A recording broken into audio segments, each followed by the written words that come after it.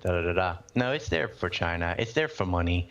Like, these bases would not stop a day worth of attacks. Like, it's not significant enough to matter. It's just another place to use soft power politics because they use the military contracts as leverage to get Japan and Korea to agree to other things. Because the bases are so unpopular, they threaten to expand them, and then that's the stick. And then they say, okay, we won't expand it if you agree to ABC on agriculture or whatever, some other unrelated thing. So it's like used as trade leverage, but not in the good sense of free trade, is in the kind of mega monopoly, mercantilistic style trades that don't help Japan or the United States. It's just a way of pandering to special interest groups. So if we have these bases set up in these countries and these countries don't want the bases there, which I don't think I'm fully convinced of, maybe publicly some citizens state that, but I don't believe. It's hard for me. Okinawa doesn't want the bases there. Trust me. They protested constantly, and Tokyo just tells them to F off. Then in that case, then why would the United States have a base there? And how would Trump coming up and saying these countries need to pay their fair share encourage keeping the base there? It seems like then at that point, then you would just roll back bases from all these countries around the world, or rolling back bases would be a good thing, but making them pay their fair share, the cost would actually be lower than it is now. It's because that Japan has to pay 75%, South Korea has to pay 40%, that the price is higher. Because even though we're paying a fraction of it, the larger the total is, the larger their 75% is. And so even if they paid 100%, they'd be paying 100% of a price that was dramatically reduced. And so it'd actually be good for Japan. But they've got them so roped in, like Lockheed Martin is just as effective on Japan as it is, not as much, but almost as much as it is in the United States. They're the #1 defense contractor every year for the last 12 years in a row. And they also make, and Boeing too, they're making commercial airliners and other things. And so they're able to threaten them into agreeing to these deals every single time. And what is the threat? That if we leave the base, that we're going to enact embargoes or sanctions against the countries, or? Yeah, trade, and also it's a lot of money. Like Shinzo Abe and his coffers are getting a lot of money. It's legalized bribery from Lockheed Martin and Boeing. That's why they decided for New Japan Air and things like this are using the Boeings. Not that Boeing has terrible planes or something, but you usually have market competition in these things, and they haven't. There's the Kodama scandal from the 70s on, many times where they've been doing this. But Lockheed served as a front for the CIA, which was building up the Yakuza post-war Japan, how we were spying on the Chinese. Now you can say, well, we need to spy on the Chinese. Well, but Japan doesn't need to be doing it for the United States, though. Gotcha. I mean, I guess so. In looking back at what you've said in terms of rolling back bases, these are all ideas, and I feel like this is the same with the Middle East stuff. These are all ideas that, coming from somebody who's very intelligent on foreign policy, I could agree with this kind of collective move back, maybe from world politics. But I don't see Trump as the guy to do this. I guess it feels like to me when I listen to you explain these things, it feels like you have Hillary who wants to continue on in a foreign policy direction that it sounds like you disagree with vehemently, right? And then you have on the other end, you've got Trump, who is kind of walking around stumbling and completely clueless. And it sounds like, I guess your hope is that even though he's kind of advocated for warmongering in some ways, he won't take the military in quite the same kind of underhanded or really aggressive direction that Hillary will? Is that kind of the... Well, he's basically just about as bad as her on the rest of it. The bases and stuff, she's just as bad as him. He's just as bad as her. Bring it back. But he's better on Syria, which is a current major conflict. So stopping the war on two fronts is a big issue for me. I guess and he wants to cut aid to Saudi Arabia, which is... policy. I could agree with this kind of collective move back maybe from world politics. But I don't see... for New Japan Air and things like this are using the Boeings. Not that Boeing has terrible planes or something, but you usually have market competition in these things, and they haven't. There's the Kodama scandal from the 70s on, many times where they've been doing this. But Lockheed served as a front for the CIA, which was building up the Yakuza post-war Japan, how we were spying on the Chinese. Now you can say, well, we need to spy on the Chinese. Well, but Japan doesn't need to be doing it for the United States, though. Gotcha. I mean, I guess so. In looking back at what you've said in terms of rolling big bases, like these are all ideas, and I feel like this is the same with the Middle East stuff. These are all ideas that, coming from somebody who's very intelligent on foreign policy, I could agree with this kind of collective move back, maybe from world politics. But I don't see Trump as the guy to do this. Like, I guess it feels like to me when I listen to you explain these things, it feels like you have Hillary who wants to take, well, not take, but. He just explained about like us being in like another like. My bad. Why don't you just go back like 60s? You'll hear him say it. 60 or 70. Where he was like, yeah, I don't really see the people protesting for us to get us out of there. He's like, no, it's happening. Abe and his coffers are getting a lot of money. It's legalized bribery from Lockheed Martin and Boeing. That's why they decided for like New Japan Air and things like this are using the Boeings. Not that Boeing has terrible planes or something, but you usually have market competition in these things, and they haven't. There's the Kodama scandal. They're encouraged keeping the base there. It seems like then at that point, then you would just roll back bases from all these countries around the world, or rolling back bases would be a good thing, but making them pay their fair share, the cost would actually be lower than it is now. It's because that Japan has to pay 75%, South Korea has to pay 40%, that the price is higher. Because even though we're paying a fraction of it, the larger the total is, the larger their 75% is. And so even if they paid 100%, they'd be paying 100% of a price that was dramatically reduced. And so it'd actually be good for Japan. But they've got them so roped in, like Lockheed Martin is just as effective on Japan as it is, not as much, but almost as much as it is in the United States. They're the #1 defense contractor every year for the last 12 years in a row. And they also make, and Boeing too, they're making commercial airliners and other things. And so they're able to threaten them into agreeing to these deals every single time. And what is the threat? That if we leave the base, that we're going to like enact embargoes or sanctions against the countries, or? Yeah, trade, and also it's a lot of money. Like Shinzo Abe and his coffers are getting a lot of money. It's legalized bribery from Lockheed Martin and Boeing. That's why they decided for like New Japan Air and things like this are using the Boeings. Not that Boeing has terrible planes or something, but you usually have market competition in these things, and they haven't. There's the Kodama scandal from the 70s on, like many times where they've been doing this. But Lockheed served as a front for the CIA, which was building up the Yakuza post-war Japan, how we were spying on the Chinese. Now you can say, well, we need to spy on the Chinese. Well, but Japan doesn't need to be doing it for the United States, though. Gotcha. I mean, I guess so. In looking back at what you've said in terms of rolling big bases, like these are all ideas, and I feel like this is the same with the Middle East stuff. These are all ideas that, coming from somebody who's very intelligent on foreign policy, I could agree with this kind of collective move back, maybe from world politics. But I don't see Trump as the guy to do this. Like, I guess it feels like to me when I listen to you explain these things, it feels like you have Hillary who wants to take, well, not take, but continue on in a foreign policy direction that it sounds like you disagree with vehemently, right? And then you have on the other end, you've got Trump, who is kind of walking around stumbling and completely clueless. And it sounds like, I guess your hope is that even though he's kind of advocated for warmongering in some ways, he won't take the military in quite, I guess, in quite the same kind of underhanded or really aggressive direction that Hillary will? Is that kind of the...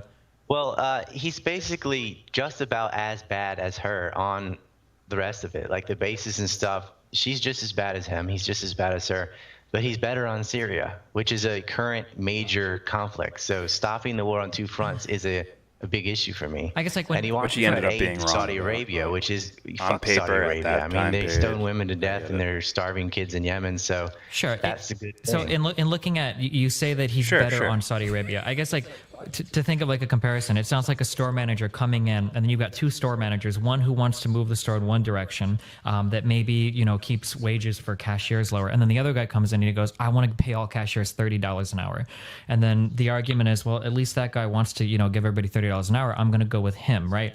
But the argument from that store manager is so naive that it's hard to believe that not only could he enact anything if he was in the position to, but he probably doesn't even understand enough to do it. I feel like that's the same thing with Trump. Like maybe in a roundabout way, when Trump says something like, we can't fight a war on two fronts, I guess like it sounds like you're filling in a lot of blanks for him that I don't know if he would fill them in the same way. Like when you say maybe he would roll back presence in like Syria or whatever, like how do you know he doesn't want to put 30,000 troops in Iraq and literally march on the oil fields being controlled in both countries and then hold it against Syria, you know, and have Americans stationed there, you know, perpetually? Like, how do you know that he wouldn't? And what if the fucking moon landed in Lake Michigan? That's just... That's when you play that Jimmy Dore quote. No, it's like you know that like Office Space. Is he constantly moving the goalpost? Yeah. Yeah. I don't need you to move your desk, but it's my desk. I need your station too. That's it. That's the final stuff. These fuckers aren't here to listen. They're here to win. No. They're here to win. You could tell. If I had to guess, he's calculating. Yeah, actually, he's calculating. Like, how do I don't think it's about looking bad for him. I think it's more about giving the perception that he was actually in this argument. Oh, well. Like he's like, oh yeah, you know, Dawson landed some punches. He landed some punches, and so it's like, just, no. It becomes like a factor. Like, you know, I factor in me explaining these things, and it's like, now I'm gonna ask some questions. Now you can't. Yeah. But like people like, are you kidding? Okay. Yeah. Okay. About what? What do you think? You know, in the genocide that's happening in Yemen, you know, there's starving kids. Yeah, sure. Are you okay with that? Whoa. And then I would just ask, like, oh, 8 million as opposed to 9 million dying? Which one? Oh, you're for the 8 million. Right. Okay. See, here's the thing. Guess what? He never touched this shit ever again, right? No. Never touched this shit ever. No. Yeah. So what does that tell you? How old is this? Is 3 years old? No. 2? 2016. It's like it's 4 years, a little over 4 years old. Oh boy. Yeah, I was gonna say, like, I've said this before. I understand the lesser of two evils argument with like normies and shit like that, right? I said I understood why people voted for Trump over Hillary. I understood it, but at a certain point, you know, to where you see people starting to, they're not just saying, fuck it, I'll vote for this guy. They're actively campaigning for that person. Then it's like a whole different thing. Right? It's like, that takes on a whole new shape to me. Well, now it's like, you're actively campaigning for them, and you're using disingenuous methods to do so. Yeah. Like, I'm not saying he does. I don't know. Here's the shit, right? Did he not justify voting for Biden? Pretty sure he did. Oh yeah, 100%. Okay, and this means you can't say anything. Yeah. It's over. But he might honestly not even give it. Something tells me this guy doesn't even give a fuck about politics. He's just like, you know, I make money from this. This is what I do. There it is. Either way. He doesn't really care. You can't say anything. Yeah. So it's either incompetency or. But he has to. It's either. Yeah. He has to for his goal, which is I keep my living going. But the thing is, it's either incompetency or it's corruption. Yeah. That's it. Oh, you don't give a fuck. As long as you get money, so you're a liar. Yeah. Or you're just stupid, so you maybe shouldn't be here. All right, here we go. Take it in that direction. I think the analogy with the store is more like, because you're not talking about enacting things, you're just talking about stopping things we're already doing. Yeah, but what? All right, we might turn up this fight. Nate Robinson versus Jake Paul. Who's the other one? Cliff? What? I was about to say something else, and then Cliff came out.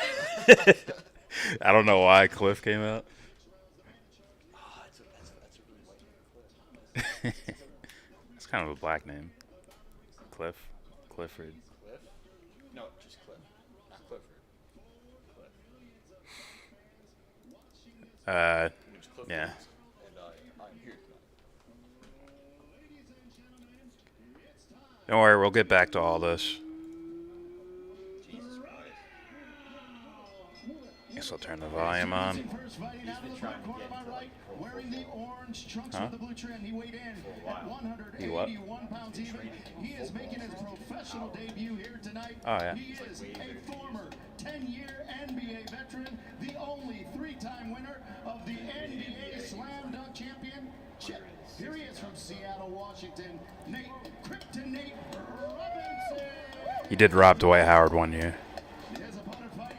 Dwight won that shit, though, yeah, that one year. With a black trim, he weighed in at 189. Where's my beer? Here we go. 1-0. And knockout. You knocked him out? I remember that. Oh, it looked good. I didn't know what he did. Didn't know what he was doing. I watched it. I was very curious. I saw it too, though. I might have mistaken with his brother or something. I might have did that. Is good here. Line's a little higher. There we go. It's gonna rise up though, so I'm gonna let him at the top of these letters, guys. I give your instructions in the back. He's the one that looked more polished than the other brother, if I remember correctly. More powerful. He looks more now. He looks more. I don't know if the other one looks like right. Jake Paul says Judgment Day and Snoop. I heard him. That was biblical. Snoop, what do you think about this? We got a former NBA star. We got a social media star. Kayla Maupin, how dare you? Hey man, let's get cracking, man. Let's get cracking. So the professional debut of Nate Robinson and Snoop. I know you're an Uber sports fan, and you know just how athletic Nate Robinson is. Okay. Slow down, nephew. We got on basketball shoes. That didn't look bad at all. We got on boxing You shoes. could tell the Telegraph trying to catch punches. See that? A little out of control, trying to catch punches. Back him up there, Nate. Back him up. Get up out of there. Speed. Speed, kill. Oh my God, he might end this dude. He has decent. He looked like decent enough movement, and knows when to like. Okay, get out of the way. And he's fucking grabbing and clenching. It's wild, so the ref's gonna be like.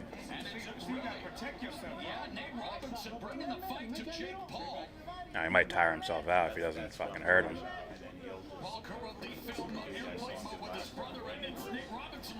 His jab, he's leaping too much from too far away, and you're leaving yourself open to get fucking countered. Yeah. Look at that. You see him catch the punch? Okay, Nate. Nate's been working on this. Either that, or he's just like one of those. He obviously is one of those very coordinated athletes who can adopt shit quickly.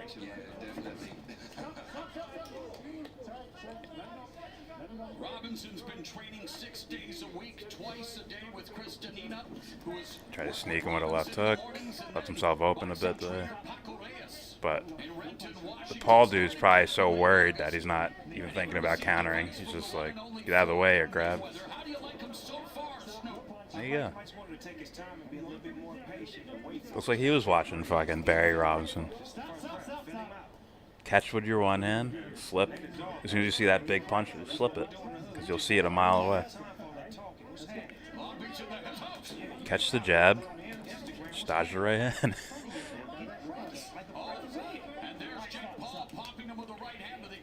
But I would definitely tell Nate to slow down a little bit.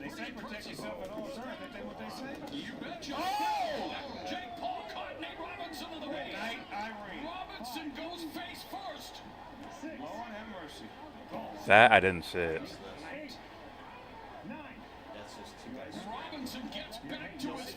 Okay.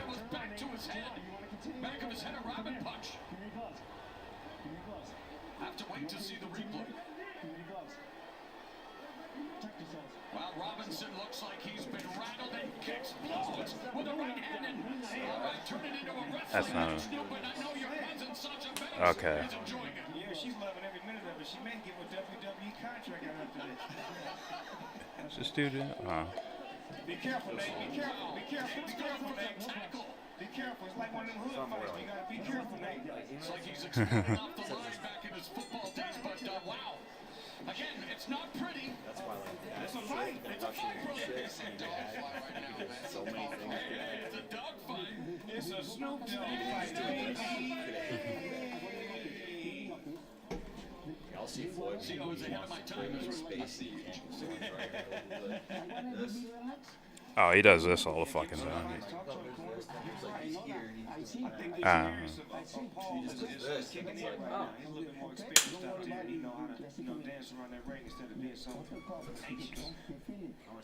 Yeah, I know.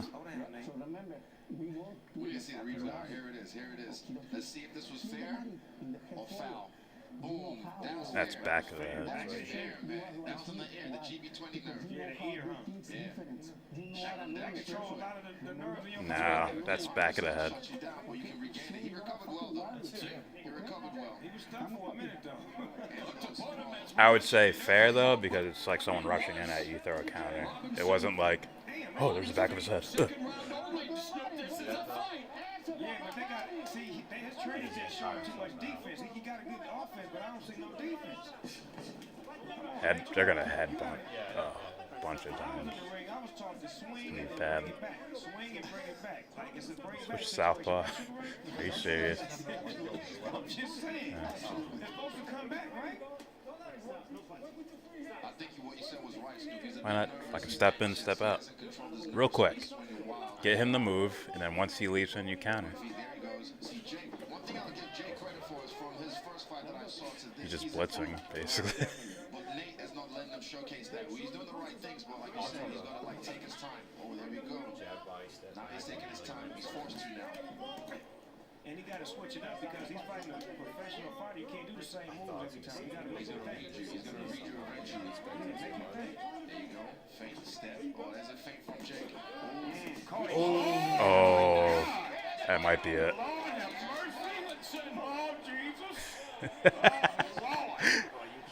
Snoop, talk about dropping it like it's It is fucking Snoop.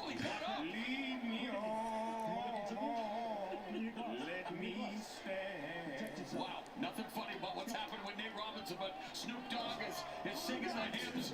He's trying to get Oh, he knocked him out cold. Holy shit. Leaping in like that. And of course, we need definite medical attention for Nate Robinson. And again, Snoop, this is why you don't play boxing, brother. It's the hurt business. And Robinson could be hurt. Nate be all right. Nate from the hood, he gonna shake that off. But like you said, you can play basketball. Oh, I wasn't even thinking about that. I'm like, There's two things you can't play. You can't play boxing. You can't play with this pimping. That's for sure. That's for sure. Well, medical attention now yeah. being administered, and this is again why you. All right, peace out, Grey Walker. Have a good one. We look to get the crossover. Robinson doing this for his family, his brothers in the NBA, athletes across the world, and his children, but it didn't turn out the way He started out kind of boxing, and then he just went into blitz mode. Like over blitz run. Nah, at the jump, he was like No, I don't mean that. I mean catching punches. He was leaping from too far away. That's 100%. But then he said, at some point in here, he said, "Fuck it," and just ran at him and threw shit. Oh, right there. He's just picking his shots. He knew when he hurt him, he's like, right, he's hurt now. I'm not going to bum rush him. I'm going to pick my shots, and eventually he's going to fall. And he did just that. Oh, he's running into the punches. Those last couple of times.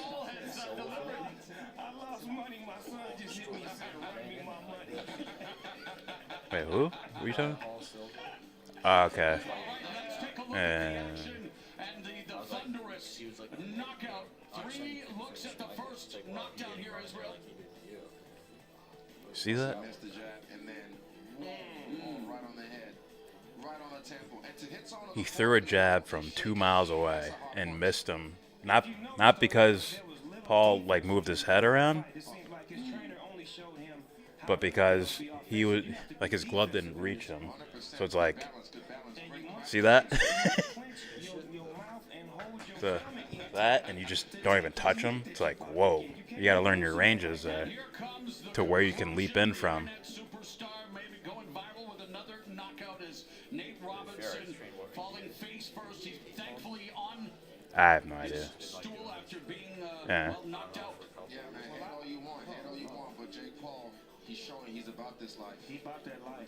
Jake Paul about that life. All right, let's make it official with a very eager.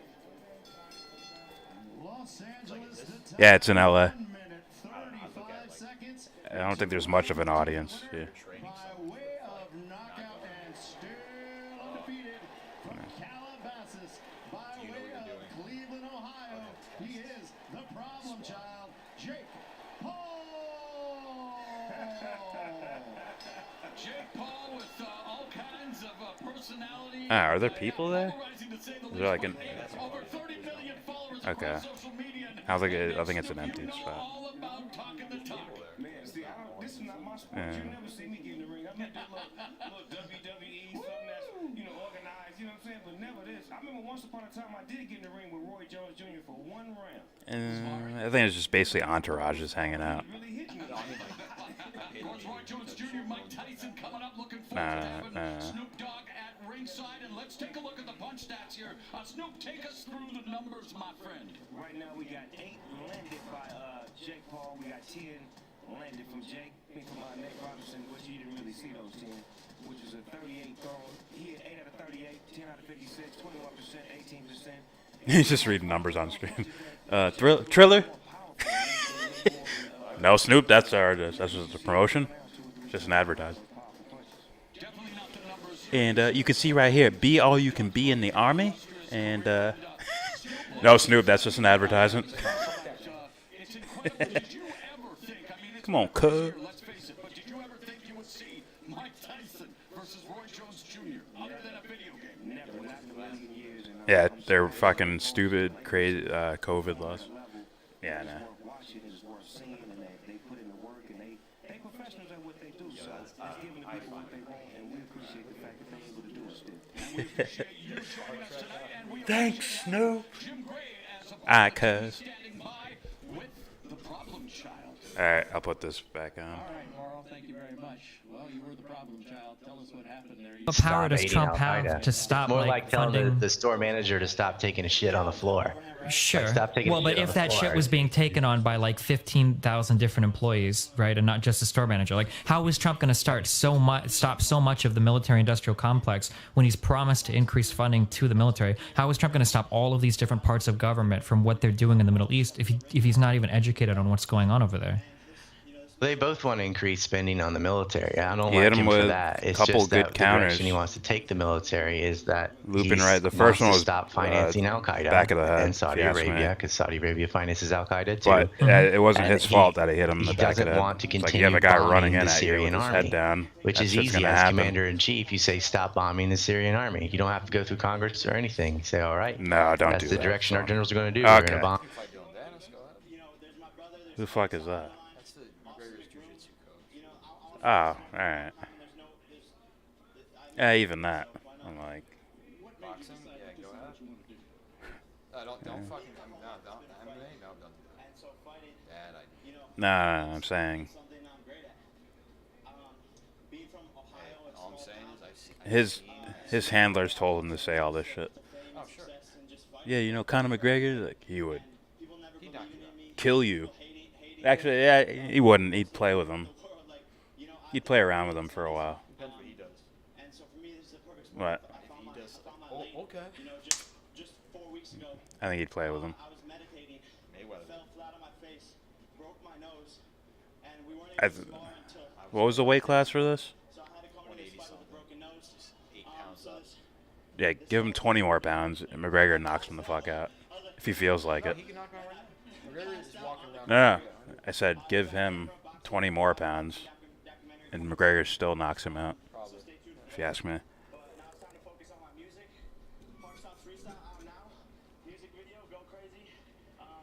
He's a musician. He's an influencer. He's a boxer. He's a football player. Oh wait, you're talking about Nate. My bad. He's 23. He has a medal. He won a medal. He has tattoos. He is a major part of American culture. He's filthy rich and lives in Calabasas. Contributes nothing to this.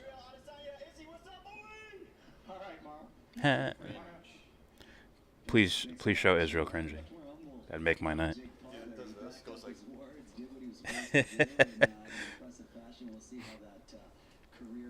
Alright. Convo Couch stealing my viewers? How dare they? Alright. Back to Dawson and ISIS exclusively and stop attacking Assad. And that's the right direction. I guess. So then, in terms of, I guess, to poke out one specific thing there, how do we ever put pressure on Saudi Arabia when Saudi Arabia has so much to do with like the way that oil works around the world, and in terms of OPEC prices and everything? Like, yeah, I think he's difficult. a YouTuber. It is hard to deal with Saudi Arabia because even though the U.S. is not as dependent, a lot of our allies are. Social media, they gobble up that oil. They have the largest oil reserves in the world. Iraq number 2. But you do not have to assist Saudi Arabia in their war against Yemen, for example. I mean, we weren't before. That started with Obama.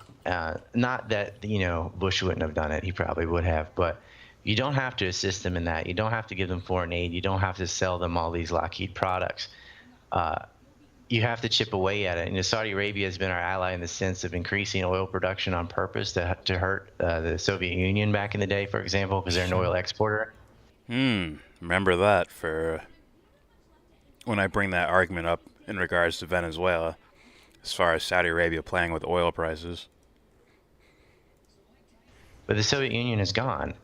And, there are other sources of oil, shale, and other sources propaganda of oil to buy. It's not going to hurt the born United rich? States From so a rich much. family Europe can deal with Saudi Arabia themselves. But we cannot be supporting this backward, like 15th century morality type of state and all, throwing gays off roofs and all that stuff, and starving. The poorest country in the Middle East is Yemen, and their little bones are sticking out of their bodies and stuff. Is horrible. Like, I morally can't, regardless of the consequences to Lockheed Martin, I don't care if Lockheed Martin's stock price goes down. We have to stop killing children. In the long run, peace and trade are more beneficial to economics. Yeah, I mean, again, with Wrong I feel like we're audit kind of going press. through. It's like, I agree with everything We're that you're the saying. number one And if I political heard somebody get up thing. and Gray give zone like a is number 15-minute two. comprehensive We're overview number of our one. relationship with Saudi Arabia, how we could wean ourselves off of them diplomatically, and how there wouldn't be, or how we would mitigate like the insane amount of negative fallout of being on Saudi Arabia's bad side, I guess I would be more willing to buy into that. Not more willing. I would be excited to buy into that candidacy of foreign policy. Arabia, how we could wean ourselves off of them diplomatically. Lockheed Martin's stock price goes down. We have to stop killing children. In the long run, peace and trade are more beneficial to economics. Yeah, I mean, again, with I feel like we're kind of going through. It's like, I agree with everything that you're saying, and if I heard somebody get up and give like a 15-minute comprehensive overview of our relationship with Saudi Arabia, how we could wean ourselves off of them diplomatically, and how there wouldn't be, or how we would mitigate like the insane amount of negative fallout of being on Saudi Arabia's bad side, I guess I would be more willing to buy into that. Not more willing. I would be excited to buy into that candidacy of foreign policy, but I feel like everything that Trump says just sounds so hollow and empty because of his, at least just my perceived lack of understanding of how these things work. Like, it's the same thing with like I can. What the freak? This is now the time where you go after these people. Like, are you like, what's wrong, man? That's fucking weird, man. No, those answers, that's fucking weird. He's been doing that the whole time, has he not? Yes. Yeah. So. That's very. By the way, it was Tyson minus 225, Roy Jones plus 160. Oh, it's like no Roy Jones promos, nothing. Yeah, I know. I feel bad for him. It's like, man, fucking, everyone's underestimating you, man. You've been fighting a little bit more. You've been fighting. You've been more active than this dude has. Yeah. He had what? 5 fights in the last 15 years. This dude hasn't had one. Last time he fought was like 2004. Seriously fought, not that shit, that horrible expedition shit. Yeah. All right.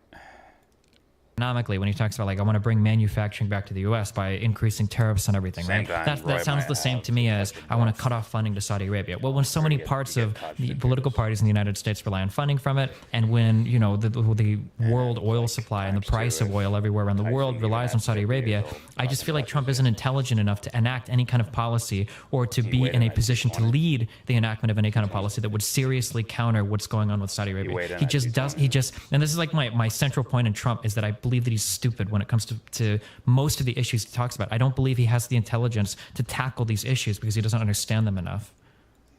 But when you say that, and then your replacement is Hillary Clinton, it's like... So, the guy that doesn't, supposedly doesn't know what he's doing versus someone who does know all about this shit and is going to enact all these horrible policies.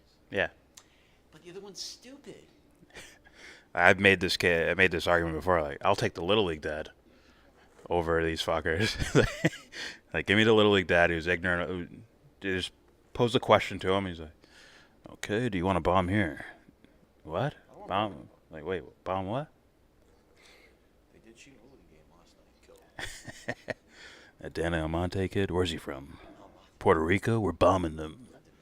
I don't know. I don't know where the fuck he's from. I don't know where the fuck he's from. Anyways. I mean, Hillary said her own stupid things too. Like during the debate, she told the world it took us 4 minutes for our nuclear response time. That was dumb. But also during the same debate, she said Mosul was on the border with Syria. It's not. Now, I expect something that stupid coming from Trump. My door's ringing. Yeah, I can give you a minute. That's fine. Sorry. Anyway, Mosul's not on the border with Syria. Just a second. Sure. It's all the people from Okinawa. How about the military base? Okay. Intermission. So, sure. I was just surprised that somebody who'd been on the Armed Service Committee and been on, the Secretary of State would screw up basic geography like that. She may have just been nervous or whatever, but it seemed like a coached answer. And like that's like saying Texas borders Canada or something. But I mean, a lot of them do that. John McCain said Afghanistan bordered Iraq one time, so. Sometimes these people that have been career politicians their whole life, they don't even know where the cities are. And we've had this announced attack on Mosul for a long time, although we allowed 9,000 ISIS fighters to leave. Because he got a 2-hour education for free. I don't know if he it seems like he has smart people telling him things, and he repeats some of them, and he'll be right, but then you look, just from listening to him speak, it seems like you didn't figure that out by yourself. Like that's what it seems like. Sure, when he stumbles on like one nugget of truth or whatever. Regardless of... Yeah, I mean, he called the Humo Wiener thing back in 2015. Kind of, yeah.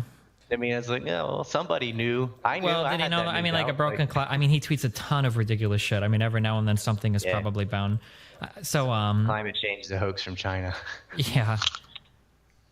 In regards to whether or not Mosul is close enough to be considered on the border or whatnot, I feel like it's possible that Hillary might misspeak. And again, like I feel like, as I said in the beginning, I think that Hillary's foreign policy is the least tenable of her positions. But I mean, she blamed Benghazi on an internet movie. She said she was dodging bullets in Bosnia. Like she said some stupid. No, yeah, the bullet thing in Bosnia is actually fucking disgusting, especially because she rolled back on that story a lot, like trickle truthed it down, and the videos of her literally hugging like kindergartners on the tarmac is really stupid. It's bad, but the movie. Do you remember when they blamed a movie on the internet that was like offensive to the Prophet Muhammad or whatever? When we got attacked on 9/11, it wasn't in Benghazi, and it didn't have to do with the interview, did it? There were prior attacks on Hadley's or on Stevens' life. Ambassador Stevens, they blew up a bomb in front of his hotel all before that movie was ever on the internet. They'd been trying to kill him. Sure. And he got killed in the same manner as Gaddafi. Like it was connect the dots, but they didn't want, they're like, oh, is this a random revolution based on an internet offensive movie on the internet? Sure. Which made everybody go watch the movie on the internet. Like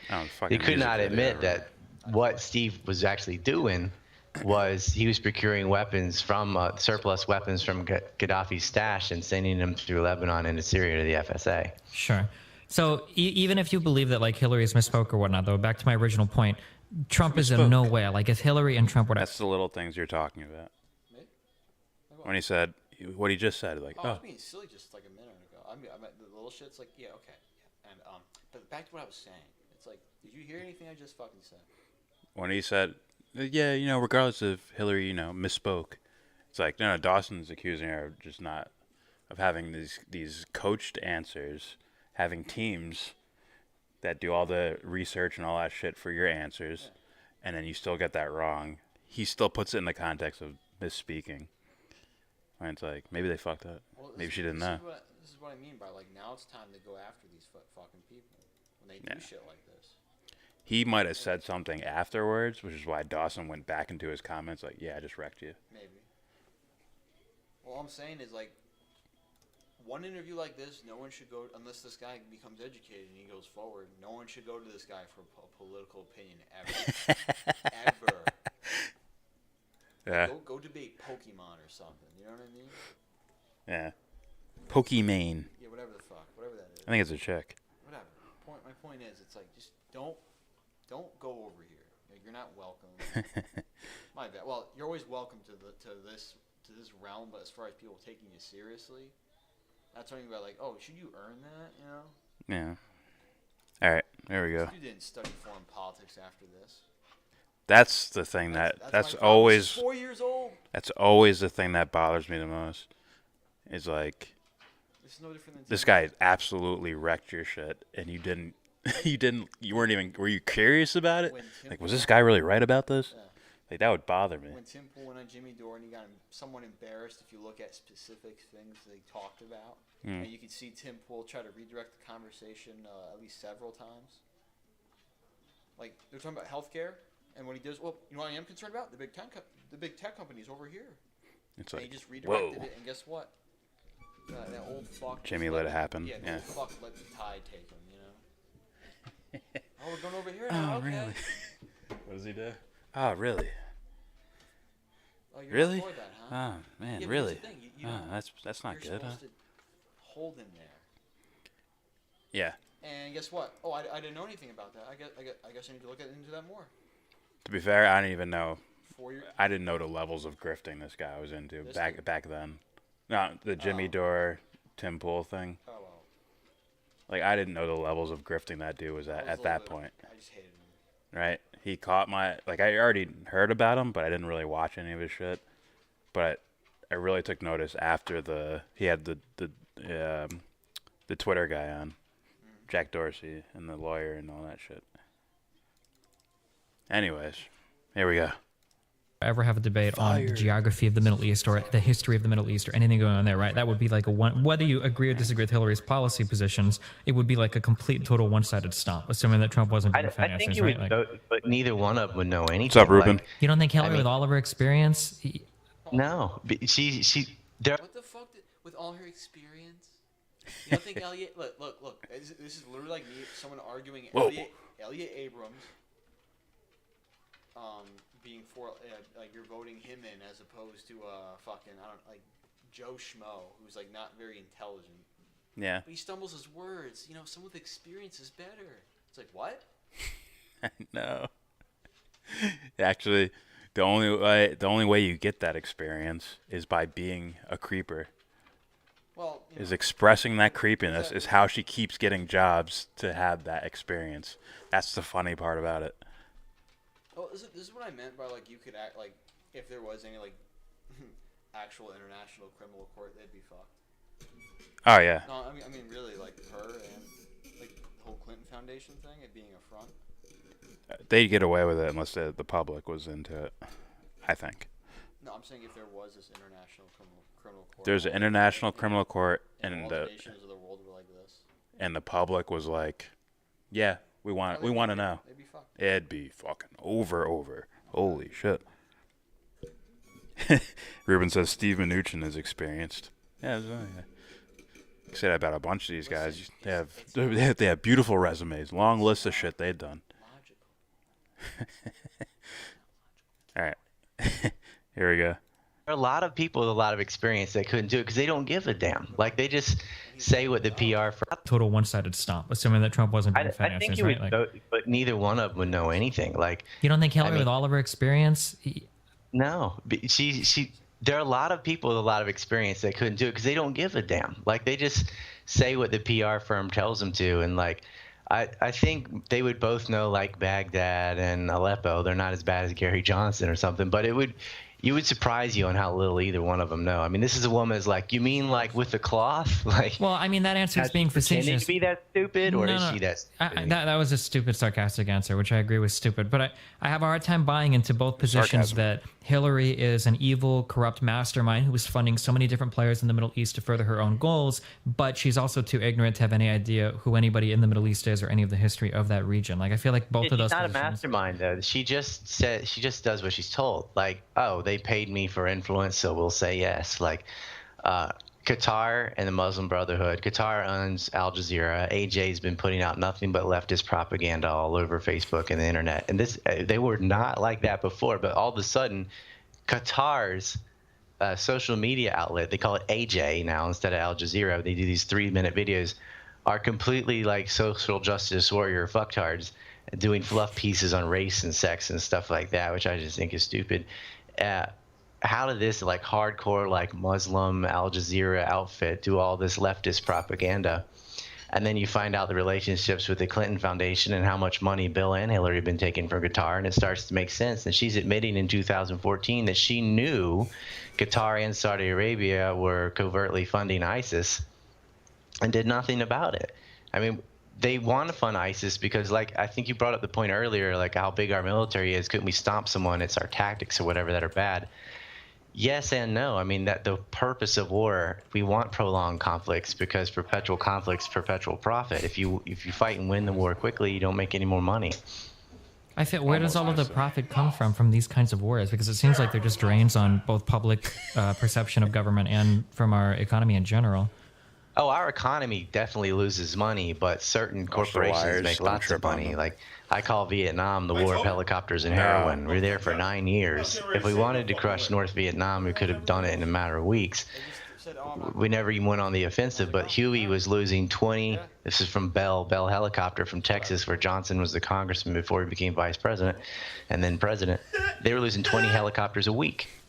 So they got to replace 20 helicopters a week. That's a nice cash cow for them. It's not good for the United States because we have to pay them through our taxes to buy all these Somehow I helicopters knew the shit, joke but on the laugh. it is a way for these military companies, weapons makers, to make tons of money.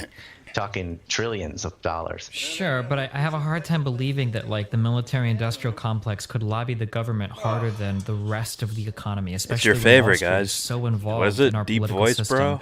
I have a hard What time they call believing them? that What they call it, Justin? Lockheed Martin, companies that Deep talk about voice, layoffs bro. and having trouble, getting financing for their new projects, which they've been fighting for, are somehow able to lobby, the hundreds of billions or trillions of dollars that go through like Wall Street and these other mega corporations. How can they lobby so effectively against all of that money? Because it's not against them. Most of the time they have overlapping interests. There is no peace lobby. There is a war lobby. So it's like zero versus trillions. Wall Street, a lot of the financial institutions in Wall Street are backing and investing in these weapons companies because it's a no shit investment. If you start a war, the price will go up. Like whether it's logistics stuff with Halliburton, KBR, etc. They were going up like 33% a year during the Iraq War. Raytheon makes missiles. You create a crisis where there's missiles Al and their Jazeera stock price randomly will go up. And posts so anti-imperialist articles. It's equivalent to insider trading They like because you got speaking people like John negatively Kerry about and regular U.S. people, and John like they're Kerry, responsible. Cohen, whatever his real name is. He was part of the what is it? I wouldn't know enough. I wouldn't know enough about Al the Jazeera body like armor, camouflage. I forget the company's name now, but I do know about the Qatar Interceptor armor. That's what it was. connection. And they were spent $5 million picking out a particular color green, which they had Ralph Lauren provide. They had another color by another company. Like many different companies were making one uniform just to put a certain color on there. It ended up looking like gravel. The soldiers didn't even want to wear it because it was like gray and green and white. It had every color on there. It looked like a stupid rainbow. The camo wasn't effective in any environment unless you're laying in a pit of gravel or something.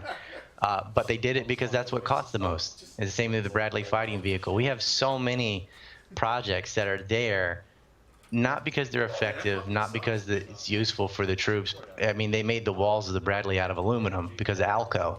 That's the lobby. So a lot of these like other companies are under the umbrella company of the MIC. I'm smart too. So you're talking about steel, aluminum, like the raw resources that go into these things are benefiting from these things. So they're not opposing the lobby, they're actually assisting them because the MIC is the umbrella corporation for a plethora of other industries. And then those industries hold leverage over others. So if you've got the aluminum industry, then you've got leverage over Coca-Cola and beer companies and aluminum smelting. And so a lot of aluminum, for example, comes from the Russian oligarchs. And so you're looking at a very tightly bottleneck kind of industry on the top that it has people by the short hairs. And so 6 foot even. when you look at big ag, when you're going to go to Walmart, McDonald's, and things like that, the parent company above that, they've got to buy their raw food stocks and milk and cheese and everything from somebody, and that's getting government subsidies, which rolls into NAFTA. NAFTA destroyed the Mexican economy, and it's free trade on paper, but because our agribusiness is subsidized by a government and Mexico's is not, how are they supposed to compete with that? And that wiped out the agrarian society in Mexico, which pushed wage labor in the cities, and wages dropping, and then they come across the border in desperation and help their families. I don't blame them at all. That I don't believe. I don't care what Google says. If it wasn't for NAFTA, we wouldn't have an immigration problem from the South. For just, I guess, just looking at NAFTA, I've never heard that claim before, that NAFTA destroyed the Mexican economy. How has NAFTA damaged Mexico's economy? I thought that was almost universally agreed upon to be a very positive thing, like so much so that even Trump has called it out, saying that the United States has been scammed on how NAFTA worked. Right. Look up Kevin Durant. Yeah, NAFTA it's going to did say not he's help 6 foot 9 Mexican inches economy, tall. is what I'm saying. NAFTA. But in reality, Trump has said what a disaster even was. Hillary refused he's to actually answer 7 it. She foot just, or even a little over. She changed her position on TPP. Kevin Garnett Which did I the same agree with, fucking but shit. not for the reasons that they do, but whatever. I just Kevin take it as a Garnett's win. like, If no, they do I'm the right 6'10". thing, I don't care if they understand why. You're but clearly 7 foot. Bill No, I'm Clinton 6'10". started NAFTA, and it wasn't alone. Like Rose they all passed it, but NAFTA has not been good for Mexico, and not really good for the United States either in the long I don't run, even know. because you get Last time I was it's a measured for combination height of was in high things, school. because it's not only wiping out the agricultural base in Mexico. It's on top of that, we get the largest corporate tax rates in the world, or second largest. It's like 35%. He's taller. And so, of course, people are going to pay people under did the the table fucking so they back can to back, avoid that and remember? avoid those payroll taxes on top of that. Even if it's the same wages, it's a win-win for the employer and the employee. But if you were to reduce taxes, then maybe businesses would stay in the United States, and they might hire American workers as well. I guess, I mean, so I just because I'm just looking up a couple numbers, because that sounds so outlandish to me, or from what I've heard at least. Like, That's so how right, you explain Audit the fact Press. that Watch Mexican all the farmer dumb exports to the United motherfuckers. States have tripled, or the hundreds That's what of we thousands sell of here. manufacturing jobs that have moved to Mexico as well. Like, this is kind of in line Yeah. with. If I had to never heard guess, that, like, if I had to Mexico's guess, he's economy probably was 6'4". destroyed by NAFTA. The NAFTA wasn't the reason for manufacturing jobs. Manufacturing very jobs moved slender. to Mexico because of the corporate tax rate Slender in the United man. States. The U.S. businesses moved to Mexico because it's cheaper to do it there.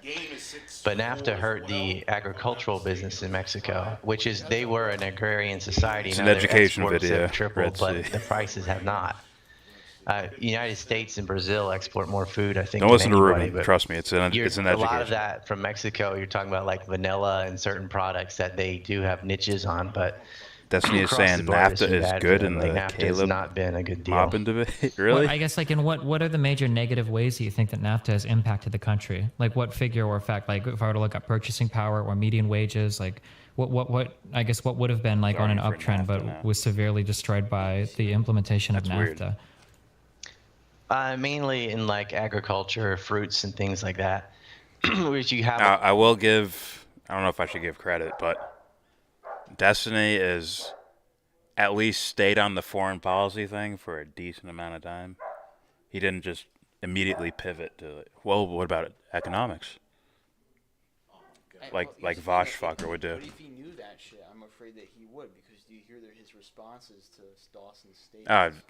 So I Dismissive sounding at the very least. Credit, Yeah. Sounds like the only credit you're giving him is just, well, it just sounds like if he knew this shit, he would pivot to that shit. So to me, it's just like a plea of ignorance, which I can't. Okay. I mean, just look at it. Like, has he talked to this shit since? No. No, that's the thing that bothers me the most. 100%. This is 4 years old, about to be 5. When was this? It's from 2016. Yeah, 2016. Are you kidding me? Are you kidding me? Destiny broke off. Destiny broke off from the SGW narrative to defend the Kyle Rittenhouse shootout. Really? Some sort of fucking faux pas fucking debate, right? With Vosh, I think. That fuckboy. But here we go.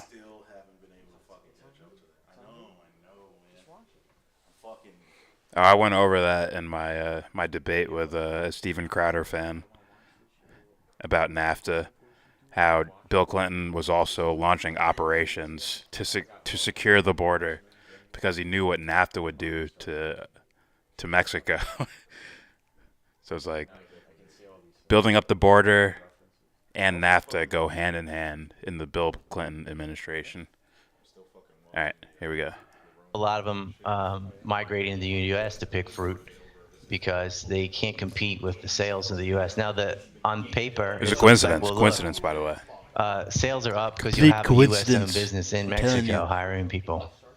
But on a corporate level, they're losing money. But Mexico is made up of oligarchs. I mean, you've got these ultra rich millionaires and then fairly, compared to the United States, a much lower standard of living for most of the populace. Gotcha. I guess I see that. I see that like corn farm. Dude, you gotta look at that because like you're schooling someone when you're just like blah blah blah. You just take a bite out of an apple. Look at this shit. Look at it. That shit's funny as fuck. Oligarchs. I mean, you've got these ultra rich millionaires and then fairly, compared to the United States, a much lower standard of living for most of the populace. Gotcha.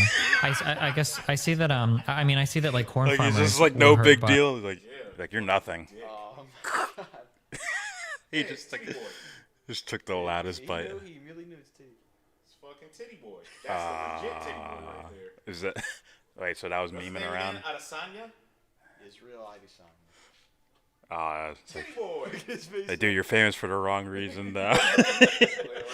But you're famous for the wrong reasons now. He was like this. He was like, it's titty boy.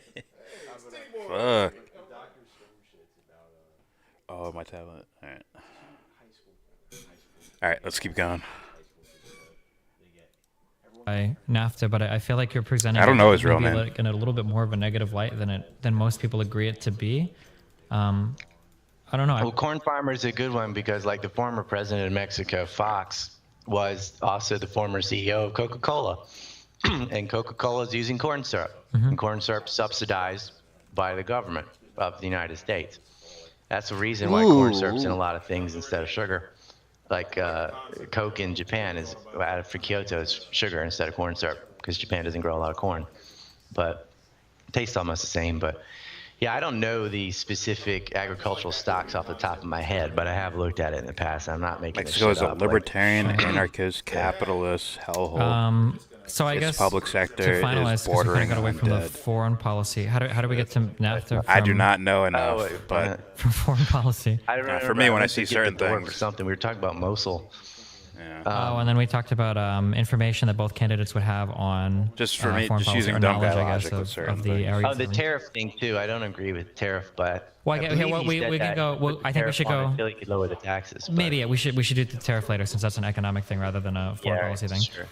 I guess how do you feel about Trump's stance on things like Israel? How Trump has called for more support of Israel, and Trump says he's the most pro-Israeli candidate.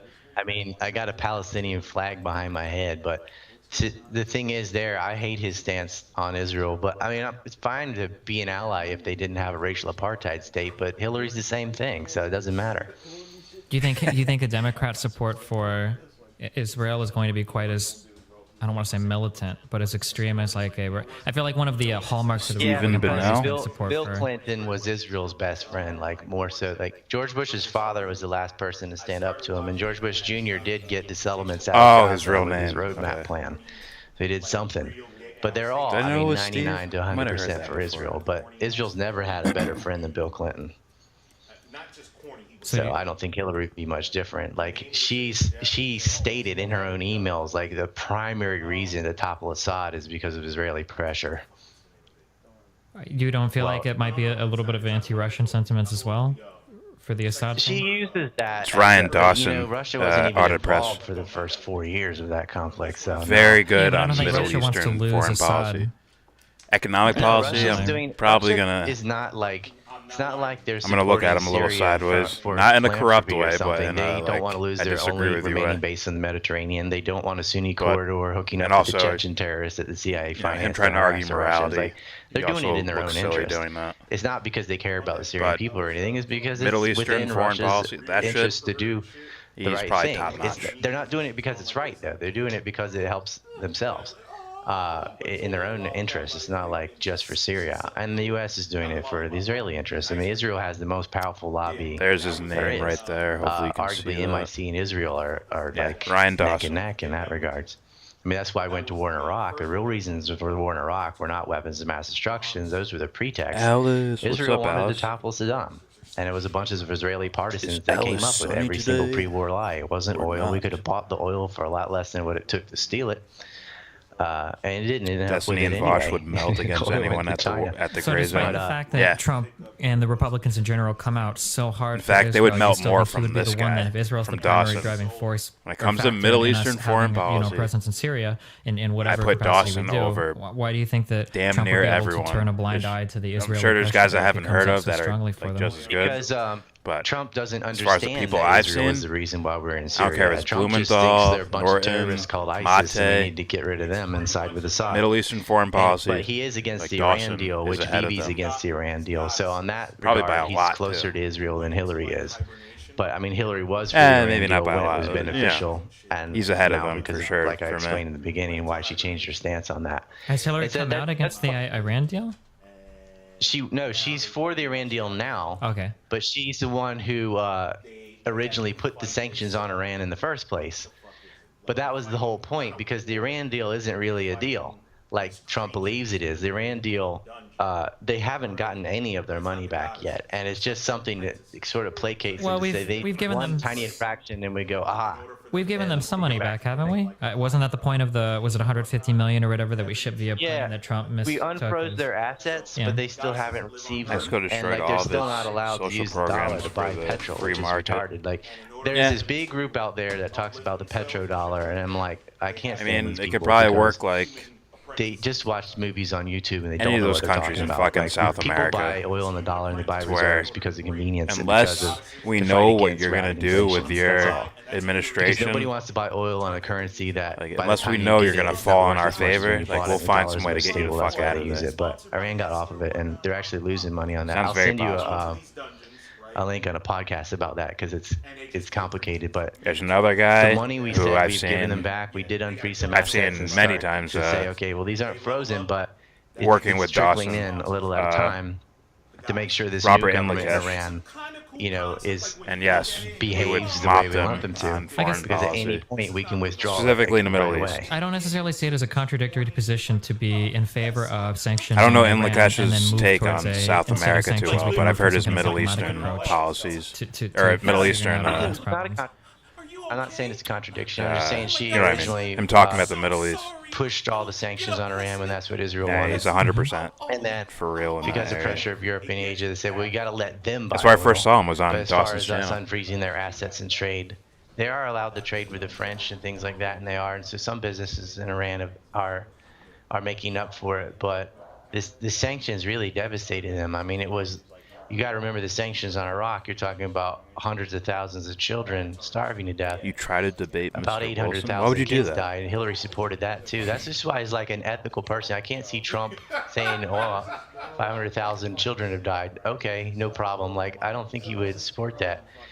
Well, but he said, I mean, he said some kind of extremist things in regard. I guess this moves into other topics.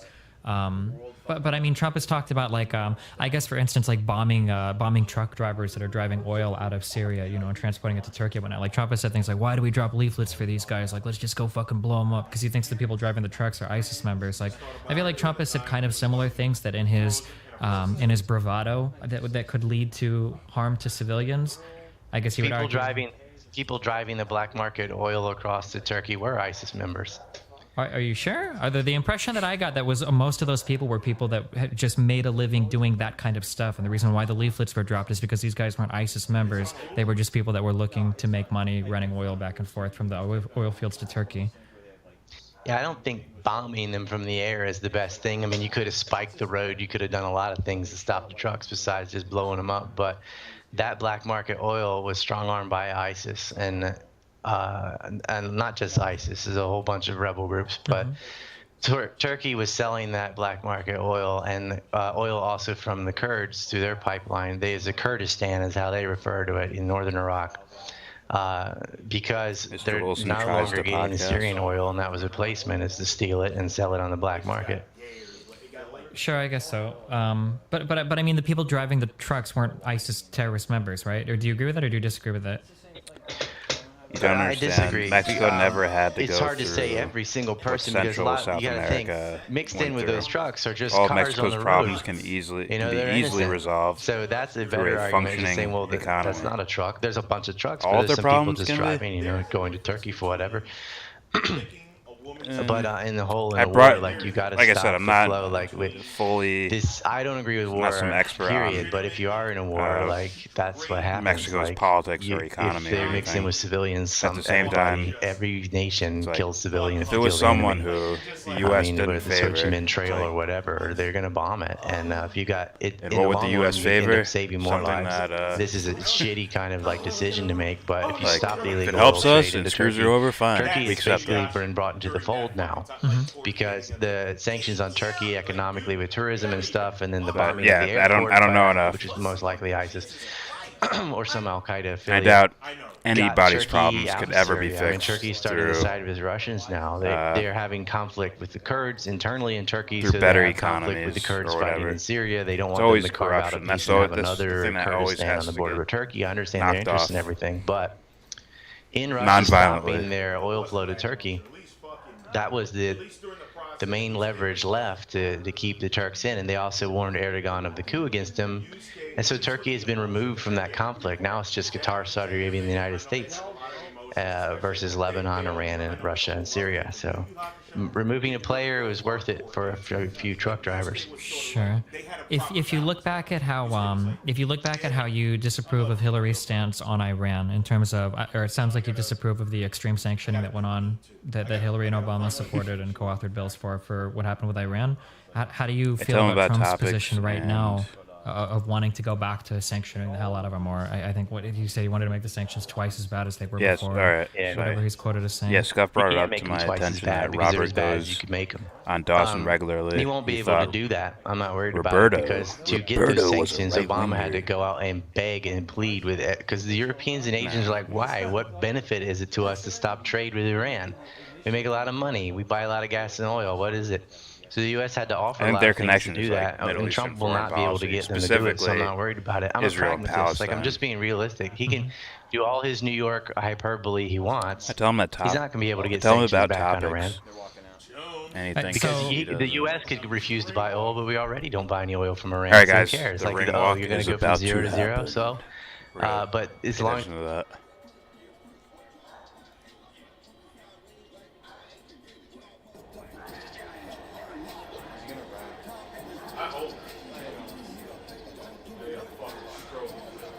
It's his song.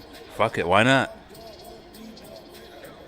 His rapping sucks ass from the get-go, and I'm pretty sure it sucks ass still. I tell him about topics, and he thinks I'm crazy, or he doesn't think about them hard enough. Tell him about MK Ultra, and he goes, "Well, yeah, so what?"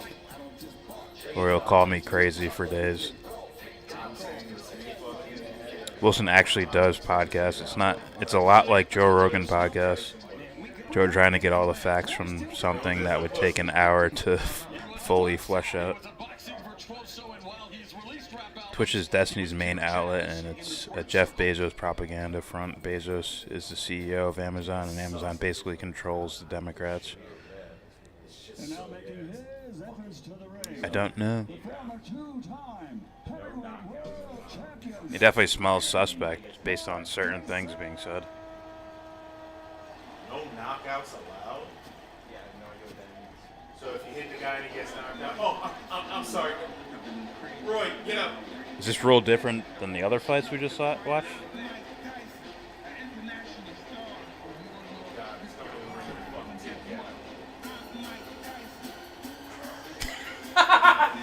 No fucking way. Got a fucking tank cap on. He's supposed to come out to be nasty.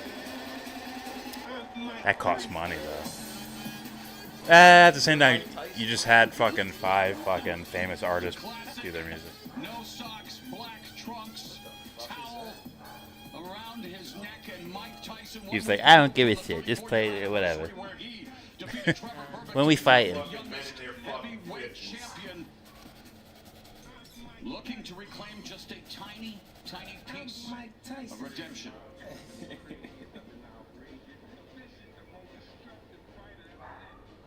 At this time, ladies and gentlemen, the national anthem will be performed by our special guest, the Grammy Award-winning international recording superstar. I really want to know what that means, though. No knockouts allowed. Seriously, if you knock the dude out, what are you supposed to do? That's affecting my pick right now, honestly. Hey, get up, or else I'm disqualified. It's probably if someone gets knocked out, it's probably gonna be called a draw. Like no contest. Then what the fuck is the point of boxing? I don't. What are you supposed to do? Fucking suppress your strength? It's probably because they're like both 50 or something. I don't know. The cut thing I get. Neo took his hat off.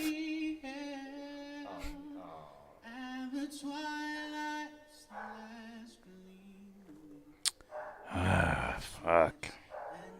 Neo is starting to look more and more like Samuel L. Jackson. Like, I don't know what the fuck it is, but he is just starting to look. Look. All he has to do is shave off the mustache, and it'd be a spitting image of him. What's that hat Samuel L. Jackson always wears? That shit, that French hat, you know what I'm talking about? That fucking shit. Oh, cabbie hat? Yo, this shit.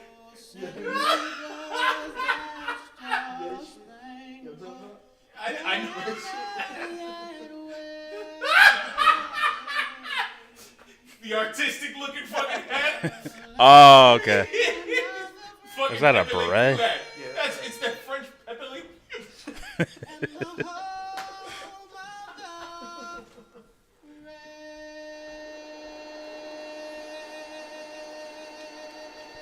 Good job, you 2004 Samuel L. Jackson looking motherfucker.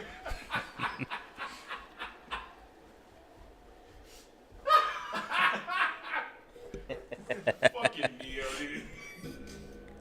From Staples Center, Los Angeles, California, USA, CES Boxing proudly presents the main event of the evening. 8 2-minute rounds of heavyweight boxing. Featuring 2-minute of the greatest names in the history of the sport, as Triller brings us Tyson Jones. Sanctioned by the See, that shit don't make no sense. These dudes are in their 50s, right? And their titties are actually It's Neo singing. balanced. But then you got the fucking Adesanya with his one fucking like floppy ass titty. That's fucking that shit is so.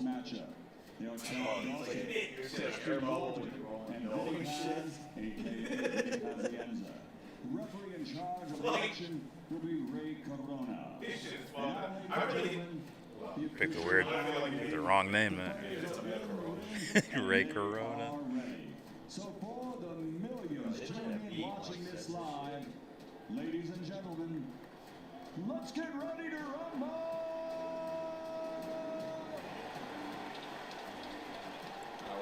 Introducing first, fighting out of the black corner, wearing white and purple with gold, official weight 210 pounds. In 75 career fights, he has 66 victories, including 47 big wins by knockout. He's recognized as one of the greatest pound-for-pound fighters in boxing history.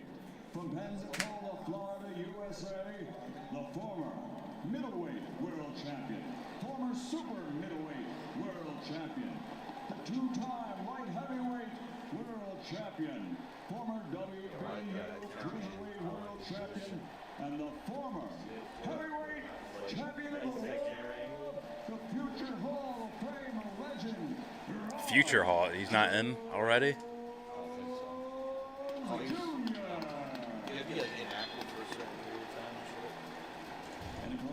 He's a unanimous fucking Hall of Famer.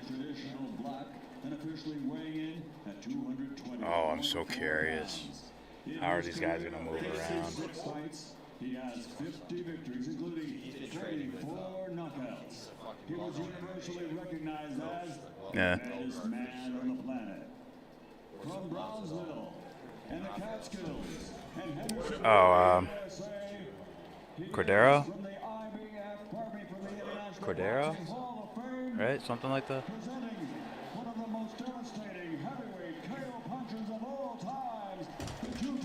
See, I've seen shit from him, but I haven't seen shit from Roy.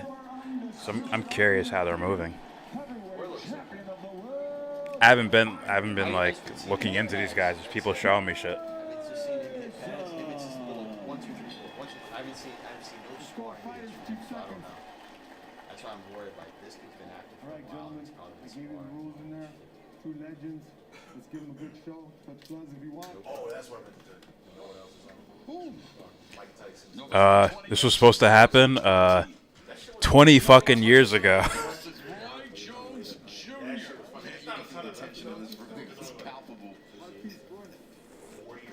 Oh fuck, here we go. I've been picking Tyson all week, so that's my pick. Oh, he looks good. Look how fast he's moving.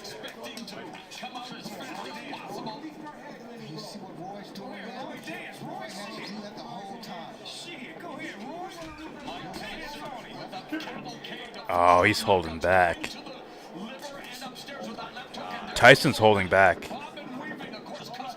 There's a little heat on that one, but he's not hitting him like he... See that? You see that? He's not hitting him with all his power.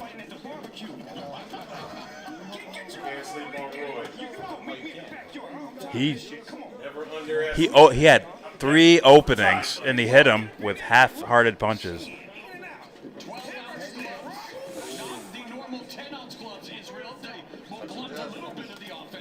Yeah. I hope this isn't just for show.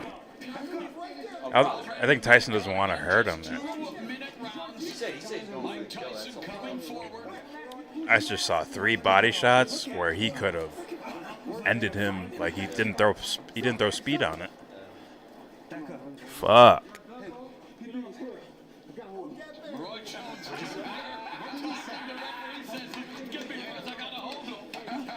He said he's bringing his hand. I got a hold. You gotta protect yourself. Get out of there, Roy. You still got it? Well, there's a double triple jab with Mike Tyson. Tyson trained with famed MMA trainer. I know you know him very well, Rafael Cordero.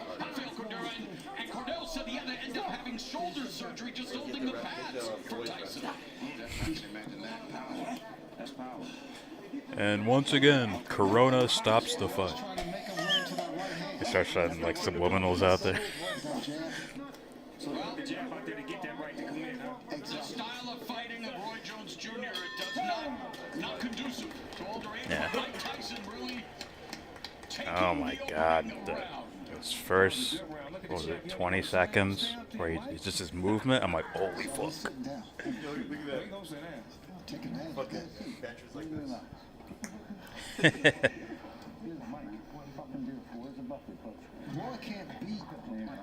Where's the bucket?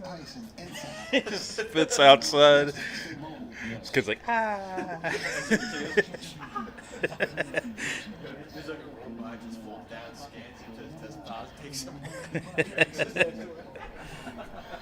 You're not fucking this fight up, kid. Get the fuck out of here.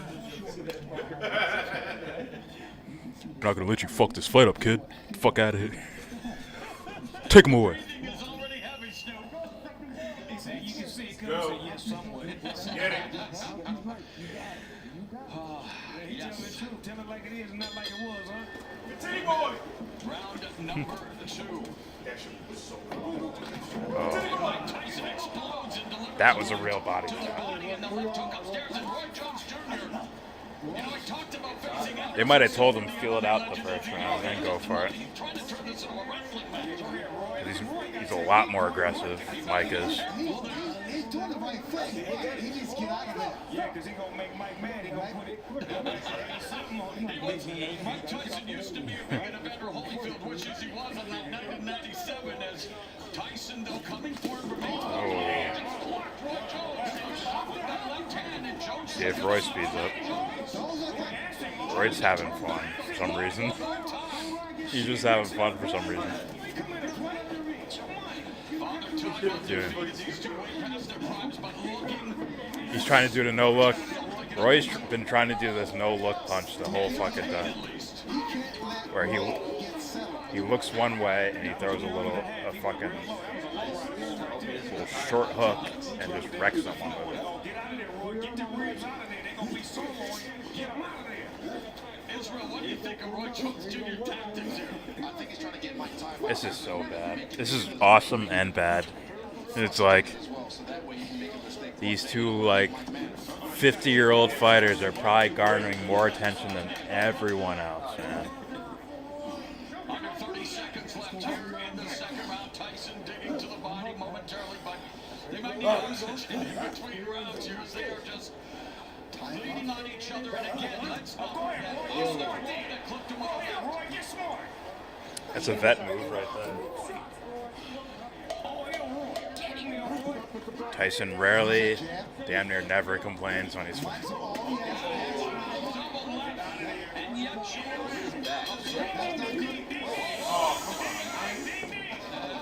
Woo! This is fun. I like this. This is fun. Nah.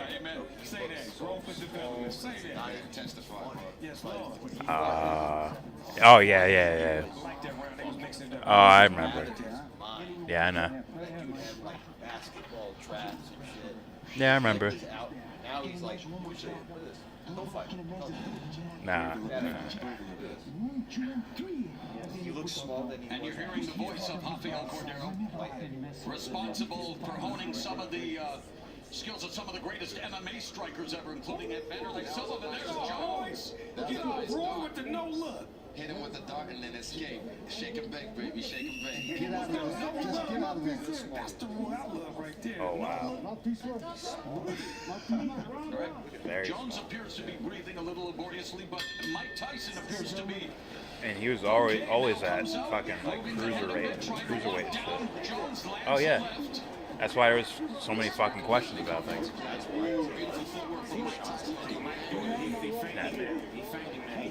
Even look at him at fucking at cruiserweight. He was still.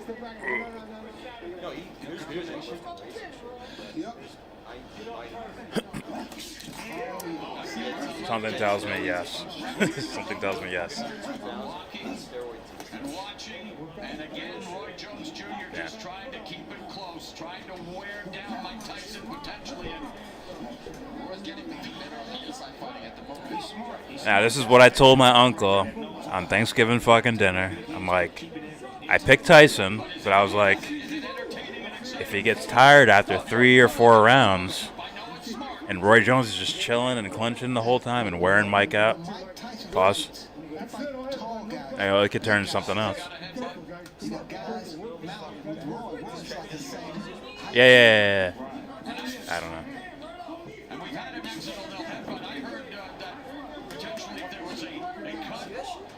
Yeah. I don't know. I was bit by a really big bee. And like, I punched him and he ran away. Oh my God. I don't even know how you eat that punch. How do you eat that? I don't care how fucking old this guy is. Like, that hurts. He didn't, like, liver shot him, but it's still, like, that should hurt.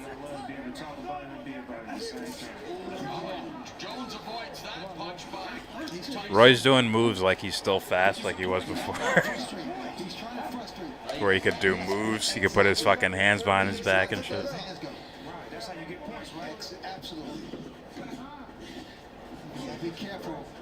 Roy's so fucking slick. It's so funny.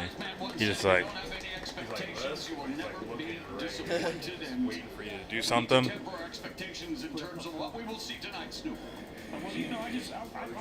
This is awesome. I haven't been scoring at all. I'm just in awe of watching this. Yeah. They may not have the same velocity, the same speed, but they still got that know-how. Yeah, they got the mind, but sometimes the body doesn't do what the mind says, right, Israel? I'm loving it. I'm loving it so far. Yeah, very good. No, don't. Good fight. Good fight so far. No. Still have a few rounds left. I would only accept that. I would only accept that if he insulted Mike too. Then it's like, okay, I'm gonna get a real Tyson here. He's not gonna pity pat him because he's some fucking e-celebrity fuckboy thing.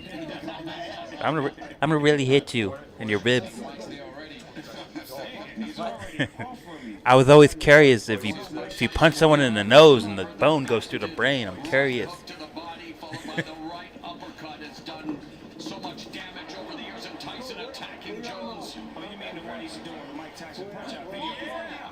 If Nate would have did that, he would have been fine. Instead of leaping from so far away to where he's like, he is fast though, man. That's weird, man. How fast he is. Look at him shift when Jones circles. Look at his feet shift when he does it. That's incredible to me. He's like, boop, boop. That's freaky, man.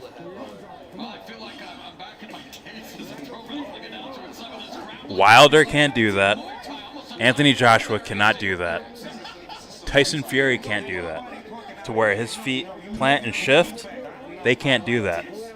That's freaky. What Tyson, like, you see how Jones circled Tyson and then Tyson shifted to square him up? They can't do that. None of those guys can do that.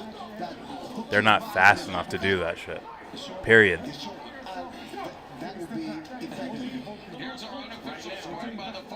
They're like long-limbed and slow. They are. Oh. He's not quick enough to do that. Or coordinated enough to do that.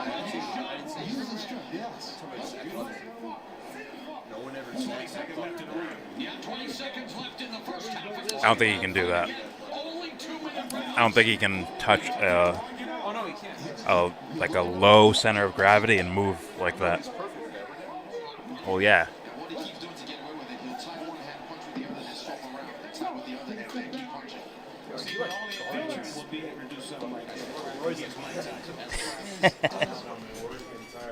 We have WBC former champion judges on hand tonight, of course. Chad Dawson, Christy Martin, and Vinny Pazienza. Pazienza, by the way, infamous for not landing a punch against Roy Jones. I stopped scoring a while ago. I'm just watching. Guys, tell me something. Does Roy look tired to you? Yes, yes. Definitely Mike is in the better shape so far. Because he can see the way he's breathing. He's exhausted. The body language says it all. Your guide to saving on cannabis smartly. Weed maps. I'm dead, son. They all lead right to my stores.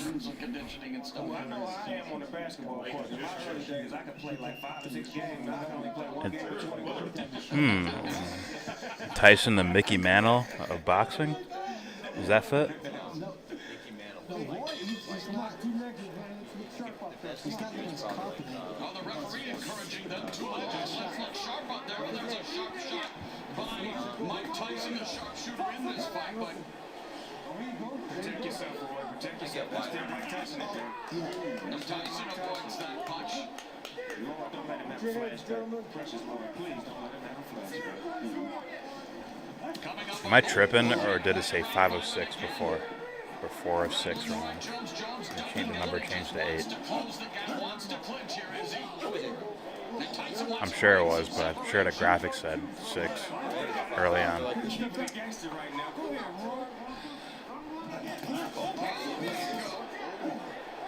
Little left hook from Roy Jones.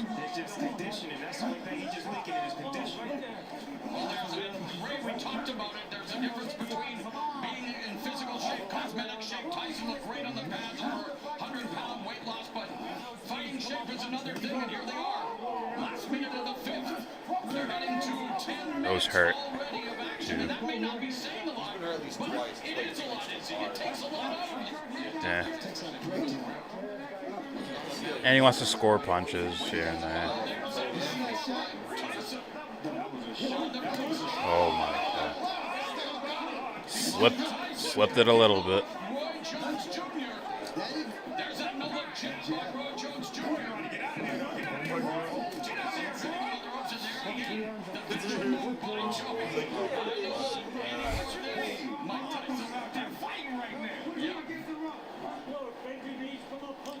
They fighting like men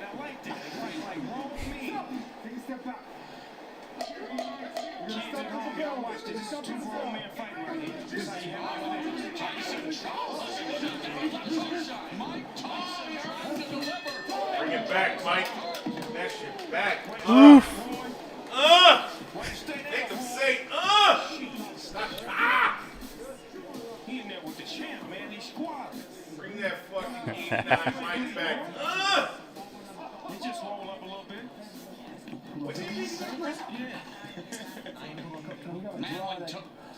Oh, those money lines changed. It's now Tyson on minus 1430. Roy Jones plus 700.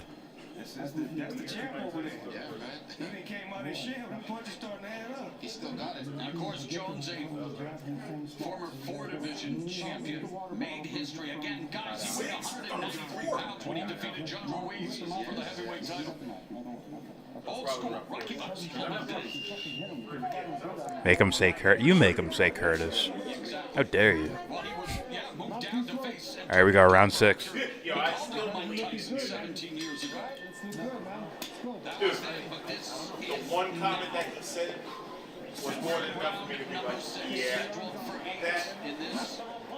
that's something that I would probably say if I was 100%. You remember what he said? And of course, no surprise, the punch that... Oh my God! Look at this motherfucker.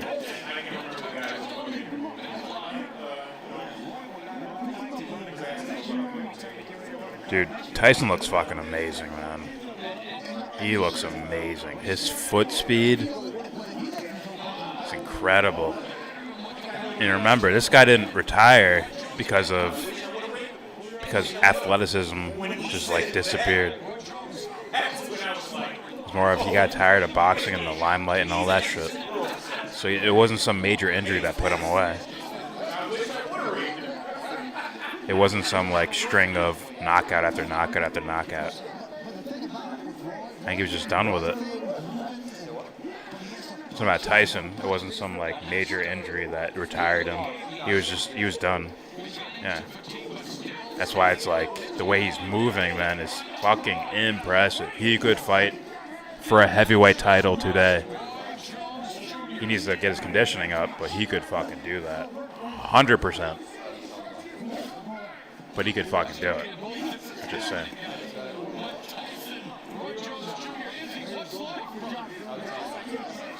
Yeah. That foot speed is still... I don't see heavyweights doing it at all. Period.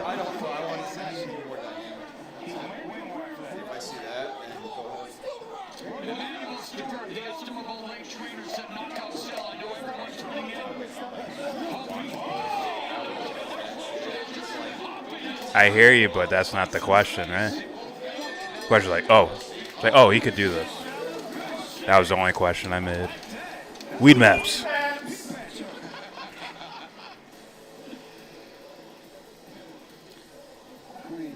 I can believe that shit. Tyson, he wasn't into it at that point in time.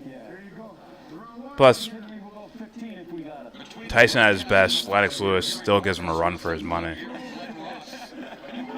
He probably beats him. Yeah. Tyson at his best, Lewis at his best. I still might pick Lennox Lewis.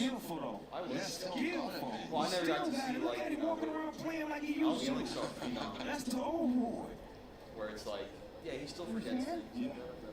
Keep going, baby. Man, I'm proud of both of these guys tonight, man. They really making me proud. I want to see it up in the corner. Floyd was at 36 years like.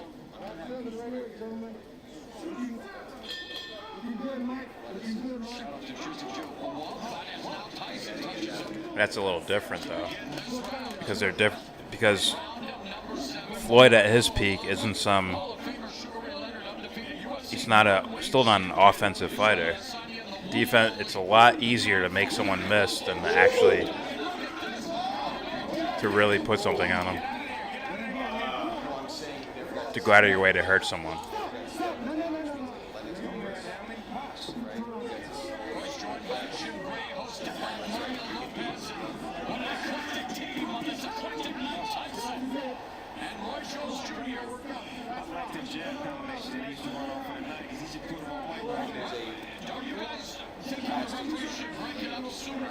Israel, you contend with the clinch.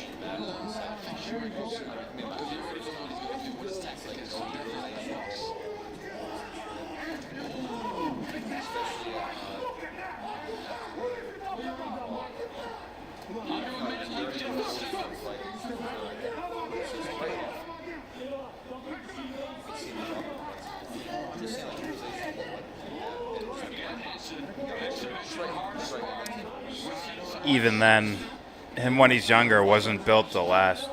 Huh? Oh, no, that style is killed quickly. Yeah. That's what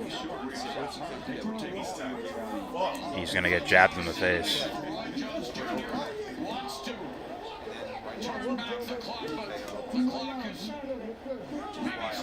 ticking here in terms of speed. He is just leaning in on Mike Tyson, and again, I'm sure people are saying, well, what do you expect with a 54-year-old and 51-year-old? But Mike Tyson is proving that shot. Looks like that shot hurt to the midsection of Warren. Trying to land that left, trying to get those feet under him. See, what I'm saying is that neither one of these fighters can really get a beat on each other because they don't know each other's style. They try to figure it out in 2 minutes at enough time. By the time we get to this minute and 30 seconds, it's too late. And in his prime, Jones, known for his unique and unorthodox fighting style, defied many of boxing's oldest traditions. Well, tonight, old tradition. I think Joe Frazier passed away a while ago. I don't think he's coming out of retirement.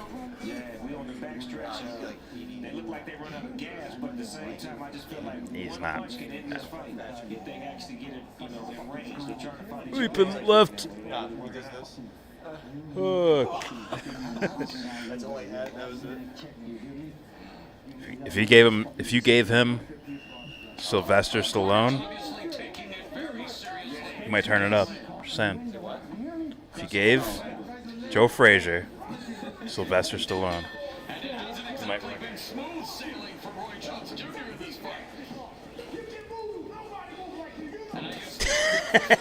You're the best ever, kid.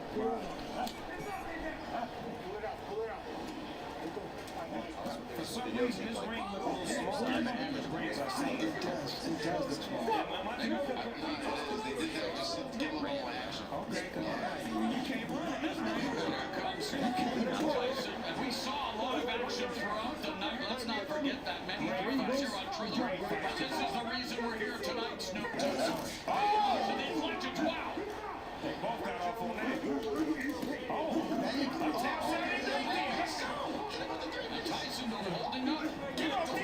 He still has stamina. He's still moving. He fake a kick. Yo, he did the shuffle. I like that. Holy shit, man. Just his rotation is incredible, man. I'm talking about, like, Tyson, like, his rotation is still fucking incredible, man. He fucking shifts incredibly quick. No. Tyson.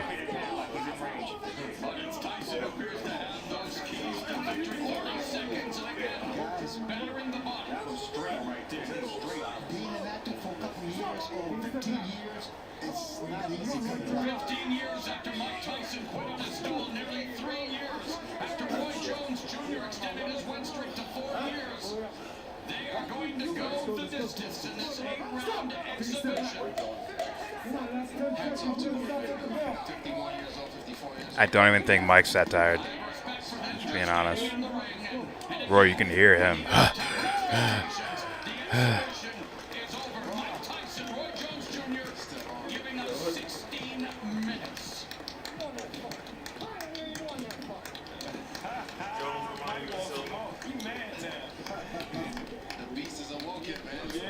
That's Tyson's fight, man.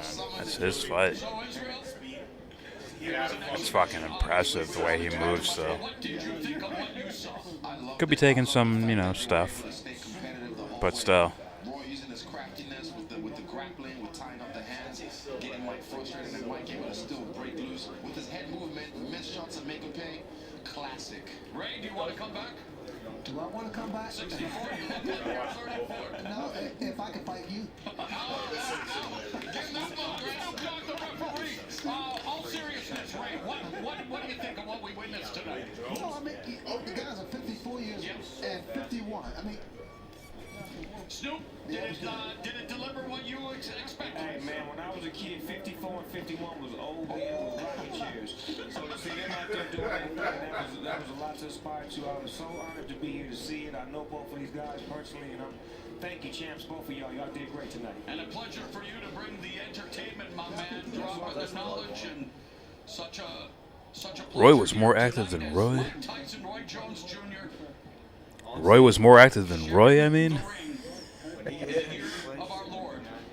Get your spell check fixed.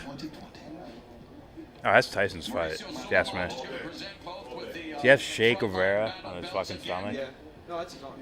Oh my God, no, WBC will announce a winner, if there is one.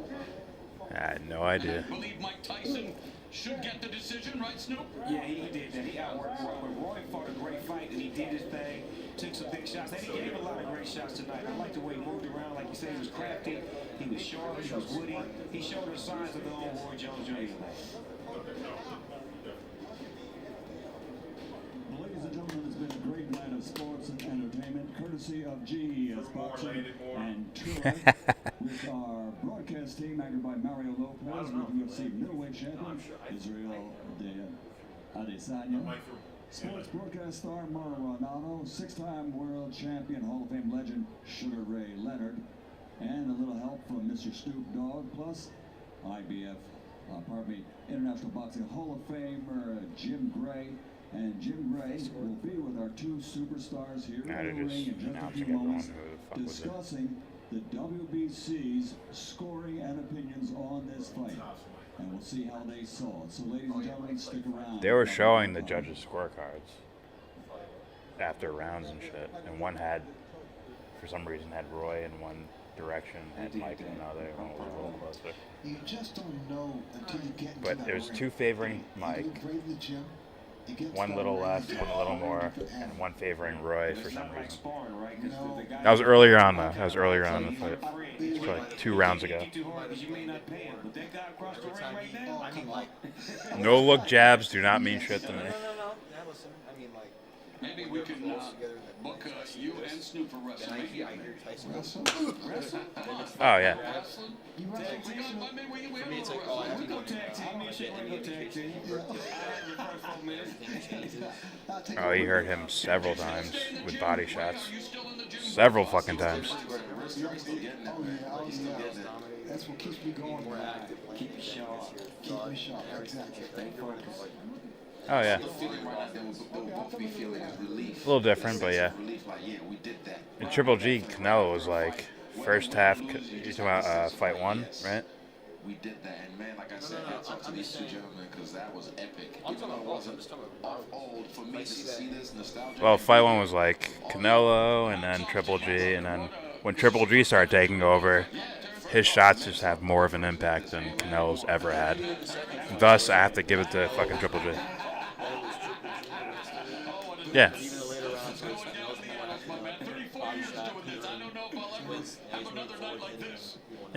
Yeah, they both had waves. It's just this guy actually hurt you when he did it. You didn't really.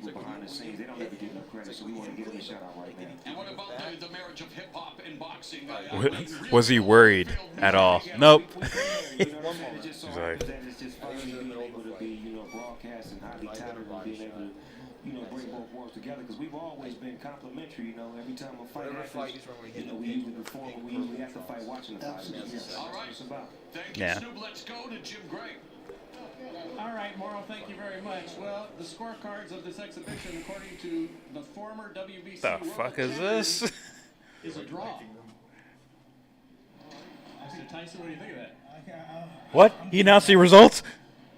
You think you won the fight? Yeah. But I'm They gonna- called it a draw? Why? Because I entertained the crowd. The crowd was happy with it.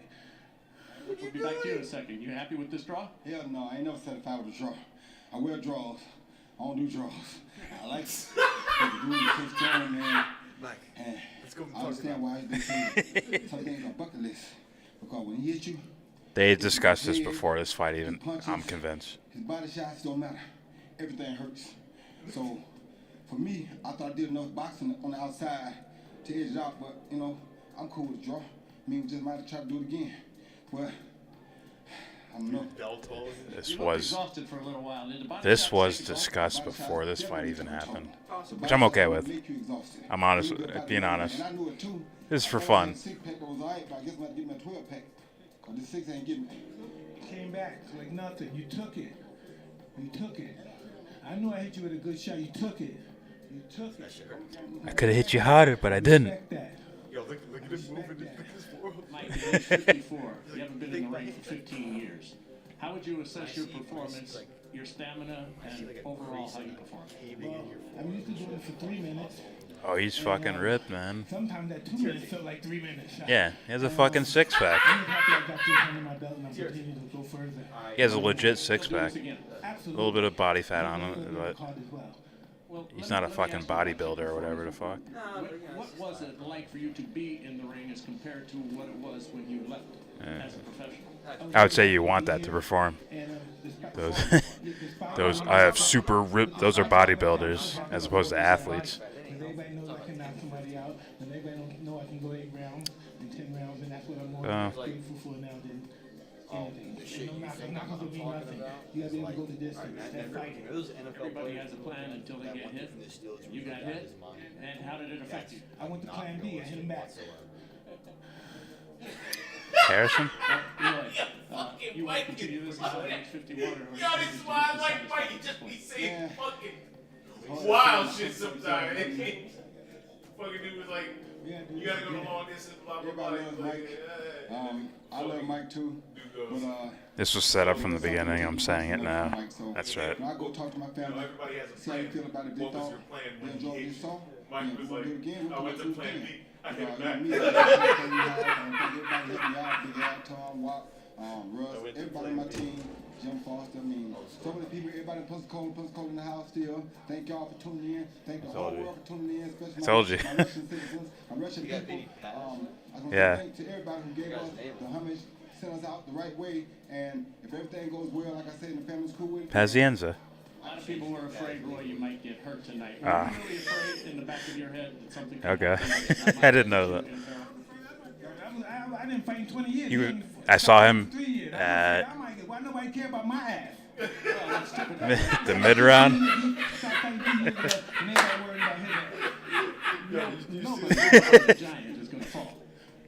I haven't did this in 15, 16 years. I'm not a giant, I'm a beginner. Well, listen, he called me with the hook. He hit me with a hook. Look at Roy. Because Roy knows the street. Like, yeah, he right. That's right, bitch. You could have got that. I was in the Matrix. You know that? It's all balls to the wall, bro. I mean, I feel the shots, and I know they're going to hurt, and I know it could take me out if it's possible to keep with the wrong one. But for me, man, I'm game. I go to the end. When I put these on, it's a wrap. Take me on the stretch. You know? Final thought. Would you do this in a non-exhibition circumstance if you could get a license? No, I'm just going to do this for this is bigger than fighting for, winning the championship. We're humanitarians. We're helping people. That's bigger. I'm into that now. And I'd like to thank Magic Mike, Jet, Ron, all my sparring partners for kicking my ass to get me in shape. I love you guys. Can't wait to get back in the gym with you. Mike, thank you. Enjoyed it. Thank you very much. Roy, yeah, I want to thank all my sparring partners as well, everybody that contributed. My contribution to I don't know, man, but his building. Yes, it seems like every fucking He's a G. He walked back out. I enjoy sports, man. I just thank God I was able to come out here and do what I did. Like I said, once again, Pensacola in the house. If Pensacola tells me to go back in there again, guess what? I'm back in there again. Thank you, Roy. Appreciate it. All right, and thanks to the Staples Center. Mario, back to you. I'm not gonna lie. After seeing all of this, I'm like, this was planned from the fucking beginning. God, no one won. We know who won. But no one won. We know who won. No one won. That was 100% going on. And they knew about it too. Both of them knew about it too. by the bell looking motherfucker. Luis who? To all the fighters and performers tonight. Be safe. Enjoy the rest of this holiday weekend. Good night and God bless. But he's always fucking look young. Fucking Saved by the Bell, he looked like he was fucking, well, not 10. That fucker was like 20 He matches. Yeah, I was 26 and Saved by the Bell.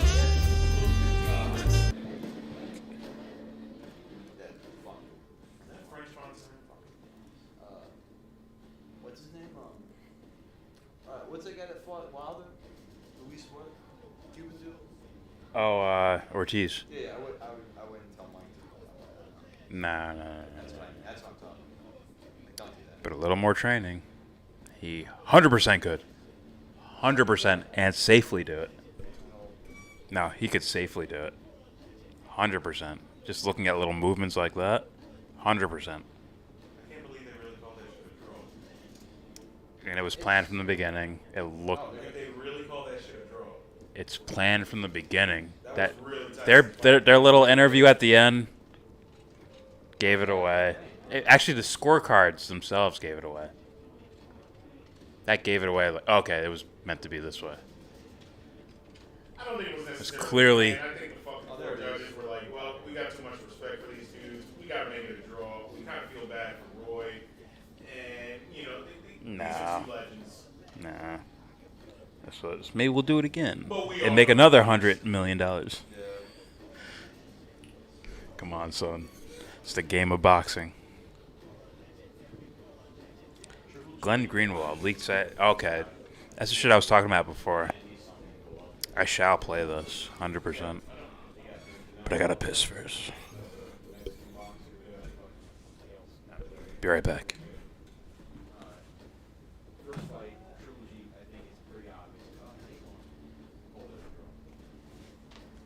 So we can have a repeat fight. So we can have a second fight. Second fight.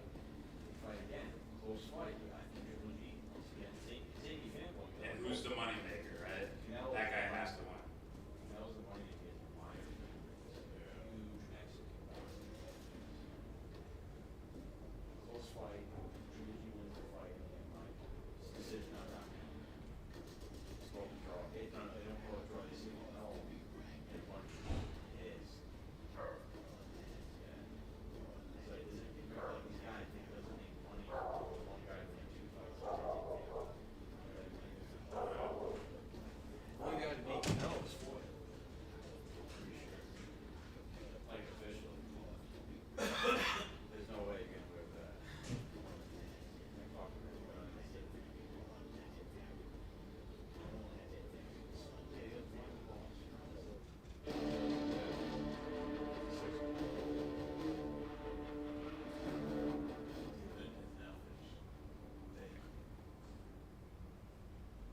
That was fucking.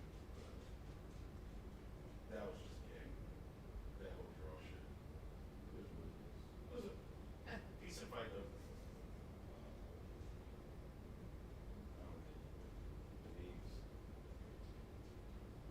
Beetlejuice? What the fuck was it? This motherfucker. The trainee Robinson.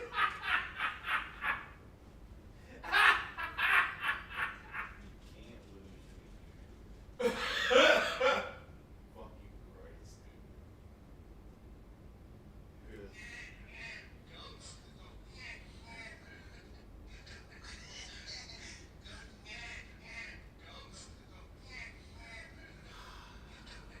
Fucking Mike, dude. Oh my god. Oh, this poor guy. Did you see the one where he was tripping out on that fucking reporter? It happened years ago or whatever. But he was in his fucking. Pretty sure he was either in his. I watched all of them. No, not that one. No. Oh no, he was with like his friend or something like that. He's like, you're fucking asshole. That one. Piece of shit. Was it that one? Yeah. Well, I think it was another one. Yeah, it was black. No, not the black reporter that he tripped out on and he was like, you're a fucking piece of shit. It might have been that one or another one that I'm talking about where he's like, fuck off. All right. Oh, that was back when he was fucking and he's wearing that fucking gay ass French hat too, backwards and shit. No, the one I'm talking about, it's either the one with the fucking black dude. Was the one where he's like, ain't no have any women that 4 keep. No.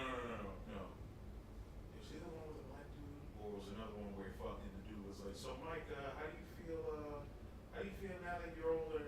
You know, you feel like you've changed in some way? You know, grown up or something. Ask him something along those lines. And Mike was like, I don't know. I'm not a failing you, so I guess I did change. I was like, this fucking dude is fucking. Yo. I'm telling you, dude. He just gets funnier with fucking age, bro. There it is, dude.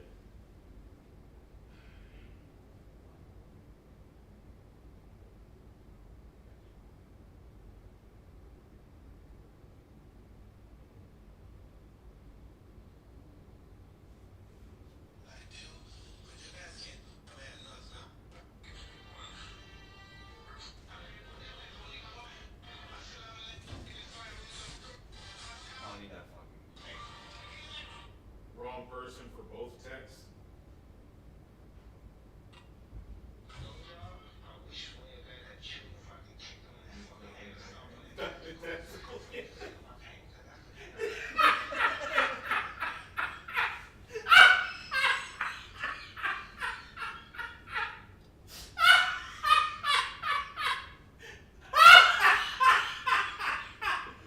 It's like, I remember when I had that shit, I was like, damn, this dude is, he's very emotional right now. He's hurting. It's like, stop on the test. He went, bro, he did a total 180. Imagine him with Tim's just like fucking angry. Yo, look, you might have seen this real quick. Look, this is the shit that made me laugh. This total 180.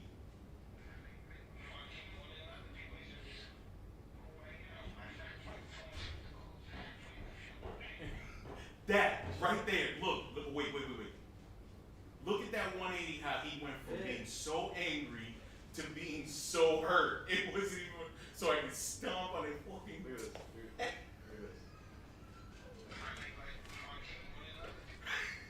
Yo, this shit hit me real bad, but it's fucking funny.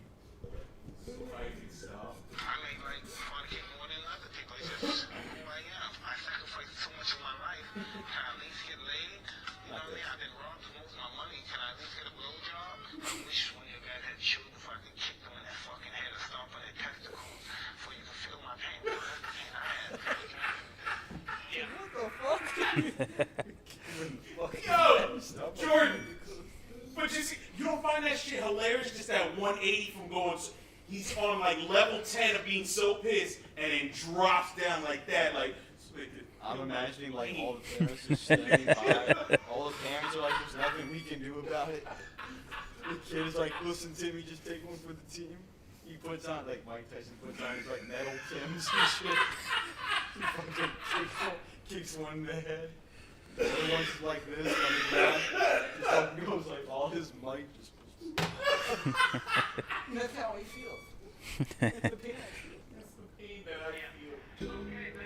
Let's Tyson had speed and power the whole fight. Let's see if he can do that in 3-minute rounds for 10 next. He might be done, man. I don't know. Anthony about to get high. Danny says it looked like they were holding back to me. Some of those punches in the early rounds. Tyson threw some punches where I'm like, you're not really throwing those. You can tell. But, you know. I'm probably going to play this video. I'm curious. Please subscribe.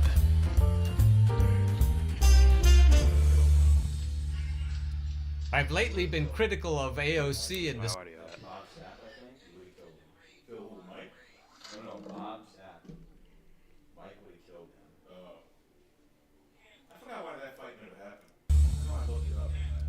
I've lately been critical of AOC and the squad, and I've been getting a lot of pushback for that.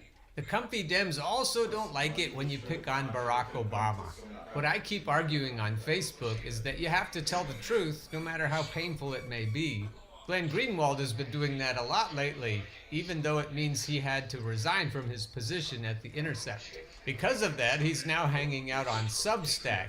Matt Taibbi is on there also, which is interesting because it means that some of the people that are most known for telling the truth are being pushed away from mainstream media outlets. Both The Intercept and Rolling Stone were very pro-Biden in the months leading up to the last election.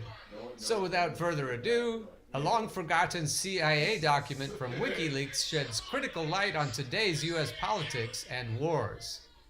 The agency knew that their best asset for selling their wars was Barack Obama. The same reason so many in the security state were eager to get rid of Donald Trump. The first time I ever wrote about... That's probably that second part is probably horseshit. They were eager to get rid of Donald Trump. I don't think so. He's a part of the marketing tool, right? Was he not used as a marketing tool? That's what it looks like to me. Could easily use him as a marketing tool to propel any type of war or whatever. WikiLeaks. Not to mention his own just straight up foreign policy. It's like, oh, the public perception is to get rid of Trump, but at the same time, he's still doing this or that, regardless. And people don't seem to complain about that anyways. So I don't see why they'd be so focused to get Trump out of office. He was still going through with all these, bombings and shit like that. He was still going through with it. So I don't see how. And people didn't care or bring it up. When these dipshits on YouTube make their arguments for Joe Biden, they don't bring up any of that shit. So I don't see how it's a marketing tool, or I don't see how it's we need to get rid of Trump because he's hurting our public perception. Maybe they read people are on the precipice of caring about whatever, but they weren't. They definitely weren't there. Otherwise, Tulsi Gabbard would have been your candidate, right? Just being honest. Was back in early 2010 when the group was still largely unknown. What prompted my attention was a small article in the New York Times which began this way. To the list of the enemies threatening the security of the United States, the Pentagon has added WikiLeaks.org, a tiny online source of information and documents that governments and corporations around the world would prefer to keep secret. The New York Times explained that the Pentagon had prepared a secret 2008 plan in which they plotted how to destroy WikiLeaks, including by purposely leaking to it false documents with the hope that the group would publish the fakes and forever obliterate their credibility. Nah, that's an obvious scheme. I would have been aware of that. That's an obvious little scheme to pull. A dastardly scheme which was ironically leaked to WikiLeaks, which promptly posted the document on its website. Any group that the U.S. security state includes on its list of enemies by virtue of publishing its secrets is one that is going to attract my interest and likely my support. As a result, months before they made international headlines with publication of the Iraq and Afghanistan war logs and diplomatic cables from Hillary Clinton's State Department, I immediately investigated everything I could about the group's founding and mission, interviewed its founder, Julian Assange, and urged readers to help support the fledgling group, concluding that one of the last avenues to uncover government and other elite secrets are whistleblowers and organizations that enable them. WikiLeaks is one of the world's most effective such groups, and it's thus no surprise that they are under such sustained attacks. The reason for my conclusion was that WikiLeaks had been exposing incriminating secrets of corrupt power centers for years. The technology they pioneered, enabling sources to leak to them troves of documents without anyone, including WikiLeaks itself, knowing the source's identity, was a major innovation in enabling greater transparency for the world's most powerful factions. But it was one WikiLeaks document that particularly caught my attention at first. A classified 2010 CIA Red Cell memorandum named after the highly secretive unit created by Bush-Cheney CIA Director George Tenet in the wake of the 9/11 attack. What made this document so fascinating, so revealing, is the CIA's discussion of how to manipulate public opinion to ensure it remains at least tolerant, if not supportive, of endless war, and specifically the vital role President Obama played for the CIA in packaging and selling U.S. wars around the world. I would think the goal would to have the populace be, well, obviously in favor, but at the very worst, apathetic, as in they don't care. They're not into it. In this classified analysis, one learns a great deal about how the military-industrial complex, also known as the blob or deep state, reasons, how the agency exploits humanitarian impulses to ensure continuation of its wars, and what the real function is of the U.S. president when it comes to foreign policy. What prompted the memo was the CIA's growing fears that the population of Western Europe was rapidly turning against the war on terror generally and the war in Afghanistan specifically, as evidenced by the fall of the Dutch government, driven in large part by the electorate's anger over involvement in Afghanistan. The CIA was desperate to figure out how to stem the tide of anti-war sentiment growing throughout that region, particularly to shield France and Germany from it by manipulating public opinion. The agency concluded its best and only asset for doing that was President Obama and his popularity in Western European cities. Confidential. CIA Red Cell. This memo was prepared by the CIA Red Cell, which has been charged by the Director of Intelligence with taking a pronounced, out-of-the-box approach that will provoke thought and offer an alternative viewpoint on the full range of analytic issues. Afghanistan. Sustaining West European support for the NATO-led mission, why counting on apathy might not be enough. The fall of the Dutch government over its troop commitment to Afghanistan demonstrates the fragility of European support for the NATO-led ISAF mission.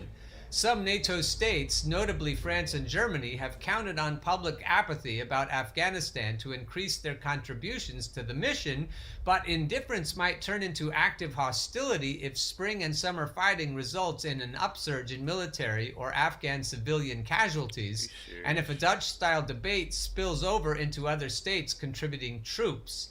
The Red Cell invited a CIA expert on strategic communication and analysts following public opinion at the State Department's Bureau of Intelligence and Research, INR, to consider information approaches that might better link the Afghan mission to the priorities of French, German, and other Western European publics. Ooh, it sounds so shady and legitimate all at the same time. Classified CIA document published by WikiLeaks on March 26, 2010. The premise of the CIA memo was that the populations of NATO countries participating in the war in Afghanistan did not support that war. What those allied governments and the CIA relied upon, as the above headline notes, was what the agency called public apathy, meaning that the war's low public salience has allowed French and German leaders to disregard popular opposition and steadily increase their troop contributions to the International Security Assistance Force. The premise of the CIA memo was that the populations of NATO countries participating in the war in Afghanistan did not support that war.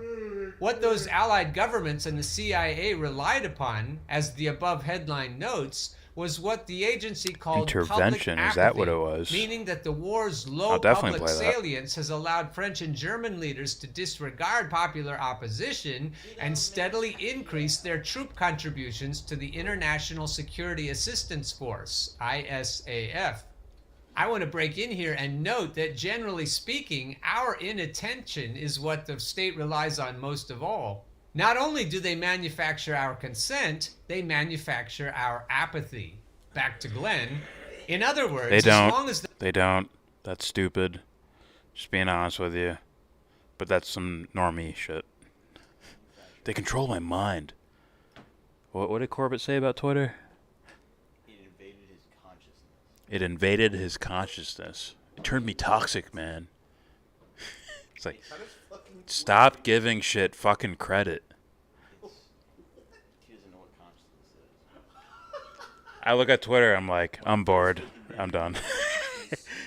I look at Twitter, I'm just bored of it. That's it. I'm not like, oh man, it's making me boring.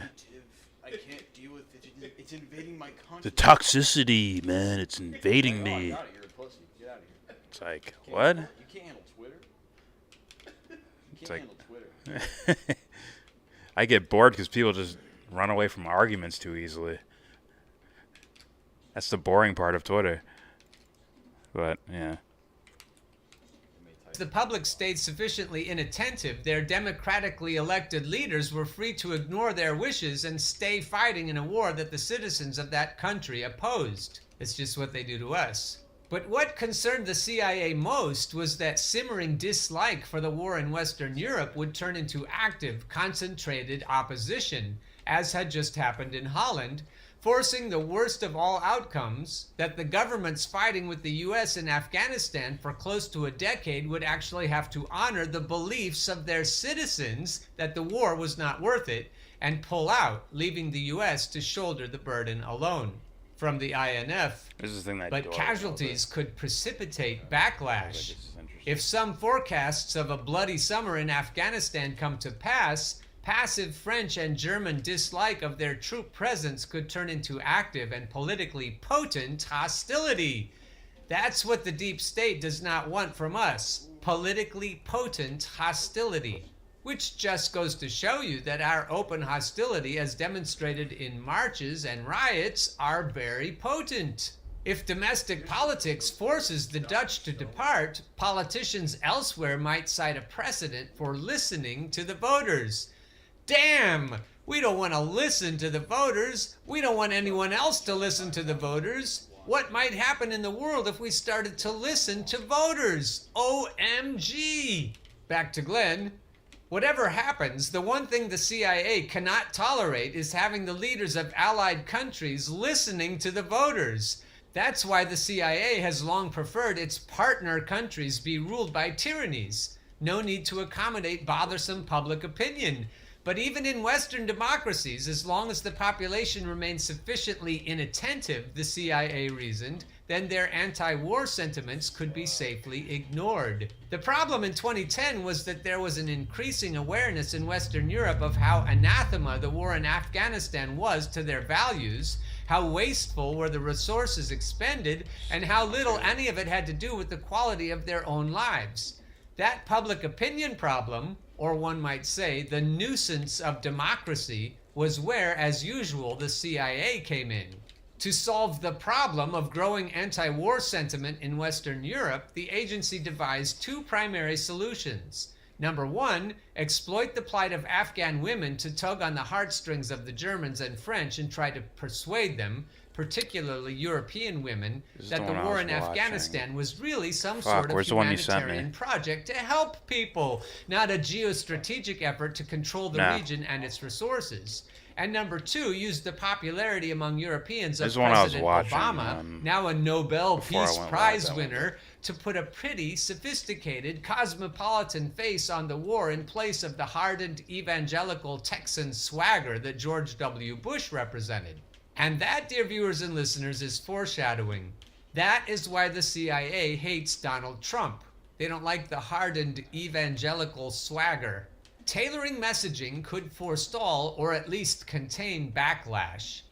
Western European publics might be better prepared to tolerate a spring and summer of greater military and civilian casualties if they perceive clear connections between outcomes in Afghanistan and their own priorities. That sort of sounds like the logic they used on us to get us to believe in weapons of mass destruction in Iraq.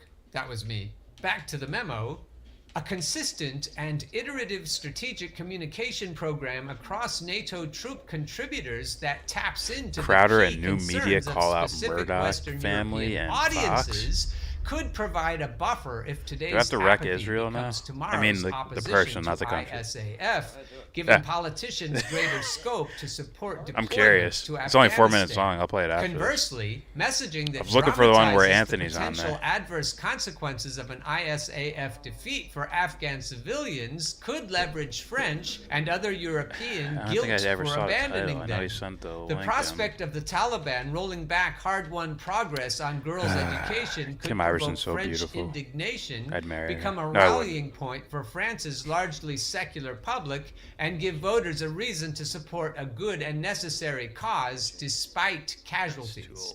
Afghan women could serve as ideal messengers in humanizing the ISAF role in combating the Taliban because of women's ability to speak personally and credibly about says their I watched it. experiences under the Taliban, their aspirations for the future, and their fears of a Is it? Taliban victory. No, it's Outreach too old. initiatives that 4 months create ago? media opportunities No for fucking Afghan way. women to share their stories with French, German, and other it European is, women you know. could help to overcome pervasive skepticism among women in Western Europe toward the ISAF mission. According to INR polling in the fall of 2009, French women are 8 percentage points less likely I mean, to does he support shout you guys out in mission the than fucking are men, titles? and German women are 22 percentage points less likely to support the war than are men. Media events that feature testimonials by Afghan women would probably be most effective if broadcast on programs that have large and disproportionately female audiences. I wonder if they think that way about our public. I wonder even know if if they anyone's still tell watching. media in Holy our shit. country what to say to affect our thinking. I But still none see of this people would here. have worked in There's the no, CIA's estimation chat without coming having a up. president who could effectively use his popularity abroad to sell the war, not as a barbaric act of endless aggression, but as a humanitarian race. My gesture genetics that, are like the superior. president himself, was benevolent, noble, and kind. Google moderators As a have result of their positive sanctioned views of this Obama, the YouTube channel. agency concluded, the French and Germans would not only Wait, be you're black? receptive to It's Obama's okay. direct affirmation of their I'm importance Native to the American, too. Afghanistan mission, that would be the Give positive him $1 million. reinforcement, but would also be sensitive to his direct expressions of disappointment in allies who do not help. In other words, Obama was like a kind, play this. but It'll be my- righteous this will be my father litmus whose test. nobility you believed 100%. in, even when it came to bombing villages and shooting up schoolyards, and whose more If you know the wars and shit that this fucking Crowder motherfucker sells, and I'm just being real with you. Let's hear this. I'm curious. Let's hear this. The Murdoch family were celebrating Biden's win. Check this broad out. Look, she says, "We did it." Well, first off, who's we? Yeah, wait a second. We did. Crowder's getting edgy. He said broad. Did you hear that? Instead of lady, he said broad. He's edgy now. He's so edgy. Who says stuff like that? You know, like Steve Martin, Fuck out of here, what's his yeah. name, Chevy Chase and all those fuckers. He probably Oh, sucks weak their human. dicks. He sucks their dicks. Yeah. I should play my Crowder psychopath video. Do it right now. And then Oh, it has South Park show on it. Whatever, I'll play it. It's only like less than a minute long, I think. Did it from Catherine Murdoch. Who is we? All right, folks, it's time for our new media segment now. I've All right, held thank for you, a long Anthony. time that Fox News has never really been an ally. Look, they cater to conservative values, and there are a lot of good hosts on that network, like Sean Hannity, Tucker Carlson, that expose a lot of the Sean liberal Hannity? lies, and oftentimes What side the with fuck the happened? populism. With the populism. Oh, I went too far because he's gonna play it. We did it. Well, first off, who's we? Yeah, wait a second. I do like Israel's editing skills. They're enjoyable. We did it. Catherine Murdoch. Who is we?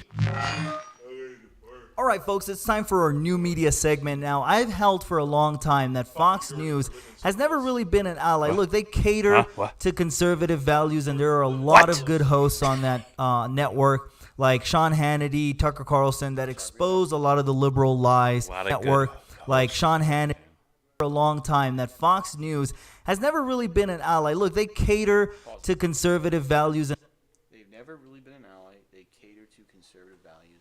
That's both wrong. Yes. Like, really wrong.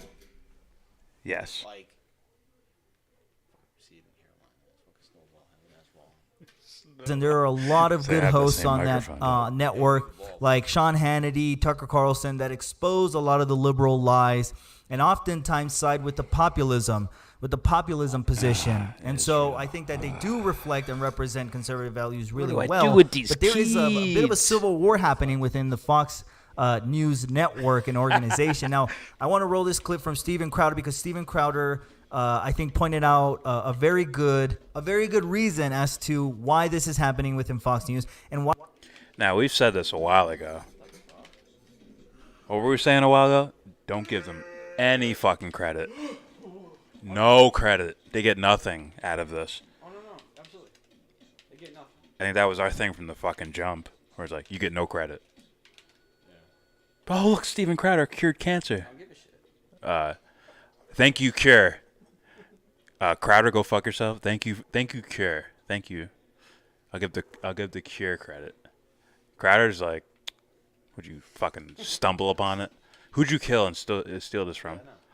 Like, just being real with you, man. All right.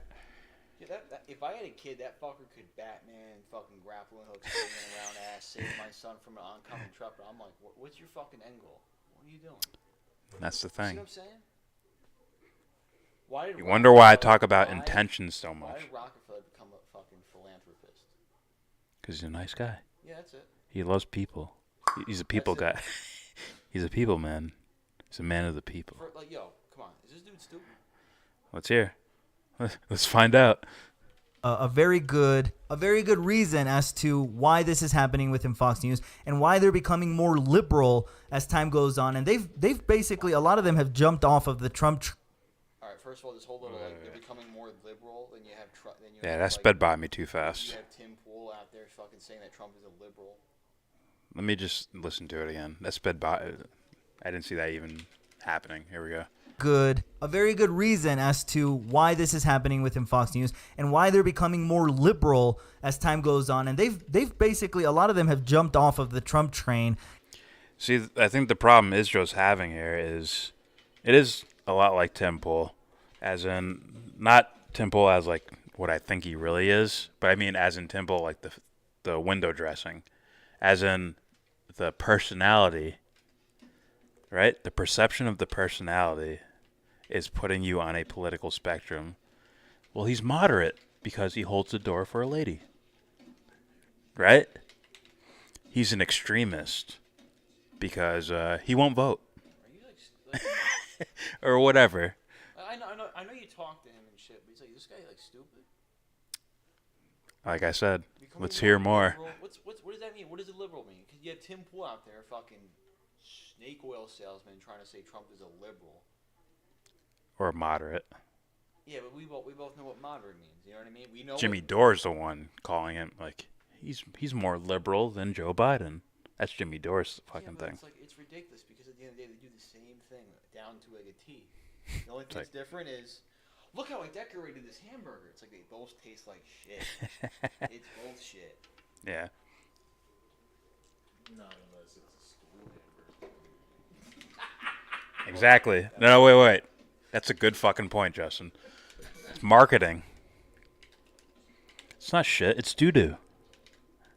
Oh. It's not doo-doo. It's not doo-doo. It's caca. Turd sandwich or... It's not caca. It's stool. It's dookie. There you go. Turd sandwich or what? Oh, the South Park shit? Yeah, turd sandwich or what? I think it was a giant douche. Like, oh God, I wonder what. Listen, this is why the turd sandwich is better. You have some bread. You can just cut the crust off and eat that. It has not been... Well, folks, let's really look at this. But a giant douche has no expiration. Let's really look at this, guys. Whose shit was it? If he was healthy, shouldn't the shit be healthy? Let's be real. Listen, Matt Damon ate What if shit. he was eating McDonald's burgers every day? That's not healthy shit. No, Matt Damon ate shit potatoes. So... It's gonna be more than that as well. You gotta really think He was a about it, jogger? right? What was the consistency of the shit? Was it too dense? He drank a lot of water. He was a jogger. Vegetarian.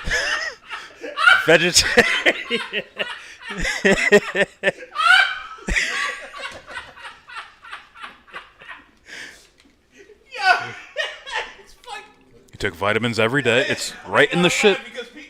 Eat that shit. Use that kind of life. You're not even fucking trying anymore. Like, I was giving you credit to a second. Now you're not even fucking trying with me, guys. No, wait, let me finish. He was also a member at the YMCA. Get the fuck out of here. Oh, shit. That is too fucking funny. I don't even know who's still here, Anthony. No one's chatting anymore. It's embarrassing. Yeah. Talking shit, playing videos. To myself. I'm talking to myself. This abysmal shit. Yeah, let's hear more of those. Fucking Christmas sweater, fucking button up.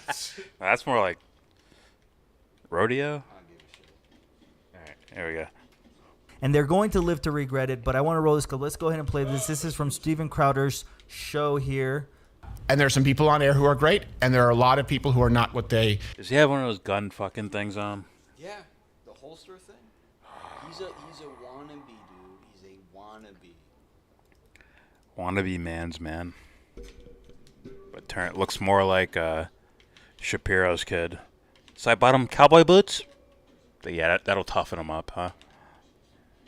Fucking bitch. I hope he slaps the shit out of you someday. So let's get real. It's like, man, my dad was a pussy this whole time. I hope he grows to 6'4" and realizes his dad's a little bitch. I hope so, son. I hope. 6'4" is starting and holds his own on an NBA team. He's just like, yeah, my dad's a little bitch, isn't he? Environment. And he says, "Oh no, I'm my own daddy. I don't know who the fuck that is." Who's this little pussy?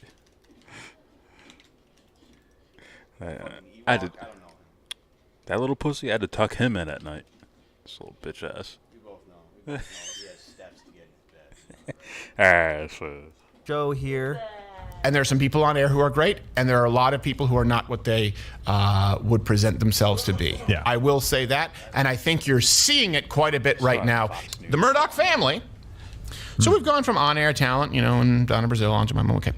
The Murdoch family were celebrating Biden's win. Check this broad out. Look, she says, "We did it."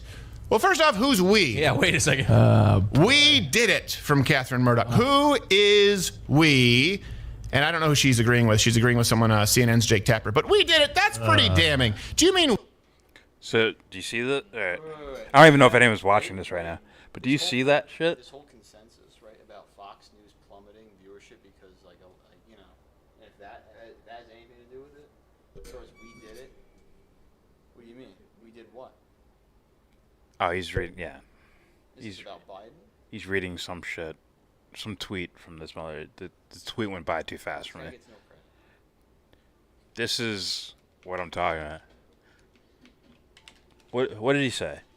He said, what did he say? He said, Donna Brazile. Why is she bad? She was a Democrat. She's a Democrat. Then who does he bring up? Bad. She's quoting Jake Tapper. Why is he bad? Democrat CNN. Gotcha.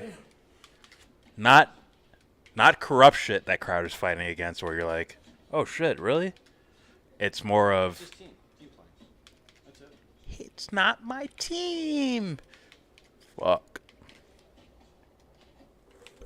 Why are you saying about Lindsey Graham? What's up, Inas? Inas is talking in our chat. Inas is talking in our chat. Unreal.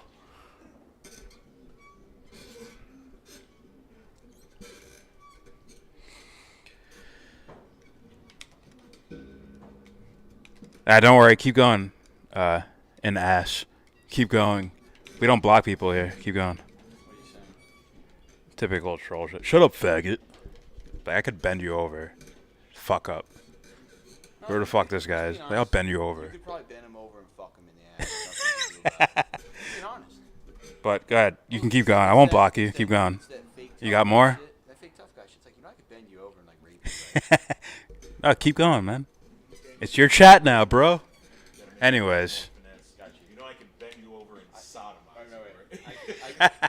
Is that political correct? Ready? Ass fucking. You know I can assist you over to an 80-degree angle and whisper sweet nothings. He said I will. You will? You will bend over for me? Okay. Gotcha. Oh, it's over. Now he lost. It's over. Yo, propaganda. Who needs Tinder when an ass is around us? What do we do? Why do you need Tinder for, son? Anyways, let's continue. I'm sorry. I like shit talking too. It's fun. I don't even mean any of this. I'm sorry if I offended you. When the camera goes off, he's like, "Yeah, I fucking meant it." I like shit talking, and then if like, I don't know. I'm a crazy person. Like it's fun to talk shit. I don't know about anyone else here. I like talking shit, but then I seriously, I could fucking bend you over and fuck you at the same time. That's an off joke. Anyways, let's continue. You're like 6'7". No. 400 pounds. No. I know Tyson. My cousin. He's big. He'll beat you up. I'm gonna go get my present. I know him. All right, let's continue. We did it from Catherine Murdoch. Who is we? And I don't know who she's agreeing with. She's agreeing with someone, CNN's Jake Tapper. But we Can't did knock it. shit That's out. pretty You're an damning. ass. Do you mean we, just the Murdoch family, in which case you own Fox News? And it's like, oh, that's also a problem. Right. I watched Awkward. Bombshell and loudest voice in the room. I feel like I'm informed. Also, I was there when those things went down. Crowder has what are they called? Like lackeys? This group of people that are in the room with him that are paid to laugh at the shit he says. Minions. I like lackey better though. You can't say lackey though. You know what I mean? What did Angel call the beast? Flunky. He called him a flunky. That's the word. All right.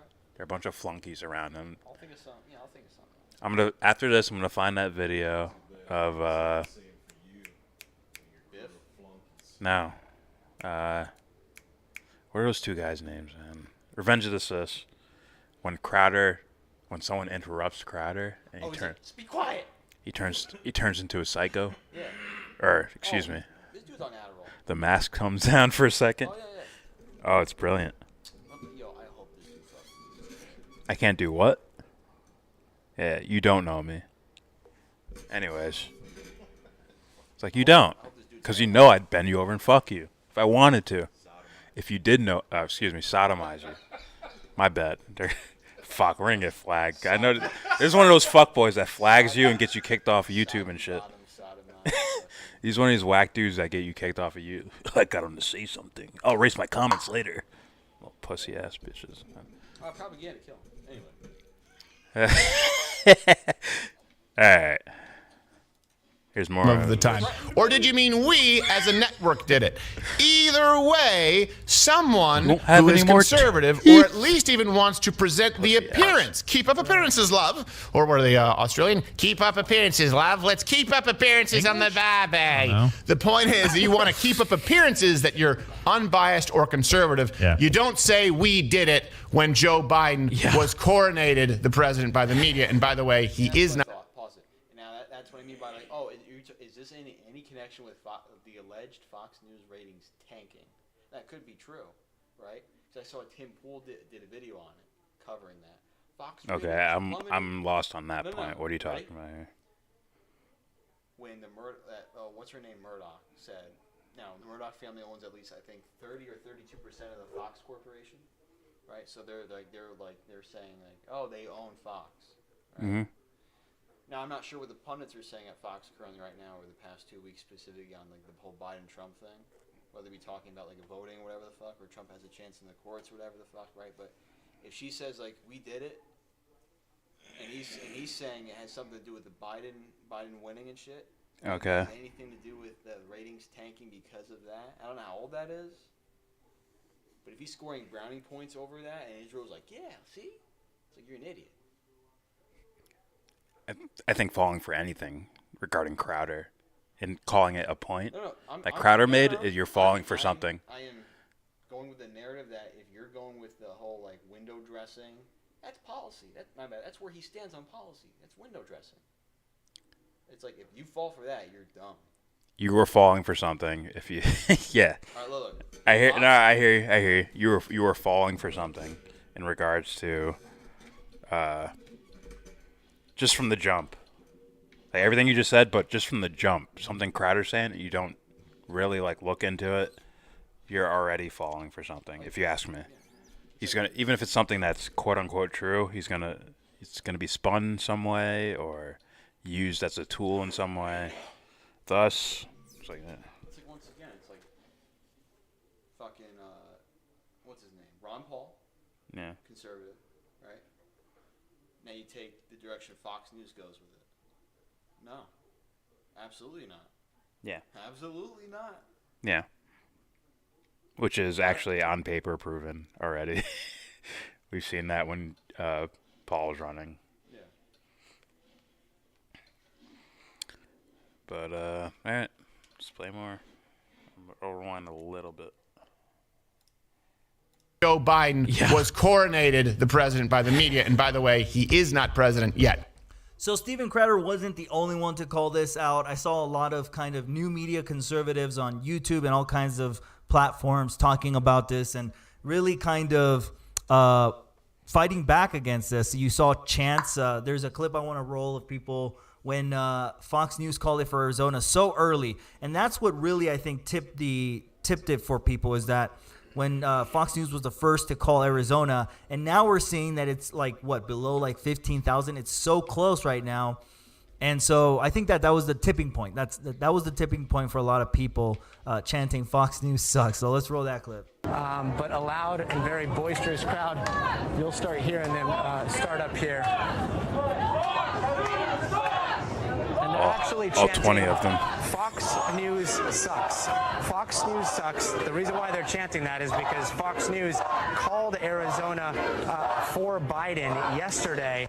All right, there you have it, folks. Look, I think it's incumbent on the Trump administration, too, if they do get ousted from the White House unfairly, to put that pressure on Fox News as the only conservative network, at least on mainstream, to keep it conservative, to keep it balanced, right? Because then you don't really have any representation outside of the Fox News network on mainstream media. There's a lot of great content creators online that are kind of keeping up that fight. But we'll see what the Trump administration does in regards to that. I think that they will be involved. Put that pressure on regards to this kind of the only civil war that's kind of happening, not only in the Fox News network, but amongst the Republican Party as well. Very, very volatile times to come. Franco, let me know what you think down in the comment section below. As always, consider subscribing, smash the like button. It's on Franco's channel. Peace. I'm an idiot. I don't even think he was really saying much there, to be honest. What the fuck are you talking about? Just being honest. No points, no brownie points, no No.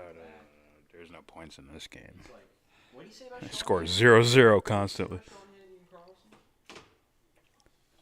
Becoming more liberal. He credited them again. Like, no, fuck, are you kidding me? Are you serious?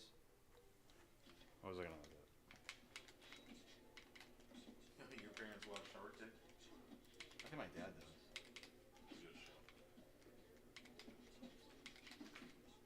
I never really watched it. I watched it a couple times. I'm like, oh, you guys already count. Fucking I wanted it. You want to see? I just gotta play this real fast. Oh, should I spoil the Mandalorian?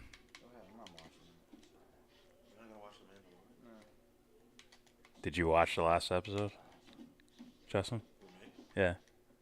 Well, even if you tell me what happened, I'll still watch it. I'd still watch it. I'm probably not gonna watch it. I'm not gonna spoil it because it's too big of a storyline thing for Star Wars fans that it'll hurt people's feelings and shit. Hold on. So Snow, right? I saw him. Jon Snow? Yeah. What about I saw him? him get murdered before I even knew what the fuck was happening and shit. So I didn't even give a fuck.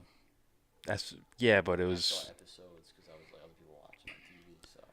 It was so well written as just someone telling a story. Doesn't have to. I don't mean like it's meaningful, great storytelling. I just mean like story that I picked it up in like season 4 Game of Thrones, and then I went back and watched it all. And then I'm like, oh fuck, this is like awesome. It's awesome story writing. Either way, if I really wanted to watch it, I'll watch it. I really give a fuck if I knew what happened. That's just me. Okay, let's see the psychopath, Steven Crowder, which we called a long time ago. We called him a psychopath. Or a sociopath or whatever. Probably a sociopath. He's just a dick. And yeah, they were having some fun. They were hanging out. Just having some fun. So I backed it up about a minute before the incident so you could kind of see what led up to it, okay? So here we go. What happened, Steven? Out of my way. One old guy pushes another old guy, you know? It's a terrible impression. Mr. Clyburn, double permanent, push it good. Which reminds me. Push it real good would have been the joke. Yeah, seriously. He doesn't do a great Trump. Just looking up before we get to this, the old guy who was shoved down by police officers and Donald Trump tweeted about it. 6'9", this guy. Nice. By the way, that's not even the first time. I hope anyone caught that. 6'9", this guy. They knew that already, which is why they paused it exactly right there. Well, you see how I could say They're like, nice. You see how Bill O'Reilly, even though that dude's kind of like a piece of shit, he's funny. Yeah. The shit you do, I find it funny. There's nothing this guy does that I find funny. It's more laughing at him for me. No, it's yeah, but it's different. You know what I'm saying? Yeah. It's like you Was shoved down by police officers and Donald Trump tweeted about it. 6'9", this guy. I just. By the way, that's not even the first time Steven Crowder has said 6'9", this guy this week. By the way, these guys are actually like into like actual comedy scene type stuff, which is why they'll seem more funny than. Oh, what did I do? Go back to that. Old guy who was shoved down by police officers and Donald Trump tweeted about it. 6'9", this guy. Nice. By the way, that's not even the first time Steven Crowder has said 6'9", this guy this week. That day. He was just describing what happened off the air. So now I want you to notice, everyone to notice his rage start building up. The mask falls off, as it were. 6'9", this guy. I just went down the rabbit Deplorable. hole. We're not the old people when we go like, this is really bad. Like people would say to us because we listened to, punk rock, like Anti-Flaggers. I mean, there was still some semblance of, there was a bridge of musical connection. Right. Yeah. Right. To now, this 6'9" character. I don't know that I've heard anything from Mr. 6'9". It's just literally one of his lyrics is pop, pop, pop, da. That's one of the things, because he's just looking for a rhyme. Oh, okay. And when you just think about how far we've gone to, like every one of these videos is just asses, and I will say, I'm just saying, like literally, it's women pressing their buttocks against a man's crotch area. I'm sitting there going like, You prefer men? Disgusting. Awful. You prefer men? Disgusting. Now, when everyone to focus here, the Canadian psychopath's They're about like to come children. It's so funny. I'm sitting there going like, well, no, it's not culture, because there's when people go, oh, this goes back to Elvis. Listen, we can go back to the Beatles, and I want to shut up, please, just once, for crying out loud. I'm trying to say something. Jill just keeps talking. What is it that you're saying? The last guy that talked over Crowder. Wow. The last guy that talked over old stick. Men, Crowder? Now, when everyone to focus here, the Canadian psychopath's about to come out. I'm sitting there going like, well, no, it's not culture, because there's when people go, oh, this goes back to Elvis. Listen, we can go back to the Beatles, and I want to shut up, please, just once, for crying out loud. I'm trying to say something. Jill just keeps talking. What is it that you're saying? It's like it sounds like a mom. It sounds like a mom. Listen to him again. Listen to that shit. That sounds like a mom. I'm just going like, well, no, it's not culture, because when people go, oh, this goes back to Elvis. Listen, we can go back to the Beatles. He's doing that with his hand. Shut up, please, just once, for crying out loud. I'm trying to say something. Jill just keeps talking. Did you see his hands? What is it that you're saying? Okay. The last guy that talked over Crowder. Wow. The last guy that talked over the Canadian psychopath. Wow. Was You see that anger? Do you see it? You see that anger? See it behind his eyes? Peace out, Nas. Guys. You're cool with me. You're cool with my book. If you know how to shit talk, you're okay with me. You just won't get a mod shit. Look at his face, because he knows. Go ask I don't Muay know what Thai. the guy's name is. I don't know. We talk shit all the time watch here. Crowder. But you could tell that he's the behind those eyes is, oh fuck, I'm getting a talking to after the program. What kind of what? Oh, what is that? What is that? Is that him as a kid? Yeah. I can't see the cap.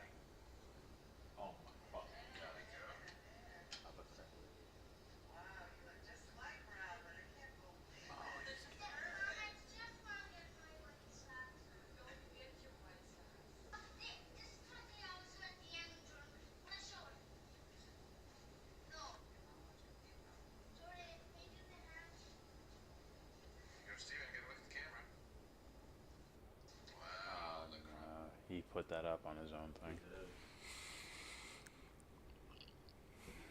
Super sauce. All right, peace out, man.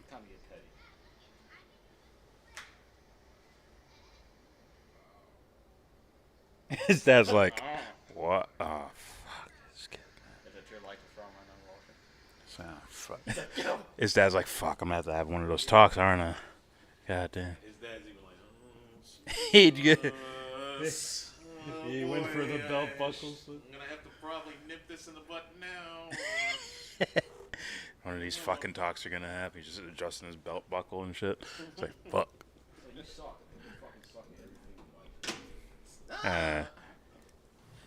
He is not a happy man. You know who he fucking sounds like? That fucking dude in that YouTube video that was on. Yeah, let me just. I want to see if we get the moment. We're gonna Because there's no when people go, oh, it goes back to Elvis. Hey, listen, we can go back to the Beatles, and I want to shut up, please, just once for crying out loud. I'm trying to say something. Jill just keeps talking. What is it? Tell me that's not a fucking mom. Geez. Oh, okay. Oh my God! I was supporting your before point. that. Oh my God! Have you seen the crotch rubbing with the Nothing butts? wrong with it. No. Okay. I was so jeez. Nothing wrong with it. I'm just saying. There is a fucking. All right, Doug. I thought you said I was okay, Crowder. He is so tightly wound up. He Your is new what? Ready to pop at any Vacuum? moment. And the Addies don't know. Nah, they don't. Okay. I'm trying to educate you and bridge the cultural divide. I was Do you not responding. want to hear about crotch rubbing with butts? Actually, Florio got one. trick question. He's married. I don't. But he has no idea But I how know to you work need it. to tell the story. Aren't you married? His son, it's like a disc, and it does it by itself. It's a His very son weird gave it energy. to him. He now, has right? no idea how to. It's a So it very just sits in weird a corner energy somewhere. in that room. And they got to finish the show. Just right 10 minutes into a fucking hour-long show. Joey I Pesci don't- goes, and Crowder's I don't know defense, shit. cheese is like the I don't know N-word shit of about it, so I Canadians. know he doesn't know shit about Dude, it. This was a fucking work of it. 10 minutes into an hour-long show. Oh, man, that's got to You gotta measure your fucking square footage. Certain, like the real advanced ones, you'll take a picture. And by the way, because I'm being told that I need David P sent this clip in, so everybody could pee on David P. Yes, pee on David P. Pee on David I do P. like, he's doing another dress-up thing. It's pajama day. Oh yeah, this Always pajama something. day. It's Yeah, always a dress-up thing, and Right. there's always a... Like, I'd fucking quit this show if that became a thing. You don't want the pajama day? Just dress up every up. No, I'm not. I'm not doing that. You guys can do whatever the fuck you want. I'm coming Okay. into work. Tomorrow, sombreros. We're gonna do a fucking dress up? No, we're not. Sombreros, I wouldn't even care. It's just a hat. It's a hat. It's a Hats are stupid fine. hat. Fake mustache is fine, but like, they dress up in like theater level costumes, and I'd be like, no, I'm not doing this. I don't even do it on Halloween. Hope you're grown up, Steven. Come on. To get you in trouble with your wife.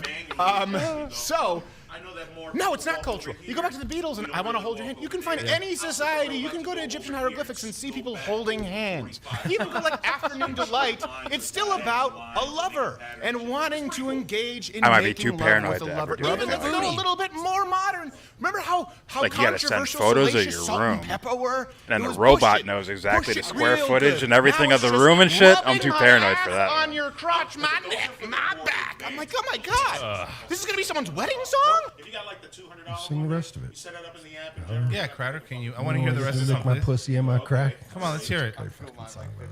Is he? sensor or whatnot.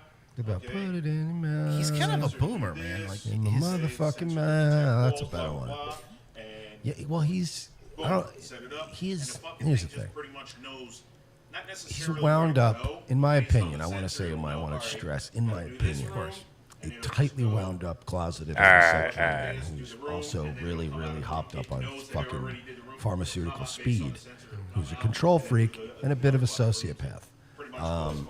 He's so boxed into this world he had In to a make for healthy himself world, that sounds cool that as I don't fuck. think he's a boomer. I think he has to. Where, just what does it pay have, like attention. sensors, like a wall here? think Like it that senses there's a wall there his and being moves away from it. bothered by this kind of stuff is for the same reason that you see.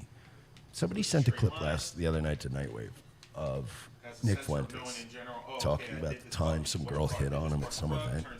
And the way he's discussing it, he has this disgust in his voice. Yeah, but who gives a shit if you're not? Like, You don't have to fucking do it, right? He was talking about Like, it. go as slow as you want. Grossest I'm thing not ever in fucking the doing world. it. Robot's And doing it. there is a certain element of, you know, when you're gay and you're not okay with it, that you get And really doesn't like, have time. go, Yeah, fucking all sex is great. It's disgusting. It's degenerate.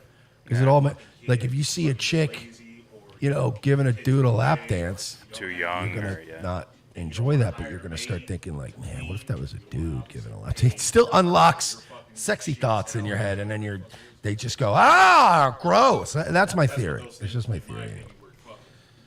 Well, I mean, that's pretty much it with this clip. There's really not. I'm not going to sit And here the and watch idea is any cool more as Crowder fuck. than I need to watch. To be honest. Like, why would I put our fans through this? That's why they watch us and not him, for the most part. True. Just wanted to show you that little crack in the fucking facade. And he's been doing a morning show too. Yeah. He's been doing a morning show and an afternoon show. You just do it. Probably needs that money. He just doesn't want to be home. All right, that and I don't think he's making as much money as he used to. You think so? Mm-hmm. I don't think he's not. He's on a decline. He's not going up. He's not reaching any new people. He's not expanding his audience. I would figure that. He peaked That I would during the figure, Culture yeah. War days. 2017, if I had to guess, either 2017 or 2018 was Crowder's banner year, where he made crazy money and he was the most famous he's ever been. I don't think there's a new, like this Culture War shit, it has a fucking, there's a ceiling to that. You know, I think he's reached just about everybody he's going to reach. He's not going to get any normies, and he's not going to get any, like left wing. He's not going to get any progressives to listen to him. So yeah, I think he's reached a ceiling, and I think he's got to do more shows now. It's just the way it goes. If you're only working 40 hours a week, like you got enough time on your hands. Whatever. Me, I'm just like, let the whole place burn down. Fuck. Don't put anything. To the ground. Let it burn to the ground. Remember that South Park episode? I just want to burn it all to the ground. I'll hit you up later. All right, man. Catch you guys later. All right, later, man. Next time I'm ready, Dan, over. Deep voice bro is out. Get the fuck out. And coffee. Was it Dunkin' Donuts coffee?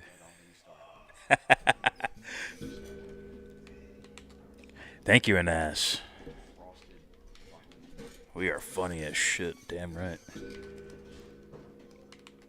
What the hell are you guys watching? Steve Crowder be a creeper. Yep.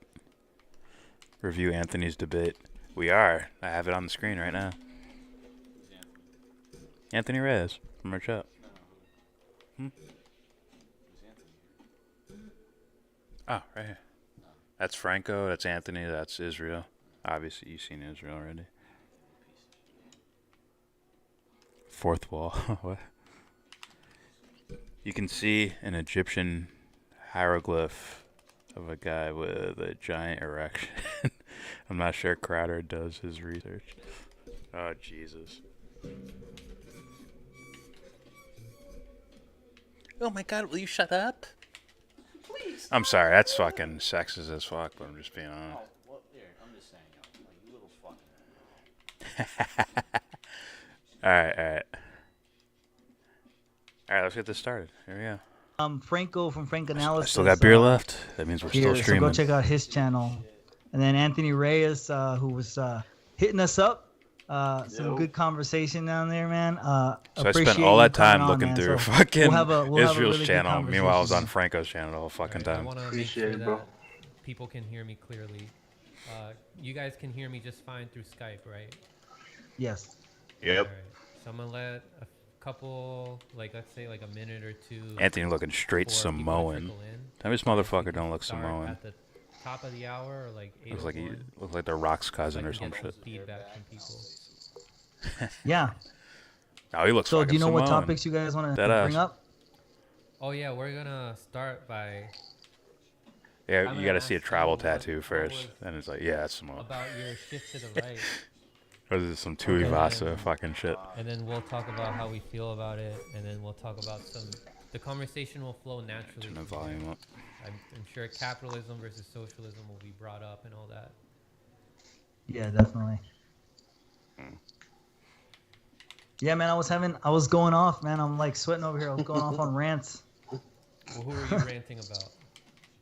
Well, I was ranting about the COVID shutdown. That really kind of has my blood boiling for real.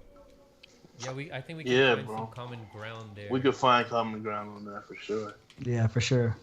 Yeah. Yeah, because I was hearing like, who was I listening to about it?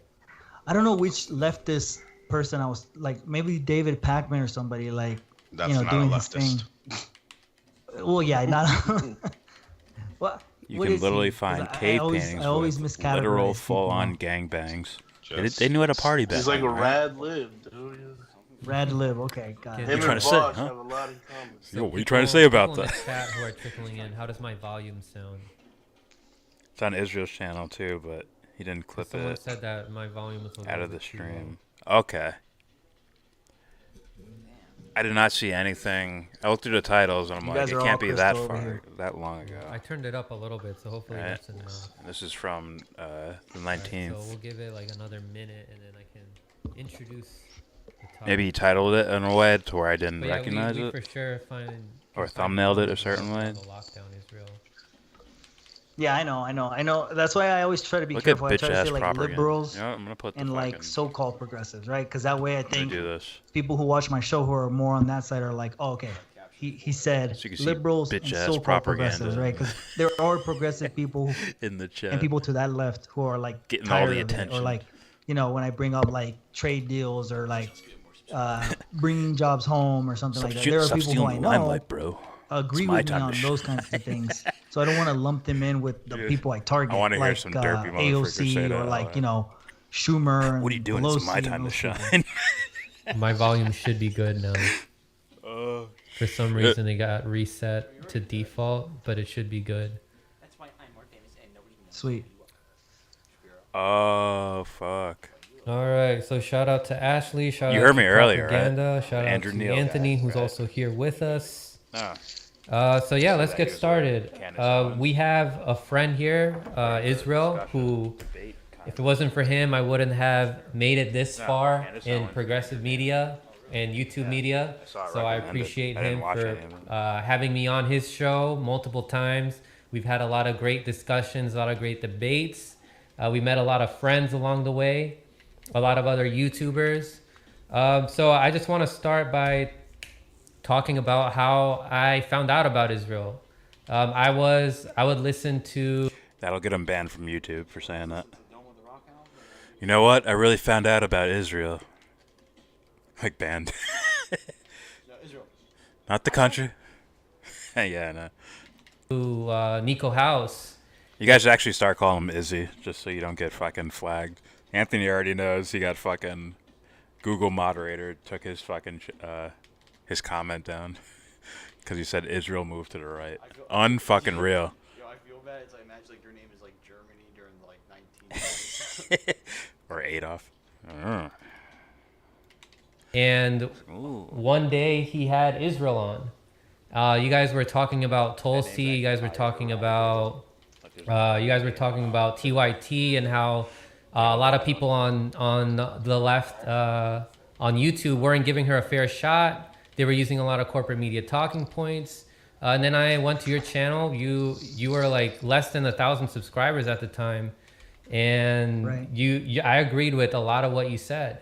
You were a fellow Tulsi supporter, and you also had like really cool visuals and all that. It was stuff that I haven't I'm seen other skipping the channels intros. use that much. And I subscribed. I think you're doing more and more some stuff that we disagree with, and now you've left the left and you rediscovered your conservative roots. So Yeah, well, I I just think want to that's ask. the It sounds like marketing to What's me. that? I think don't that's the know. perception out there. But Yeah. if you look back, I know I've kind of rearranged my channel, but you know, I posted up something on Twitter saying, look, in 2019, I was covering James Alsop. Like this guy was banned from YouTube because people were saying he's like a crypto Nazi. You know, I was flying. Meanwhile, he's just a pussy. Let's be honest. Look, Richard's coming. Fuck Richard Spencer. Yeah, he's whack. I already knew that. Israel. Yeah, I already knew that. Yeah. He said he had leanings in that direction in certain things here and there. But I don't know. Once I start seeing Crowder and the Fox News shit, and so let me hear. Like the Kazakhstani flag behind me. I have a lot of conservative and far right friends that I actually get along with outside of like I changed the the internet, account so I could say as well mean as things. like Don't do literally that. like Be a man. communists and radical people. Be the because I one. like to talk to people and I like Say to what you mean. converge all those ideas and find where the commonalities are. Yeah, So when I was kind of pitching that Biden saga thing, it was more so to kind of be kind of contentious to your guys' positions and kind of have you confront that kind of tactful and strategic thing where it's like, okay, are liberals your enemy or are conservatives your enemy? If conservatives are the people that you ultimately contend with, then wouldn't you align yourself with people who are more to your side, which would be liberals? And that was the ultimate question, right? That I wanted to get from people who were to my left. Yeah, and then the point that I would try, me and like Pierce and other people would try to make you realize is that that's right. it's not supposed to be about conservatives versus liberals. It's supposed to be about the working. Wanted to get from people I contend with, then wouldn't you align yourself with people who are more to your side, which would be liberals? And that was the ultimate question, right? That I wanted to get from people who were to my left. Yeah, and then the point that I would try, me and like Pierce and other people would try to make you realize is that it's not supposed to be about conservatives versus liberals. It's supposed to be about the working class against the elite. So I want to give some speaking time to even that I'm gonna the other disagree guests here. They are mutual fans of my show and Israel's show. We have Fuzz the Fair and Anthony Reyes. We can start with Anthony. For me, it's more of like, who would shoot someone in the face? Like, oh, I know a dude over here who lives on the block. He'll shoot someone in the face to get his money. Oh, I know this one guy who's a CEO at this company who will shoot someone in the face to get his money. Do you see what I'm saying here? They'd push you and your family in front of an incoming train to do this shit. Yes, there are poor people in poor communities that would do that shit. 100%. 100%. So I have no illusions about, I'm basically not what Matt Hunter calls me. Where he's like, you just favor the poor versus the rich. That's never been the case here. Look at the mafia. Fucking poorer. Yep. Well, the American mafia, because there's already a mafia. They come from families that come from nothing, basically. And they're like, I don't want to go out broke, so I'm going to fucking find some way to make my situation better, and my family's, and my friends, and it gets bigger and bigger as time goes by, depending on how skilled they are, and yeah. They got ousted by the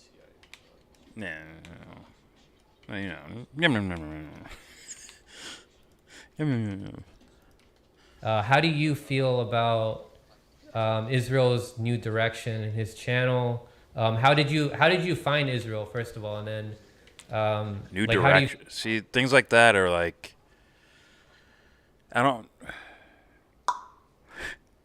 understand what that means. New direction. I thought like the point is to be real, like all the fucking time.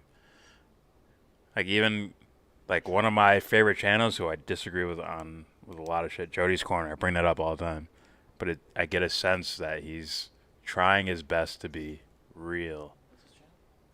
Which one? Big Talk, Little Talk. So there shouldn't be like a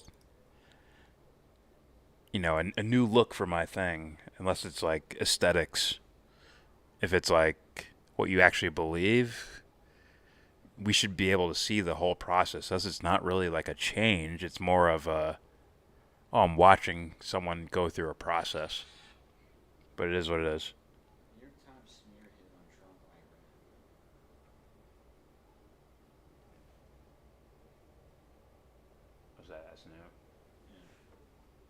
I saw some questionable titles earlier on, but I'm patient. I'm very patient. I'm patient in regards of making a diagnosis of things. I don't know, but I'm ready to, Yeah. There we go. How do you feel about this new direction? I mean, I found Israel like I said like a couple months before he went on Nico's show. He had like cool posters where he would put like Look at movie this scenes Samoan motherfucker. like to a Kidding particular me? topic. So like I always like Israel's man smart. I always fuck with Israel. As far I as fuck that with one. Anthony. And then, I fuck with Anthony. I saw things here and there that were like, all right, he's a little more, his ideology is a little more complex than just left right. Like he would take things from the left, he would take things from the right, but you could see like on like he was fiscally like more conservative, and he was really the Tulsi I saw that title. title, Like too. Tulsi just brought out this kind of person that I saw that title too. like that came from all types of It places. just says he's trying to just be hear more part of her real message. by And like they rebranding. align. That's A just so weird. socialist could align with a libertarian on any given topic that Tulsi would bring up, and like that's what he really fell in line with. Yeah. But then like BLM came around. Like Wasn't he yeah, working like, with you could Kim see, like, Iverson? it's just, like, I As saw like a little a shit. So I'm like, yeah, he's going towards that. He's going that way more. what was he's he going more doing? towards that way. Like, Was it was like gradual. production type things, video Like editing type one day things. I woke up, this guy he's a Trump supporter. Like nah, How like, come she ain't I asked just me, saw certain son? aspects that No, I'm fine.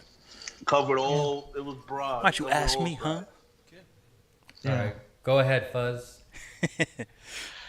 So right here. I first came across take a nap, Israel. I'll take care of I believe it was a little bit after he appeared on Nico's show, and I was just excited to find another YouTuber that was not treating Tulsi like shit. And I also found your comedy at the intros at the who's beginning that? of the videos, like something charming that I found like attractive. It's like, all right, this is a YouTuber that's a Tulsi fan that also's got a sense of humor. It's a little different. Shouldn't be fans of these guys. So I like Franco. Shouldn't be we fans, initially or had even the worse, fanboys. same- and we shared the fangirls. same You don't want to be viewpoints. either one of those. Particularly, But he might be just speaking socially, so. Her calling out the intelligence agency in an op-ed was something I found super impressive, and ultimately led me to vote Okay, for he's a her producer. in the Florida primary. Like I didn't care about Bernie at that point anymore, and that I always liked her value on Discord, election right? integrity. And her legislation involving the use of paper ballots as a verification of making sure that someone's vote was casted properly. I always found that very attractive for her, and it was an obscure issue that no one was talking about. And I found that that very issue, if enough attention was on it, could have saved Bernie in 2020 possibly to an extent. Right. Especially with the addition of blockchain technology, considering the use of electronic machines being so prevalent. So we agreed a lot there, and then after Tulsi endorsed Biden, something that I could never get out of my mind, like seriously, this is the man that lied you and your country into a war. That was a lie. And even as a formality, even as like quote unquote playing the game, I didn't agree with that. I'm not gonna lie, I thought those were ass cheeks. Don't look at that shit again, son. You put the knuckle there. Look at this shit. For a split second, I saw the corner of my eye. Even as a formality, even as like quote unquote playing the game, I didn't agree with that. And ultimately, with Israel, Bernie Scuff also is Kim's ending producer. up being succumbing to Russia Allegedly. Gate, and I also super disagree with him on calling Trump the biggest threat to our democracy or anything close to like a fascist. He is. Since this country has long been. He is, but it's not him as a personality or just an individual. It's this whole thing of allowing corruption. The slip through is the destruction of anything people would consider good. I don't know who that is. He's on voice. He's not on camera at all. It's either he is or he's a fucking. That's just that's the dumb argument that people focus on, which is the thing that props up dipshits like Cedar, Poole, yeah, all those guys. Trump is the ultimate super duper fascist. Tim Poole's like, yay. George Bush. Yeah. But at the end of the day, they're all the same. And you say Trump isn't the biggest threat to whatever. No. Sam Cedar's like, yay. I'm telling you, son, that shit props them up, bro. Yeah. That's what he said. Then he said, well, no, you're saying he's really good. What you said over here. He's a special case of dipshittery. Yeah, I know, but you can hear the talking points. You can hear them. He basically calls him a good-looking, in-shape, energetic, but a little boorish, American hero. He basically calls him an American hero. He said whatever he does, he's trying. He said he's hot. That's what he said. He's like, so he said he's hot. Tim Pool thinks he's attractive. Okay. Oh, all right. He's Kim's editor. Gotcha. Yeah. He has some production thing. Yeah. Editor works better.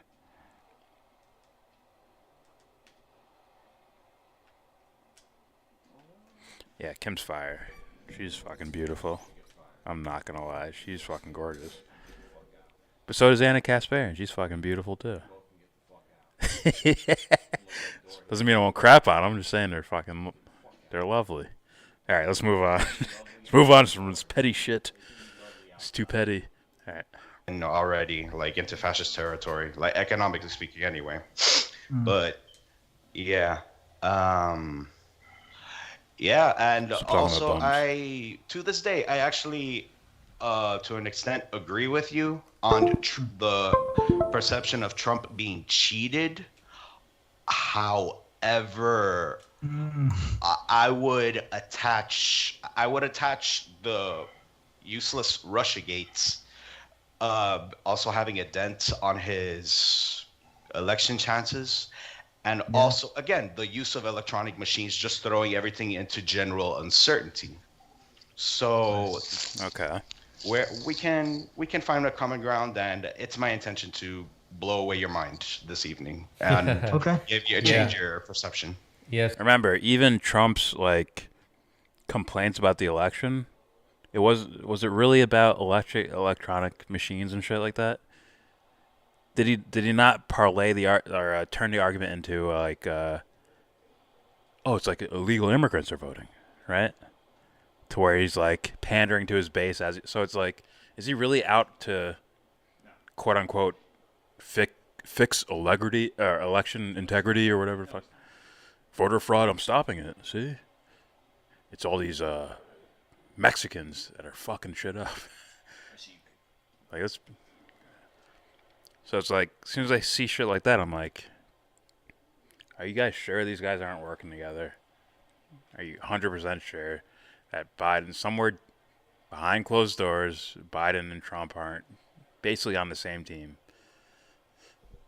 That's always something I have to consider every fucking time.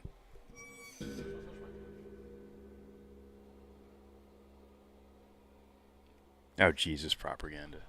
Keep your Canadian pervy shit. Keep it on the other side of the border. We don't do that in America. Anyway. So Israel, you wanna address any of that and also explain what you were dissatisfied with the left? Like, what was it about the left that you felt dissatisfied that you had to abandon it and take this new direction? All right. So You're the scum of no, I appreciate you guys, and I think that you guys bring up valid points. With the Tulsi thing, I think that's really the reason why I kind of lift weights. I kind of started the channel thinking, okay, what am I going to cover? And when Tulsi came around, I was like, wow, get okay, out of my face. like this candidate, I need to do my research, and I like everybody else really gravitated towards her.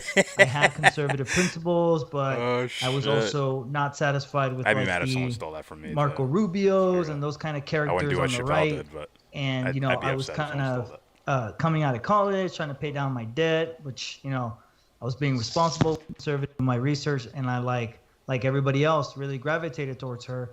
I had conservative principles, but I was also That I knew not already. satisfied with like the Marco Rubios and those kind of characters on the right.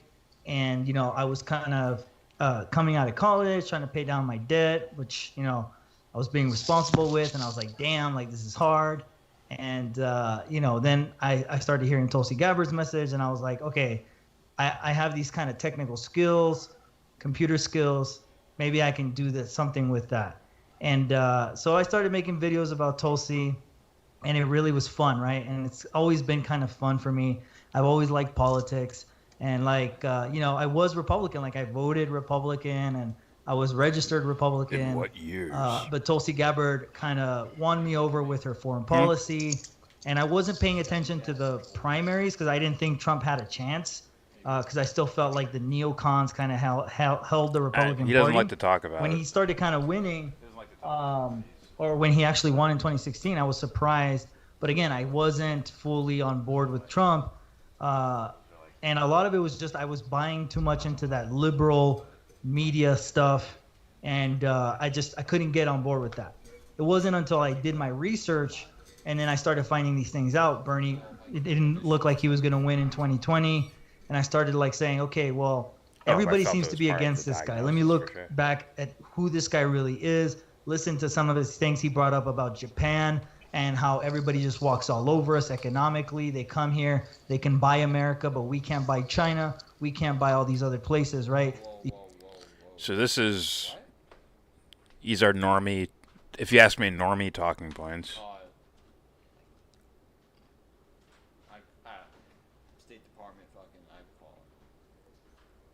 I mean, like normie as in I pulled this from somewhere else. Yeah.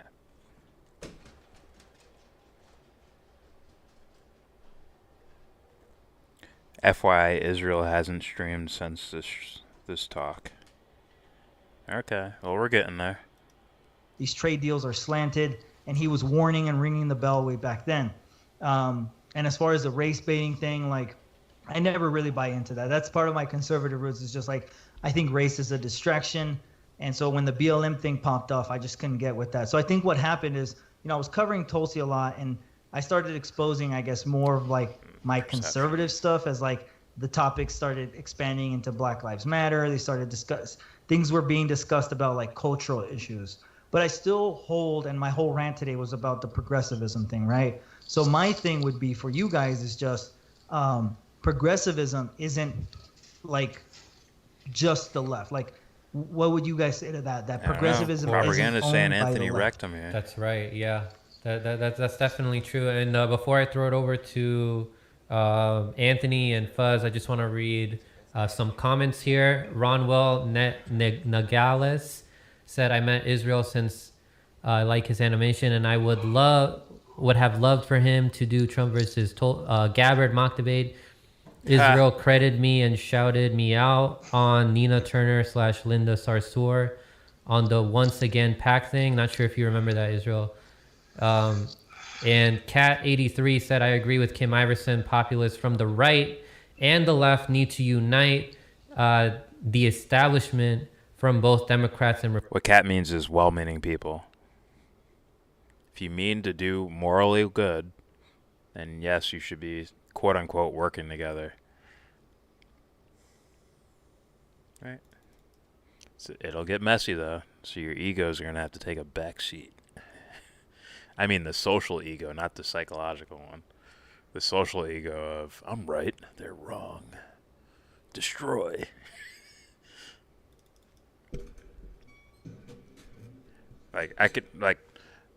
Here's something I can do. I could honestly, I could run. I can literally place myself back in the I don't know stage and just watch everything reform itself. There's no pause around that. Get the fuck out of here. But I can take myself back to that stage of okay, I don't know shit. Let's start. and to just slowly piece things together again. I'm just saying. That should be something that, there's no real effort required. There is effort required, but it's not. It's a different kind of effort. Actually be more dangerous than even doing like social shit. Like any fucking brainwashed dipshit could dive on a grenade, but who could deal with their own mind?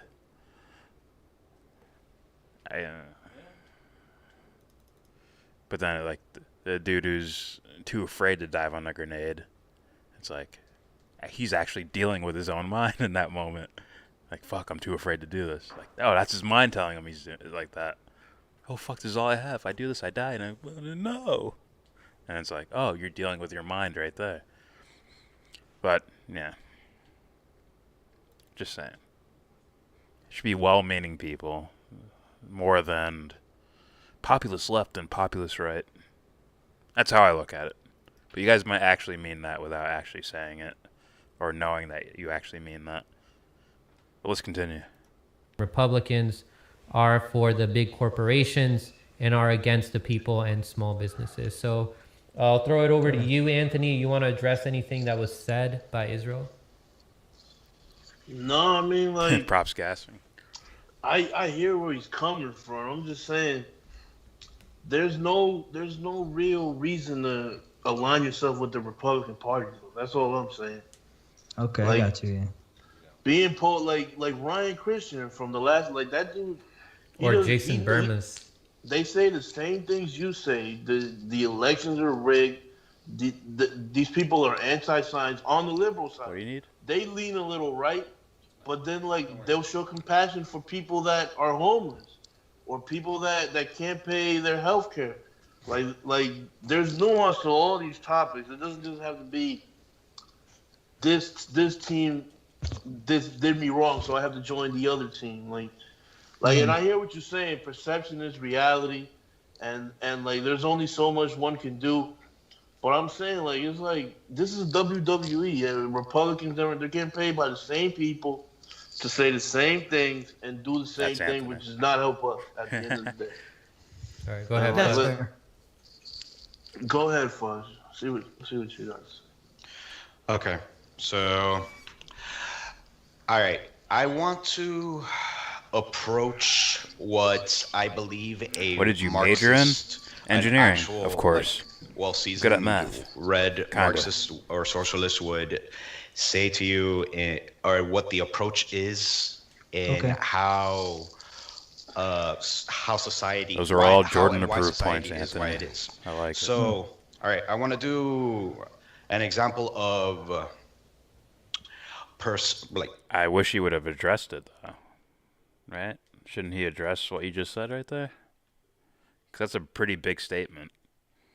Like, oh, there is no reason to, like, if this side screws you over, doesn't mean you run to the other side. So, there is no team, there is no them versus them. It's more of, like, they have the same handlers on top. Or whatever, or they're being paid by the same people. Those all sound like points worth addressing, so I would like to hear him address that. And to that I say good points. Here we go. You're talking about perception earlier, so what I want you to see if you're able to compare and contrast what is written on face value versus the intention of the writer. Okay. All right, you know how a basic example is the Patriot Act, how it sounds so American, and yet it's a super civil rights violation. So also, another example would be, did you know that Adam Schiff intends to introduce a bill for protecting whistleblowers? I think I saw that. Yeah, I think I saw something about him, like them trying to do certain things like that. All right. So if you, it's, by the way, the resolution is called HR 8641 for anyone that's interested in saying it. So the bill starts off with a whole bunch of fluff about the protection of whistleblowers that doesn't really mean anything. Now, if you know the intention of the writer, that this is Adam Schiff, chairman of the House Intelligence Committee, King who Russiagate, was the biggest proprietor and perpetuator of Russiagate, who had obvious chances, obviously was up to intelligence shenanigans in trying to destabilize Trump from doing anything. And the bill is called the Protect Jamal Khashoggi Whistleblower Freedoms Act. Stunner. All right. So you read the bill, and there's the aforementioned fluff, and then he did so many of those. A whole bunch of expansion of reasons to sanction Iran for digital attacks that happen to come to that It's would almost come like to the us. Stunner, but it's not. They actually announced it. All right. You could see how That wasn't a the stunner, writer trust me, folks. is deceiving people into protecting whistleblowers versus the actual intent of the bill, right? Right. All right. So I want to bring this back. Let's grab this logic and we'll bring it back to 1776, the 1770s, with the Constitution being formed. So if I'm looking at the word conservatism at face value, it's going to mean preserving that which has been existing for as long as possible. Is that fair to say? More or less, I would actually say that it's more protecting the protective measures in the institution, like the Electoral College, to protect the voice of the minority. Oh, okay. All right. So, but we're gonna, all right, we're assuming minority in an electoral college context, in terms of the proportionality of the vote, population, right? In that context. Right. All right. But if you want, Okay. I'll accept your narrative. That way you can kind of. No. I wasn't done yet. I was still gonna go. Normally, the liberal or the more progressive person would bring up the reason of, these are slave owners that are writing equality, writing a document on equality for all, and yet reduce black people to 3/5 of a person. All right, I'm not approaching it from that angle. Okay. So, I want to read to you the intention of the Senate. Well, not the Senate, but just the formation of the government in general, and its intentions as outlined by James Madison, who you should know ended up becoming the 4th president. Yeah. So, all right, he had this to say about democracy. Quote, "In England at this day, if elections were open to all classes of people, the property of the landed proprietors would be insecure, and agrarian law would soon take place. Landowners ought to have a share in the government. They ought to be constituted as to protect the minority of the opulent against the majority. Property had made distinctions in Europe before nobility was created. Inequality of property will produce the same distinctions here. The government ought to be so organized to give a balance to it. If this is not done, the system cannot be durable." So, considering the level of wealth inequality that the country is facing right now, is this what conservatives mean by preserving that kind of distinction, or that kind of reality that we're facing? Did the Constitution? You can't just go off based on what these guys call themselves, man. You can't do that. I can't look at George Bush and say he's a conservative. Well, why? Because he says he is. He ran as a Republican, so he's conservative. I just can't honestly do things like that. So you kind of got to take individuals as they are in those regards. But I'll shut up. Let this continue. Completes its objective? No, I don't think so, because, going off your logic, it would basically be assuming that all conservatives wanted to uphold, slavery and so on and so forth, all the institutions, when we know that the Constitution, the reason that you have the ability to amend it is because the forefathers had the foresight to understand that things were going to change. And just to address what you were saying there, do you feel like the fact that we protect private property has led to the inequality? Considering that the concept of property being a main priority of capitalism, it only morphed from the 1600s all the way up to this point. The actual if we're going by the logic that the forefathers wanted at the time, here we have them explicitly highlighting the distinction of the holders of property and the holders without property. Mm-hmm. So that at face value, this looks like it's like conservatives would be against the concept of democracy or an expansion of it. Well, if they thank you. That's right. I own Adidas. I own it. It's kind of, it's mine. I don't agree with that because thank you for liking a my lot of product. people say, hey, you guys claim it's a republic, but there's also the ability to cast a vote. Well, that's why we believe in kind of this representative democracy where we elect a representative to represent a district or a state. Because if you remember in the 1700s, we were massively separated by each other, right? And really, what we were all united against was tyranny from from England, and so we united. And it was already hard enough for the founding fathers and everybody back then to unite the 13 colonies together to fight against tyranny because they all disagreed on what we were really fighting against. They didn't want to replace the tyranny from abroad with tyranny, here in America. So that's why we had the kind of the states' rights and all of that. And I think where a lot of leftists come from and where we diverge is that I agree with that principle of conserving the ability for autonomy with states. Otherwise, the plurality of the nation would not allow me to smoke weed in Colorado, or people in Washington State to smoke weed, or for California to be, one of the trailblazing states to do things like when it comes to LGBTQ and stuff like that. So that's what I would say I would defend if we're specifically talking about, Constitution and things relating to that. Yeah, but that's like, isn't that kind of like trying to legislate human fuck-ups? It's like, we're going to have idiots around. We're going to have a lot of idiots around.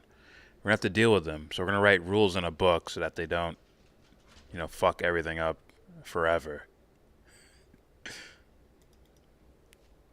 Right.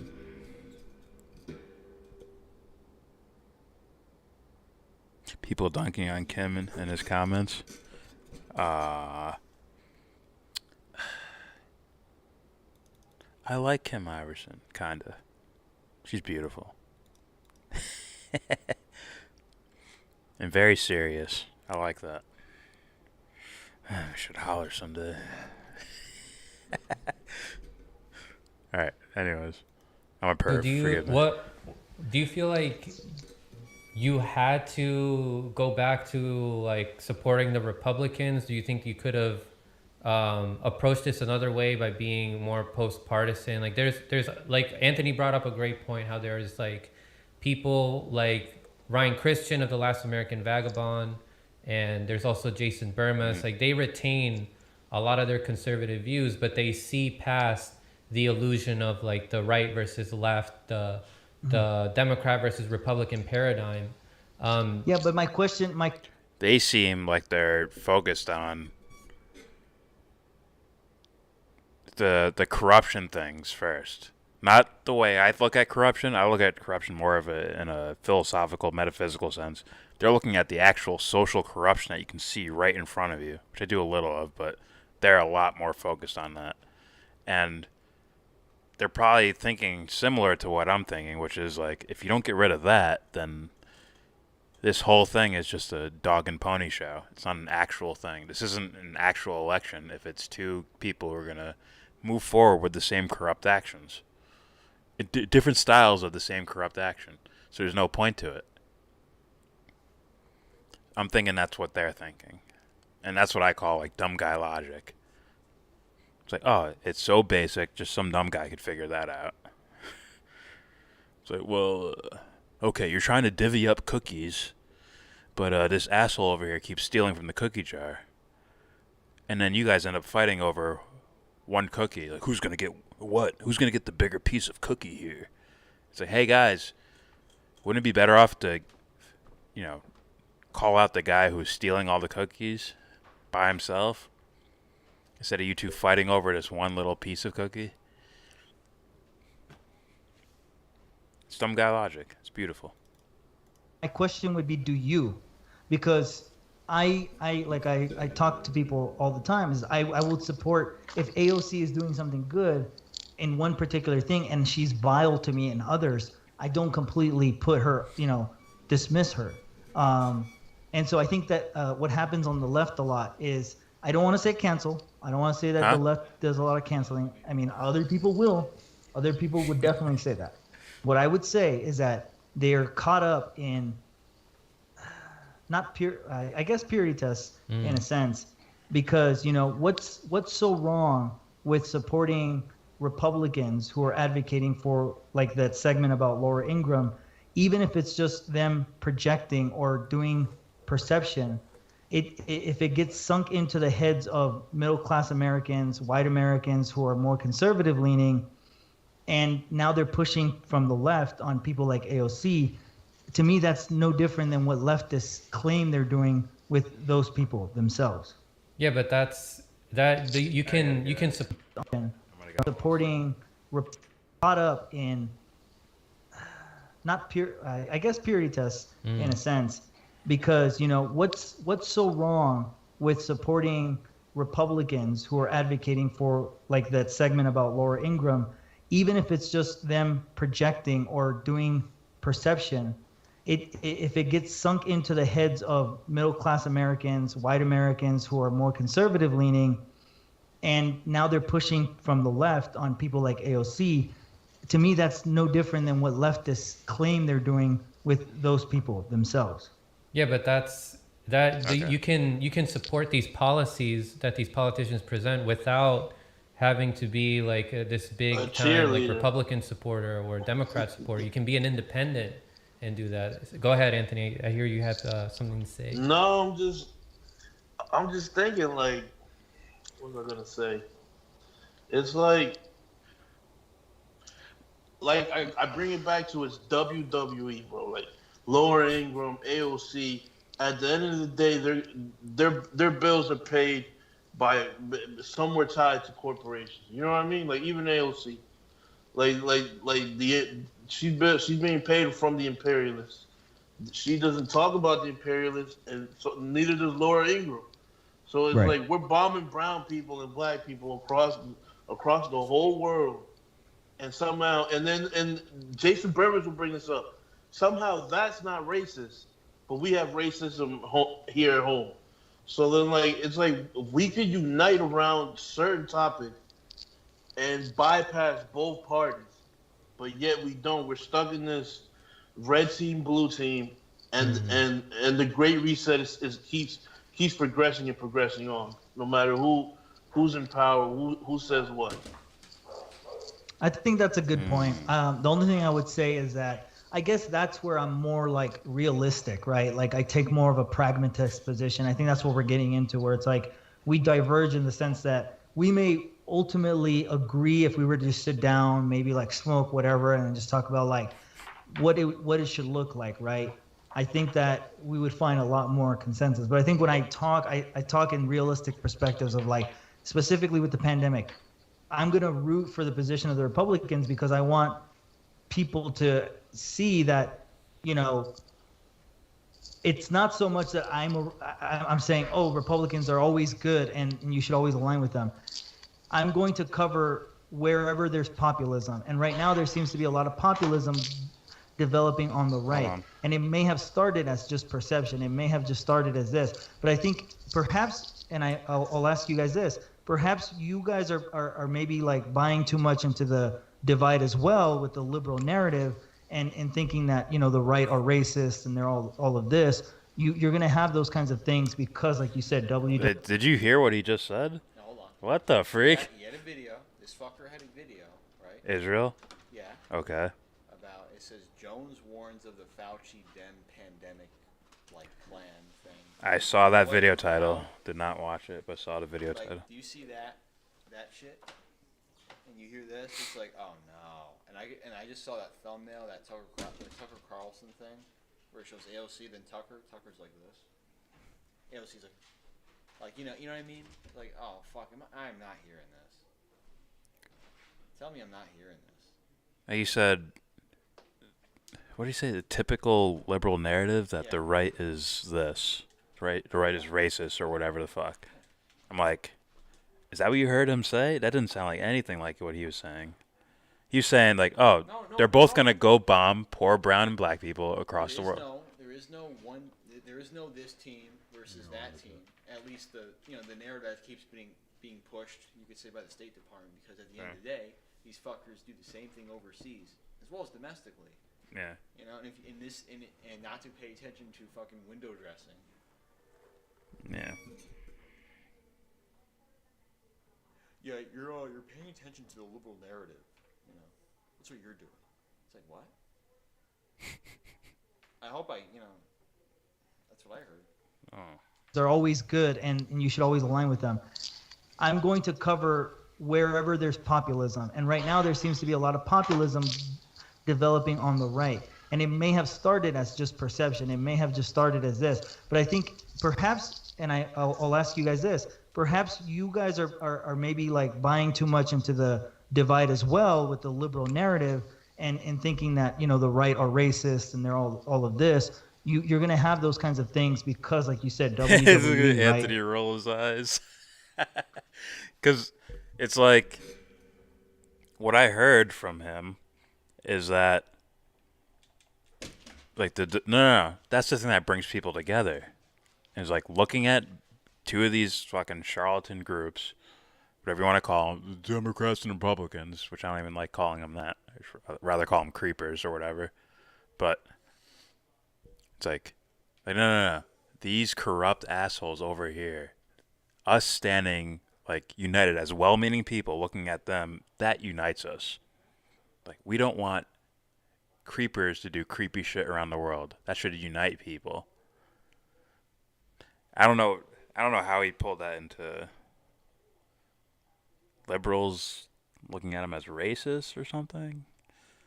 Yeah, what? What the fuck? That's what? Yeah, that's Tim Pool territory, as far as like a talking point.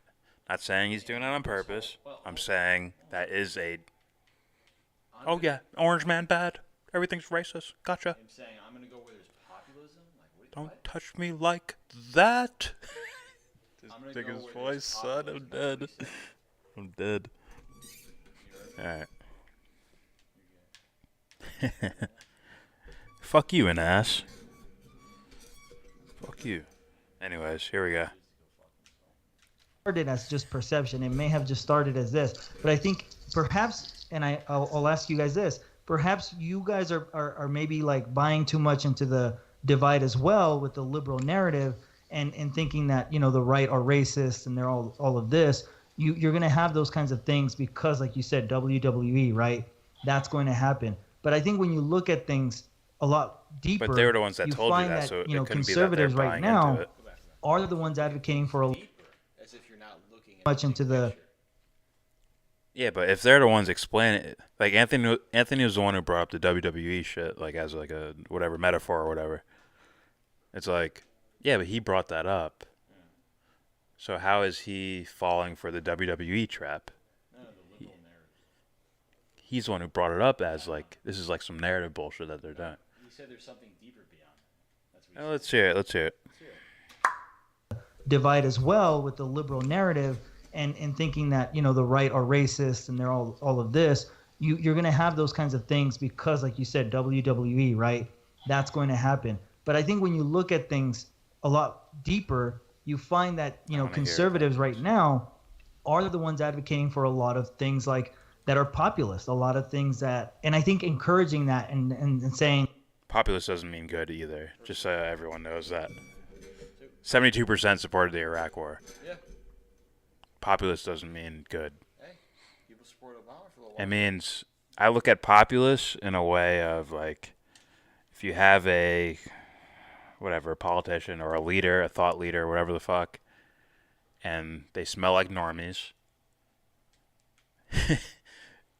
Turn in midair. But if they smell like normies, right? And it's like, oh, these guys are really trying to follow what the people are saying, because that's the thing they claim they want to do. I want to be a servant of the people. And then if I see them actually looking for those populist ideas, they're really trying to follow like, oh, that'll give me hopefully a clue into your intentions behind whatever you're doing, running for president or trying to be a leader or whatever the fuck. So those should be considered very important. Continuing.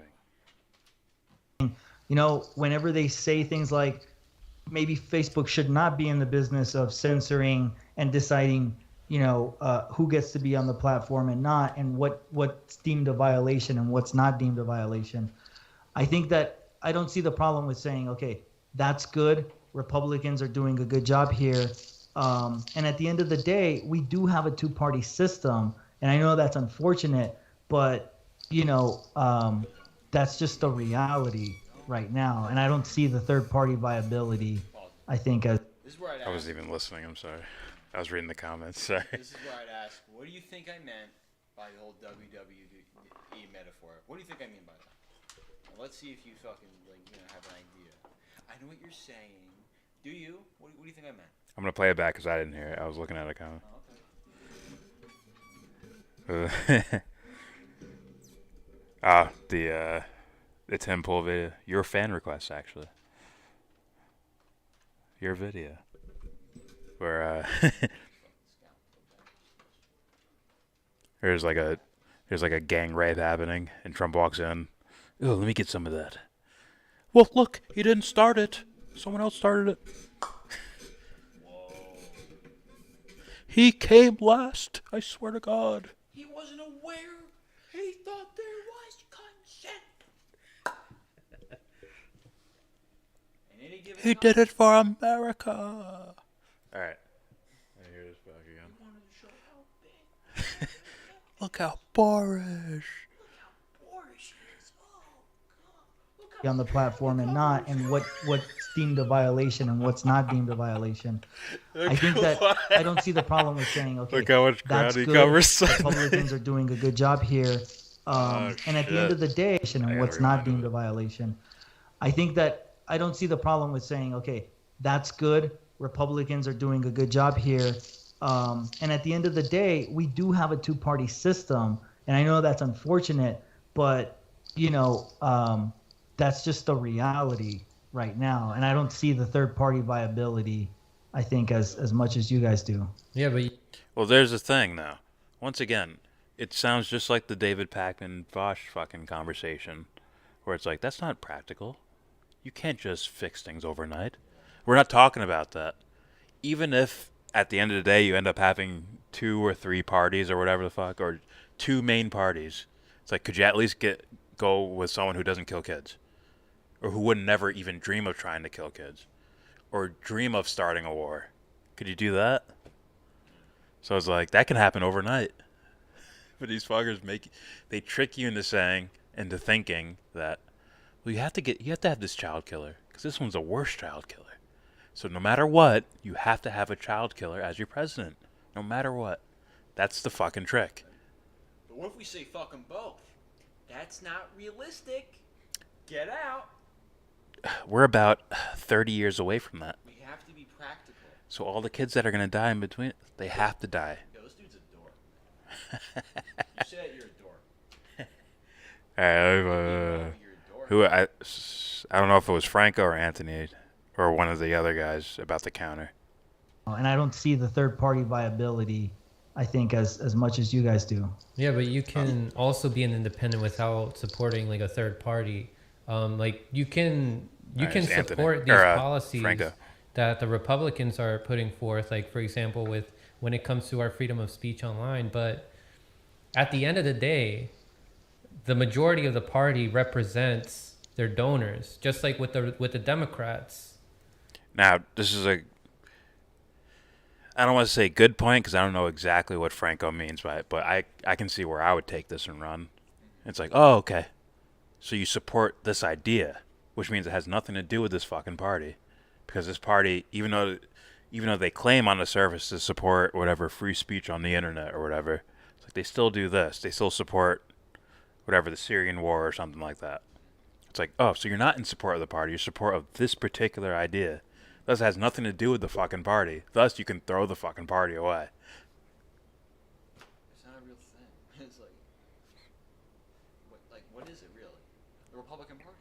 What does it consist of? With these assholes, it means nothing. To me, it means nothing. Here's the thing. What is the Republican Party supposed to represent? I don't see any well. You see what I'm saying? Yeah. What are these parties supposed to represent? These group of ideas.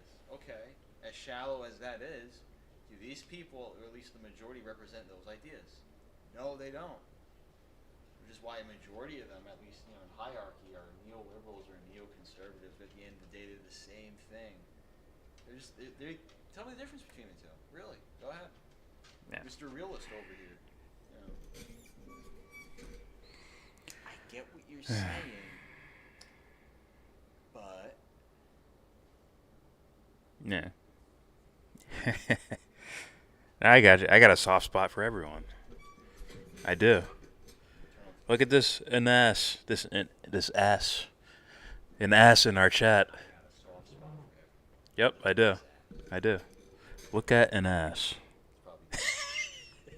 They're right. See, I was shit talking them, but at the same time, I'm like, oh no, you're welcome here, man. Oh, you want to shit talk? Okay, you can hang out and shit talk. You won't be modded, but you can shit talk with us. That's yeah. Say, oh, I'm cool with that. You can shit talk all day. Well, I got there, everyone. What do you want me to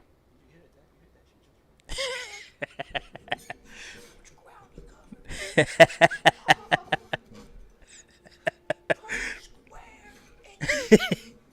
Mass times volume. Physics. Oh, it's pi squared. All right.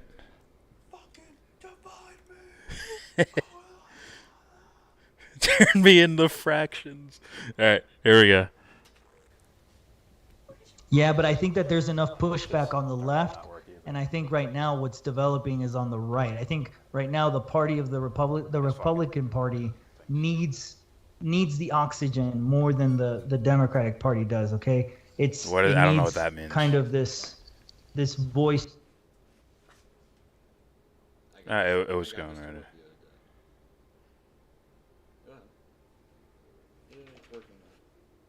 And it I was think working. Right now, already. what's developing is on the You right. did nothing. I think right now, the party of the Republican Party needs the oxygen more than the Democratic Party does. Okay, it needs kind of this voice to kind of, and there's a lot of people there, and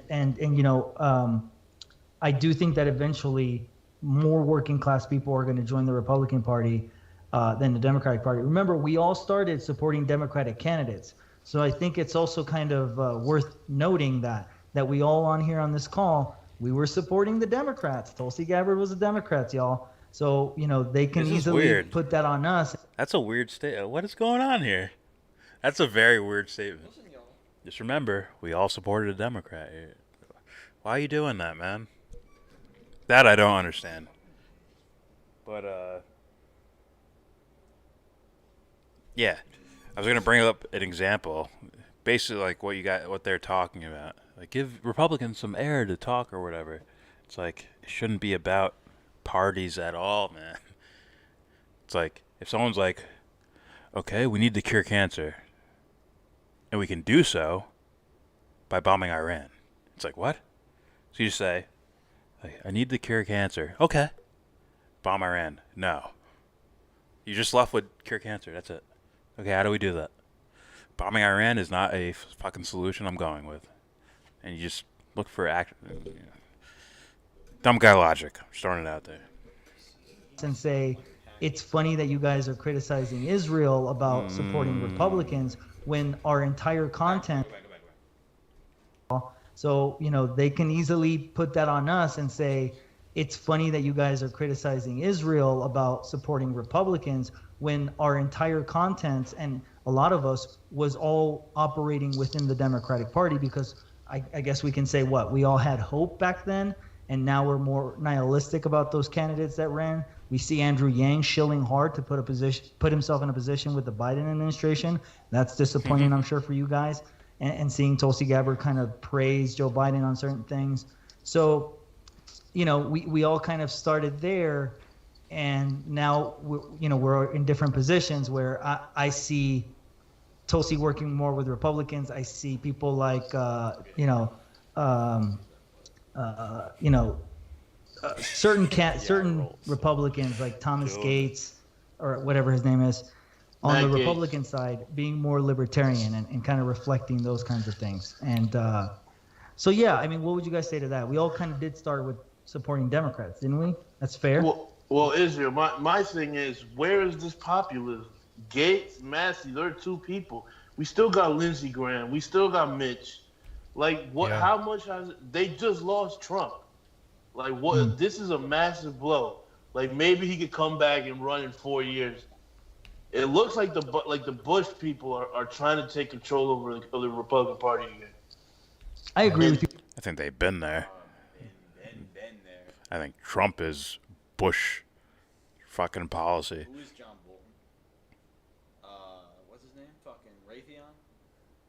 Oh, Mark Esper. Mark Esper. Mike Pompeo. Fucking Smurfs. Gilgamesh. What's the character? Gilgamesh or some shit like that? Elliot Abrams. Yeah. Convicted war criminal. Convicted. You hired him? Oh, Bush? He's been there. Oh, it's been Bush. It's been Bush. 100%. All right. And these things are always done under the guise of, we got to bring normalcy back. We don't know what these people are planning. We don't know what Joe Biden's going to bring. Joe Biden might not last the year, and we don't know what's going to happen with these lockdowns. Like there is a left position for lockdown, for no lockdown. It's just that the media is ran by these Silicon fascists and by these coastal elites. That the real discussion isn't being had so people are brainwashed on all fronts, not just for you, for anybody. Right. Do you think that there's value in reaching Republicans? Yes, of course there's value in reaching Republicans. Okay. See, that one I'm not. Fuck. I don't know if I'm letting that one fly either. Because, what do you mean, is there any problem with reaching out to other human beings? Yeah, no, there's no problem with that. You're trying to help other human beings, gotcha. But when you put it in the context of Republicans, and, that doesn't make sense to me. Oh, I doesn't. No, I get what he means, but I'm saying in reality that doesn't make sense. Here's the thing, right? Because there are George Bush Republicans and there are Ron Paul Republicans. They exist. You more call them libertarians, but no such thing as George. Well, you're with George Bush. You're not a Republican. Probably not. No, you're not. Well, there's a conditioned. I voted for George Bush people. That's like an asterisk. You know what I'm saying? Just being honest. That's kind of what I meant, though. When they push Ron Paul's ideas or policies out the window, as silly as some of them, the whole ideology is. Yeah. This guy ain't that. No. No. Now he's arguing that his idea of the way things are my bad. His way of doing things are more realistic. Israel. Mm-hmm. If we get past that, the WWE thing. If we get past that. Just said it. Eliminating reality in order to. Okay, let's narrow the argument back to here. I see that a lot.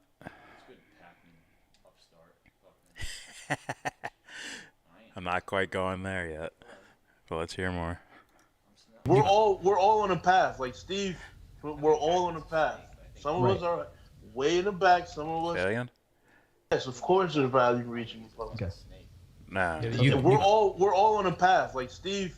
We're all on the path. Could be too. Some of Right. us are Who the fuck knows? way in the back. Some I'm of ju- us I'm are just right making- by the finish line. But just we're all getting on the sense path. and We're trying to wafting. stop the machine. What's that word? Wafting? Like one way or another, electorally or not. We're trying to stop the Chemicals, you don't wanna imperialism just- because Israel, that's you what can- this is all started. Israel, you can reach these people, like chemistry these teacher, what is Republicans, that? which is really important to integrate That's poisonous. into this populist movement Oh, yep, without that's poison. having Yep. to like make yourself look like you're like the same as like Steven Crowder or like Ben Shapiro or those people. Like those people, they are the equivalent to people like David Pacman to the Democratic Party. Like they're loyalists to the Republican Party. They're not populists. There's unreachable human beings. Right. Would you say that they're? Oh boy, do I disagree with that. That's more of a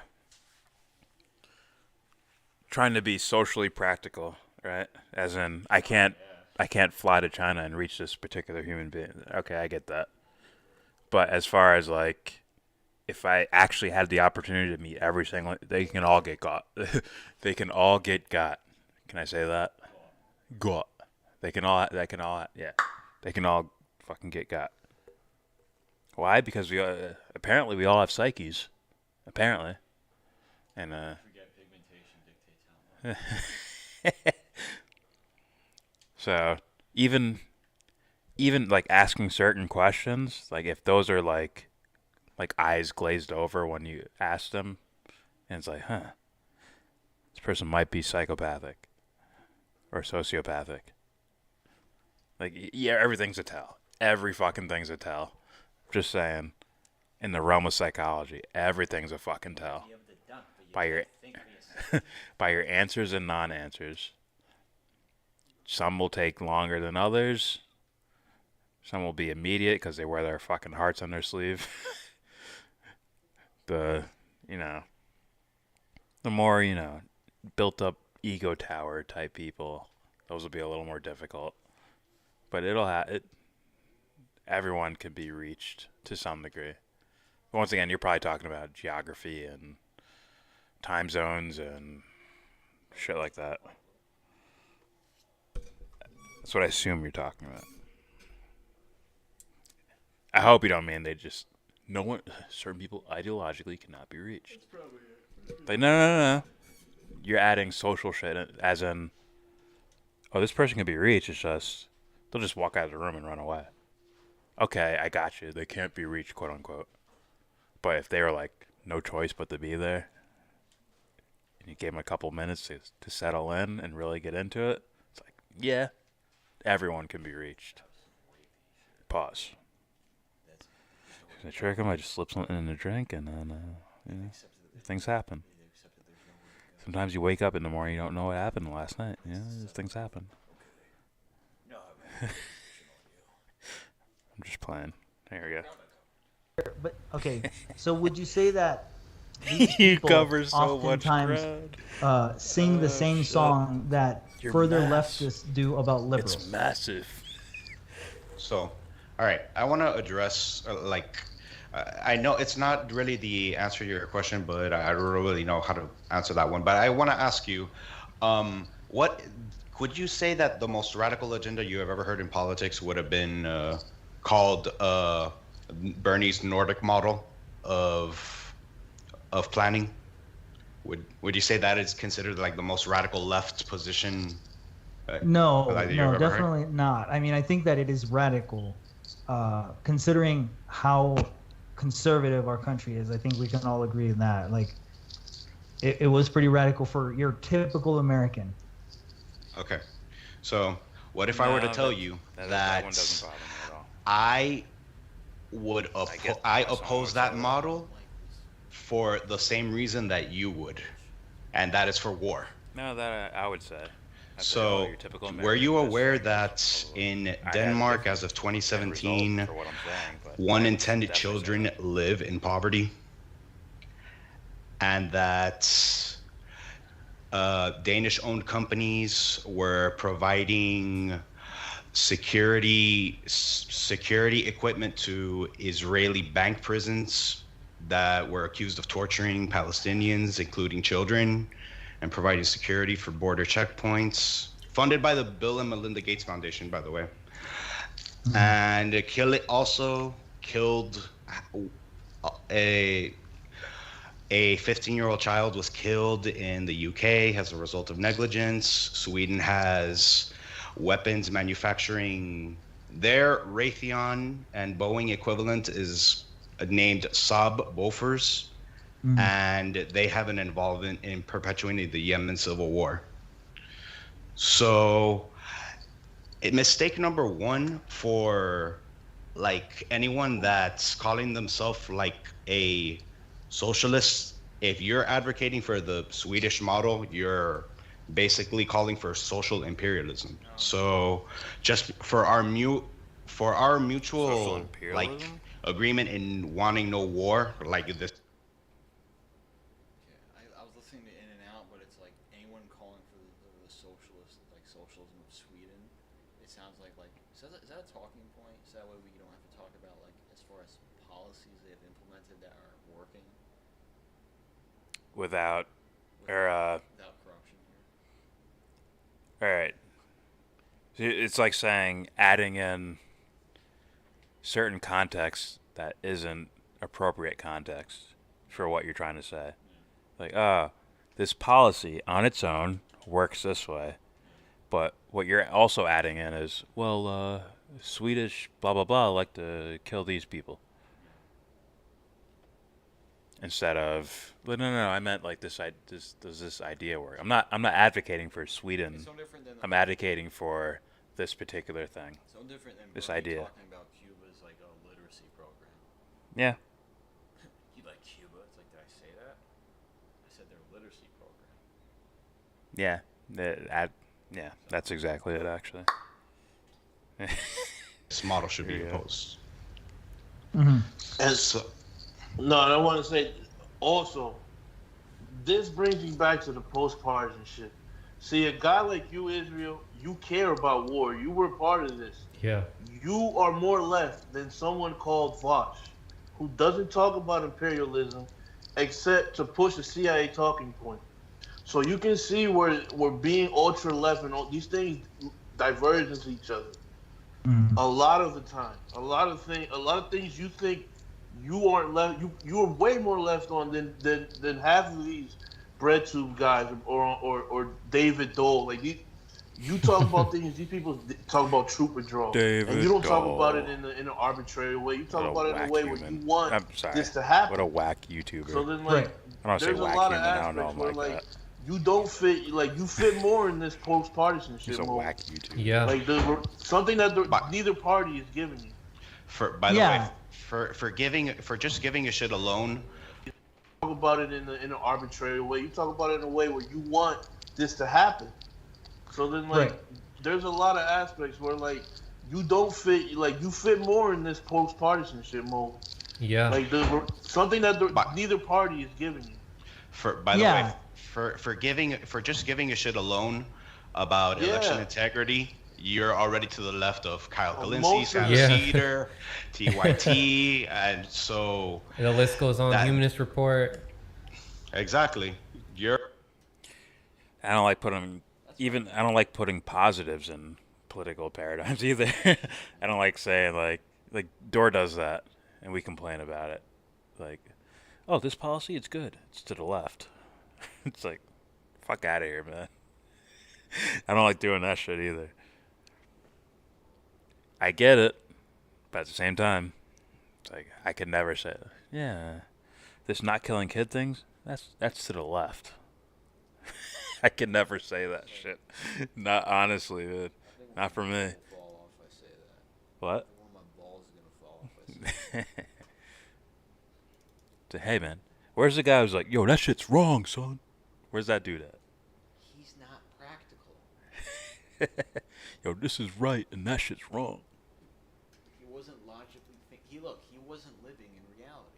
Or even better, I don't know what's right, but I know that shit's wrong. Here's the thing. Where's that guy? We couldn't let him in the room of ideas because he might incite another idea that might cause Yes. harm to our movement.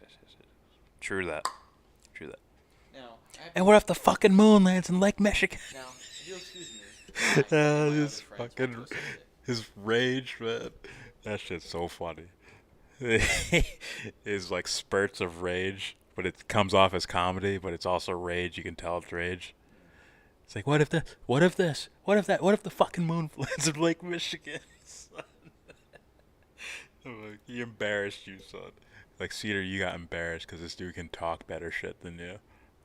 Oh, that's so funny. And he fucking hates it. That's so funny.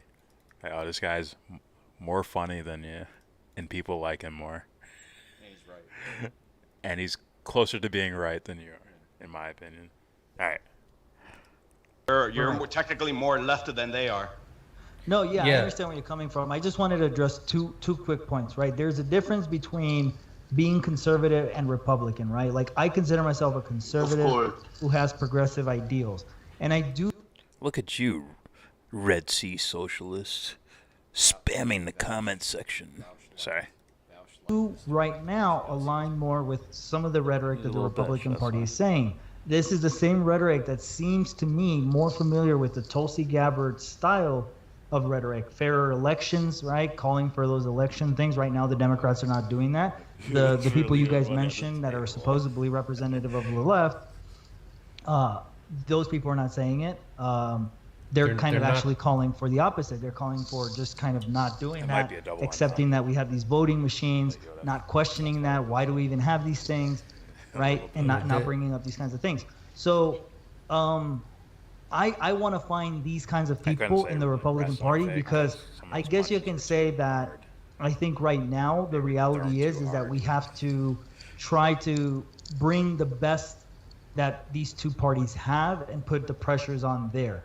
I think that that's where the fight is, and I think that if you look at the mainstream kind of people, that's where there's. That's what propaganda was saying. To fight it out is in that kind of arena, and I get where you guys are coming from. I understand when you're calling out these Nordic countries, saying they're also kind of have these imperialistic things, which just goes to show you any form of government is going to be corruptible. So then my question to you guys would be like, Red Sea socialist, that's fucking sexist as fuck. That are you saying you have opinions because you're a woman? You kind of create your system can only provide so many checks and balances to our corruptive nature as human beings, our greed, our emotional reactions, the fact that we kill each other, the fact that we're able to kill our loved ones for the most dumbest things. We're emotional creatures. We're not stable. So how can we believe in a leftist model that I'm like, oh, pushes this idea that we could have the way he moved? I'm like, Unitarian or whatever. And then once system. Once Roy was circling and he was shifting with him each time, I'm like, to the right, oh my god, like he Anthony could fuck was saying up. gradually. He could fuck up just Wilder. believing He in could fuck progressive ideas where we do Anthony want the free Joshua. market there. Fury but be we a little also tougher. Want to ensure I think that it's if fair. you caught We him, want to ensure that there's good fucking night. regulatory things in place. Just little movements but at like the end that. of the day, Now, if you had to is pull him in up the to 10th us, round, right? then that's a different story. We are the ones that tune into the negative culture stuff. We promote that stuff. It's not the government. It's not the Republicans. It's not like the fact that the Republicans blocked X policy or Y policy. It's us as human beings that decide ultimately. And I think that responsibility, that self-responsibility, half lacks of what hurts on the people left. is not seeing it coming. I just want to. So if you're moving in such a quick way to where these you hit them and they're you like, said are I didn't see that. representatives of the left. They're dead. Like the Kyle Kalinskis, like David Dole's, Mike Figueredo's. They're not true. They're not populists. They're not true representatives of the left. And that the goal is to pull these people out of the two-party paradigm. And like we want to make them realize that the populists on the right, the populists on the left, we have a lot in common. We want to unite and take down the current system that we have that's oppressing all of us. But right now, there's still Don't be a these sexist. people like Kyle and Red Sea's out here saying men don't have want to ensure that there's regulatory That's sexist. things in place. But at the end of the day, it is up to us, right?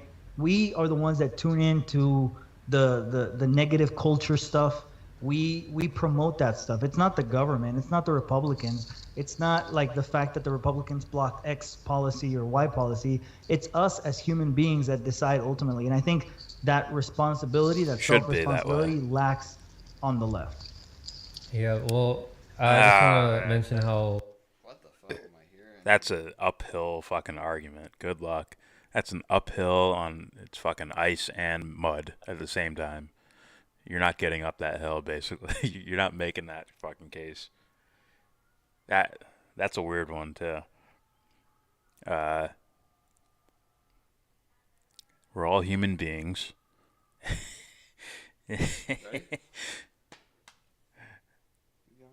We're all all right. We're all human beings. Okay. Fuck. I gotta listen to it again. Here you go along with this. Us, right? We are the ones that tune into the negative culture stuff. We promote that stuff. It's not the government. It's not the Republicans. It's not like the fact that the Republicans blocked X policy or Y policy. It's us as human beings that decide ultimately. And I think that responsibility, that self-responsibility, lacks on the left. Self-response. But then I see a bunch of like speedboats out there with Trump flags on their fucking mini yachts or whatever the fuck they have. Going, yeah, Trump, for no reason. Hey guys, tell me a policy you like. Jobs. Hey you over there, tell me another policy. China's bad. They have nothing. So Nothing concrete. Anthony, you nailed it with the WWE reference. That's we've said that, or you've said that a bunch of times. Listen here, brother. We want to get troops out of Iraq and put them in Afghanistan. So that's, yeah. Which wrestler would win at WrestleMania? You decide. They all lose in the end. See, that's... Do you see what happens when... Okay. Anthony's initial statement was talking... Like, he made the WWE reference, right? And it's like... I didn't hear any follow-up questions from Israel. So now he's saying this shit about Republicans are this and I guess liberals or whatever are that. Following the liberal narrative. And it's like... But you just had a guy sitting right there in front... Well, not in front of you, but, you know, right in the same stream telling you, like, it's all games and horseshit. Maybe you guys fed into it by saying, well, this policy right here, you're more to the left, actually, because you perceived it as positive. That could 100% feed into that. 100% could feed into that. We just heard Dawson talking to Destiny, right? And he said, what do you call them? Like, sad little leftists that blah, blah, blah, blah, blah. It's like, oh, okay, so you're portraying left as bad. Gotcha. So now when you say something good, it's to the right. Oh, isn't that sad? And it's like... Probably like an encyclopedia as far as information, you know? Yeah. I said that wrong. But you get my point. Point is... Middle East foreign policy, the dude's fucking brilliant, to be honest with you. But then it gets drowned out by that shit. It's like, oh, you're an idiot. It didn't get drowned out there because he's debating Destiny. No, the whole... I've heard But if someone could call him out on that, I'm yeah. talking about, like, oh, Ryan Dawson, me recommending him to people. And they were like... And then they hear that shit. It's yeah. like, that's where you fall. Yeah. Like, you're dumb. Yeah, you know, fuck Abby Martin. She's a socialist anyway, Yeah, or something like that. Yeah, shit. Yeah. It's like, fuck. No, first of all, you criticize her for much, you know, like, in a much better way. Yeah. Rather than being a silly little, whiny little leftist. It's like, what? And vice versa, you know. It's like, fuck out of here. Or him talking about socialism. Yeah. Have you heard that? I did. So it's like, I'm like, what the fuck? Yeah. Now it's like when I recommend him to people, it's like, but he does da-da-da-da. I have to put an asterisk, you know? Which made me look at his Bernie Sanders type thing, his Bernie Sanders videos. Yeah. And I'm like, yeah, I get there's plenty of things to point out in regards to Bernie Sanders being a fuck up, or even making the case for corruption. I can see that, either one of those. But I'm like, is your main reason because he's gonna do like a socialist type of Medicare for all thing? Is that your main worry? Because there's no way he's as bad on foreign policy as X, Y, and Z or whoever. Right? What if it was Bernie against Trump? Would Dawson be like, well, at least he won't turn us into a socialist, whatever, drought country? So I'm like, I gotta pay attention to shit like that.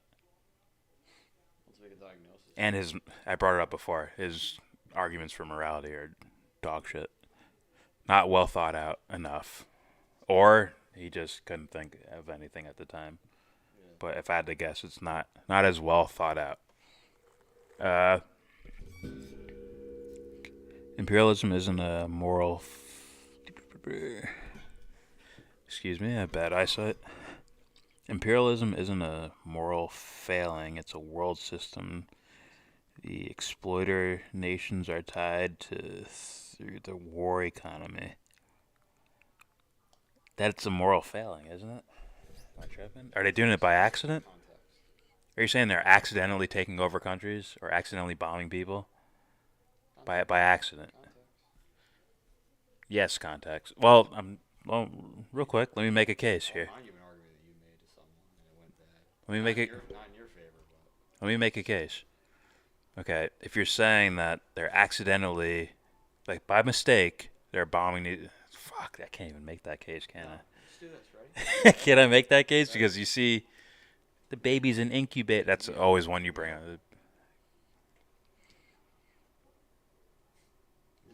Good luck. Make a case that they're doing this shit by accident. No, I said, he said imperialism. So I'm just isolating imperialism. That's what I meant. He said the war machine, right? Oh, my bad. Never mind. He said the war economy. Never mind. I want to see you do it. Mike's yours. Make a case No. that they're doing it by accident and by mistake. Go. I said context in which... I just want you to try and do it. Oh, I could. I said if we isolated imperialism... You can't do that shit. Go ahead. Listen to me.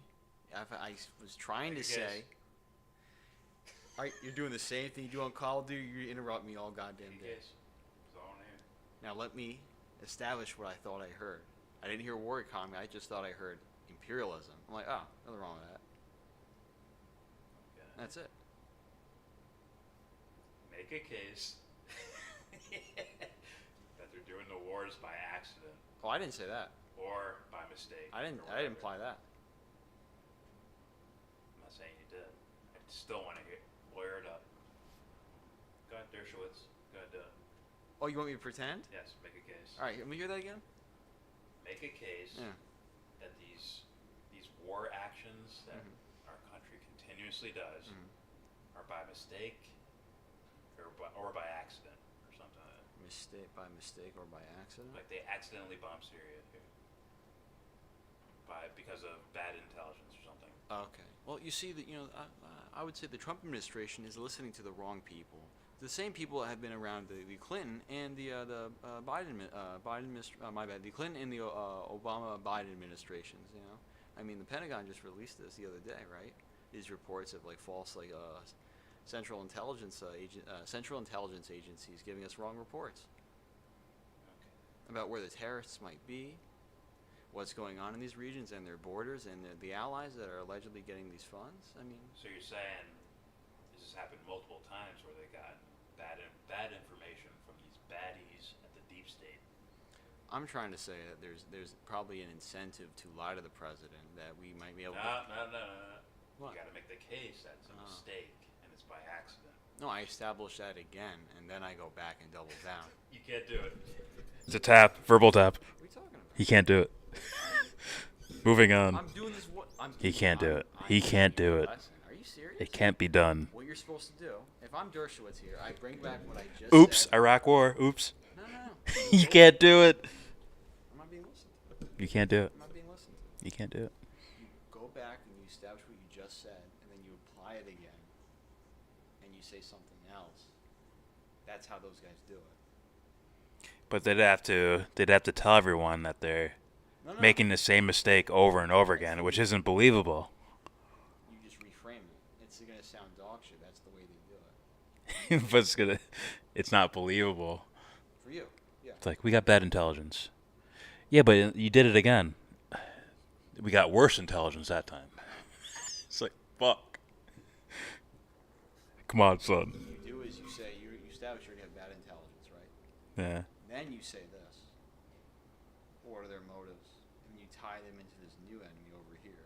So you said they are the terrorists. Which has already been done. Rush Limbaugh did that, believe it or not. Yeah, but then I'll just go to WikiLeaks. That's not the point. That is the point. You can. There is no way. No. I didn't say it was logical. I didn't say. There's no way to show that this was just a mistake. You said make an argument. I didn't say it would be a good one. I didn't say it would hold its ground versus WikiLeaks. All right. When have these guys ever done that? I meant something different by making an argument. I'll put it that way. Establish that, because I'm going to be a little crony, little creep. Like, when do these guys ever make it an established argument that holds ground? They're not. They're never arguing against anyone. That's the thing. Well, it's that, and it's only due to a lack of information, by perception from people. So By the populace, yeah. that's the only way. I can't turn chicken shit into a cake, dude. That's why it's an exercise. That's why I was going there. All right. Actually, Bill O'Reilly it up. I'm like, that's easy. Easy. all right. No, I was calling him Dershowitz. That's what I said. I said Dershowitz. Yeah, it's not hard. Do that Dershowitz shit. Doing what he does? Yeah. All right. Probably more articulate than me, sure, but it's not hard what he does. All right. Really? Here's more. Yeah, well, I just want to mention how these people that you said are representatives of the left, like the Kyle Kalinskis, like David Doles, Mike Figueredo's. They're not. It's a little word. They're not true. They're not populists. They're not true representatives of the left, and that the goal is to pull these people out of the two-party paradigm. And like we want to make them realize that the populists on the right, the populists on the left, we have a lot in common. We want to unite and take down the current system that we have that's oppressing all of us. But right now, there's still these people like Kyle and Mike, David. These people and the people who listen to them, they're not fully awake and they're not fully broken out of the two-party system. You're leaving them alone with that audience. You're leaving them in the shadows. No, we're not going to leave them in the shadows. Just like the black people leave the police department all white. They refuse to enlist as police officers. They refuse to enlist as sheriffs and take. I'm pretty sure we just saw like 3 Baltimore black police officers talking shit with that one guy. You see that shit? Yeah. You leave them with an audience, and it's like, he sounds like a strategist. I was gonna say a realist strategist type. Oh yeah. I'm logical with my way of thinking. I got that from when I debated him. He wasn't at this point when I debated him, but I forgot what we debated about. What the fuck were we debating? Fuck. I'll look it up later. Get upon themselves to enter these places like Edward Snowden did the CIA and expose it from within. You have to put yourself in these things. We're not. That's like when it doesn't mean not be friends with them. It doesn't mean to not talk with them, but it's to show them an example of a better path. Do you feel like right now the perception is that these people are the left? That's the perception, but we're trying to break people out of that.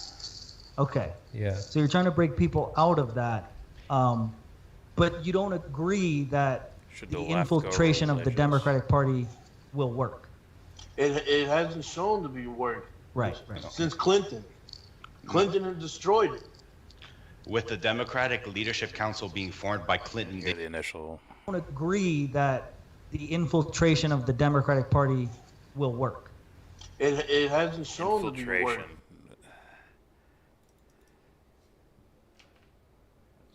Of the Democratic Party will work. It hasn't shown to be work. Right. Since Clinton. Clinton had destroyed it. With the Democratic Leadership Council being formed by Clinton, they've effectively tried to create a monarchical line of succession from Snowden Clinton, is a hero. Bush. I don't know about that. Yeah. There's no room for And heroes here, man. There's no room for heroes. Just being real with you, man. You have to recognize yourself as something that you play. It's not you. It's not glorification of yourself or putting yourself on a pedestal or anything. It's a straight up, I'm taking this giant fucking massive mountain of responsibility and placing it on myself. And then you still don't get to call yourself a fucking hero. Just being real. So if I'm not going to call myself a hero, I'm not calling fucking Snowden a hero. No offense. Or Assange. Or any of these fucking people. I'll get why people, normies call these guys heroes and stuff, but I will never call them heroes. Just being honest with you. You got to be like Joker to some degree, where it's like, oh my God, did you see it? They killed Snowden. And I'd be like, fuck. And I'm going to talk about it. I'm going to be upset by it. I'm going to investigate it. But I'm going to say the work continues regardless. So we keep going on regardless. There's no time for hero. I don't know. Yeah. There's no time for it. That's my favorite thing from one of my favorite things from Angel. Where Doyle's like, yeah, you charge him money. Charge him money. He's like, I can't charge. Angel's like, I can't charge him money.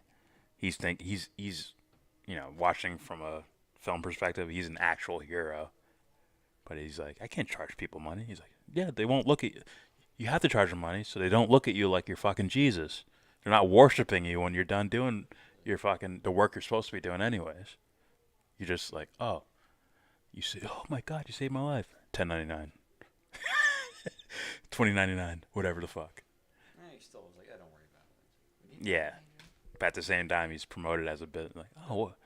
So when they walk away, they'll just be like, oh, what a nice guy. Rather than, this dude's not actually in it for money. He's actually in it for something else. And except for Cordelia. Cordelia's like, give me that fucking paper, son. Give me that check, son. I hear you, but I'm saying I don't call these guys heroes for a reason. There'll be no clapping. That's just me. And honestly, I'm not gonna applaud you for the shit you should be doing. Okay. Yeah, I look at Angel, Batman, maybe not Man of Steel, Superman, but like an idea of Superman. I look at those guys as heroes.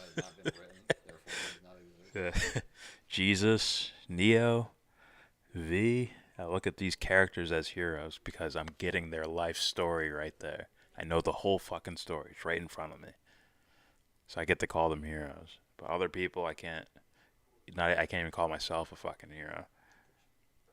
Huh? I can't call myself a hero. I can call myself an archetypal expression of something, but that comes with a whole bag of baggage. Anyways. No, but I hear you. Sean. I think I'm saying that right. I hope it's Sean. Or Son. You know what? Fuck it. Where's your H at, bro? Jesus Christ. Yeah, look. It's Paul Felder showing up to the weigh-ins to fight Derek Lewis on one day notice. People were saying that shit. Yeah.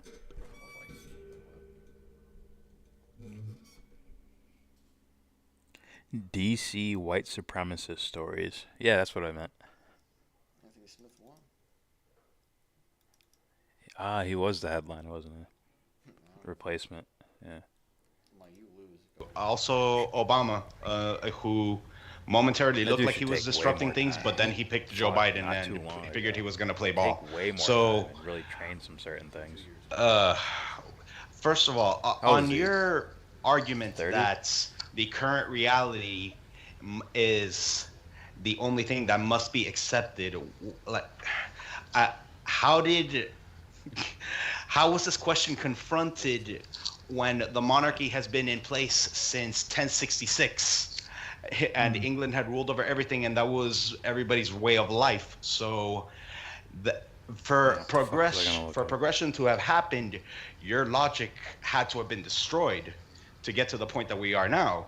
So why are you confining yourself to this why are you confining yourself to the duopoly when something else should definitely be possible? It should be easy for you to be post-partisan if you can already break down the financial connections between the oligarchy and both parties. But Well, I think that we're radically different from when we were with the Revolutionary War, right? Heroes, back then, even if it was a battle of. Real quick, I'm sorry I have to say this.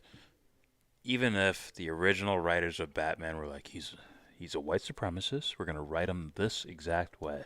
He's a white supremacist. He hates all minorities, and he's a rich billionaire asshole motherfucker. Even if they wrote him that way, Nolan took that shit and changed it around. Completely like, oh, that's what I mean by Batman. That's like the best. That's the best expression of Batman. Everyone sees it. Yeah. That's not Batman. Batman doesn't do that. So. That's because of that trilogy. So. Yeah. So yeah.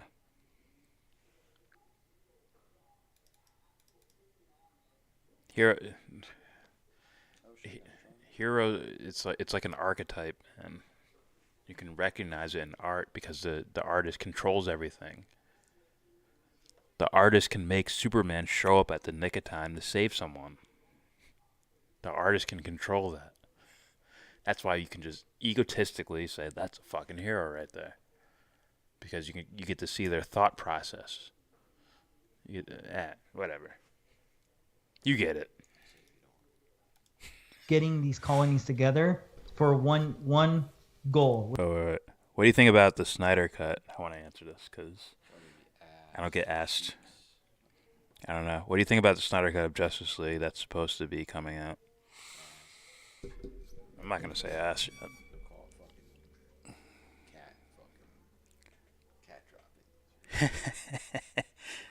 I don't know. I don't know enough yet.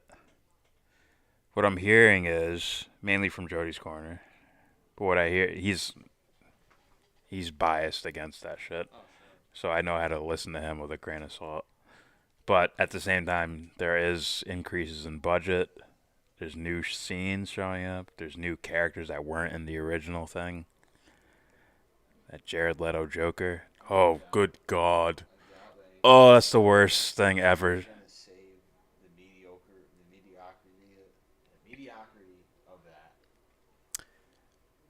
My guess is at best it'll be at its very best, could be like, oh, this is an entertaining, like Avengers movie.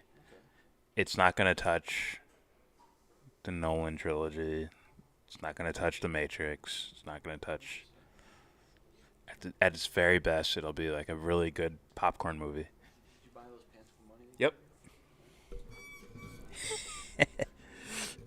I bought these when I was 19 years old. No, I'm not joking. I'm not joking. That's why they're baggy as fuck. The only clothes I get is the people that give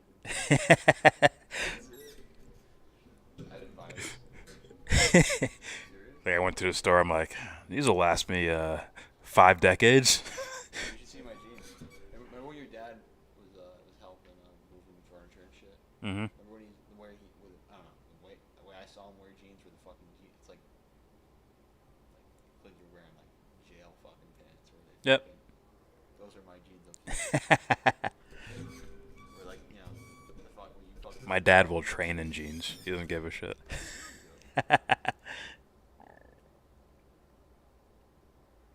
They have you defending the supremacy said. Just kidding. Thanks, Sean.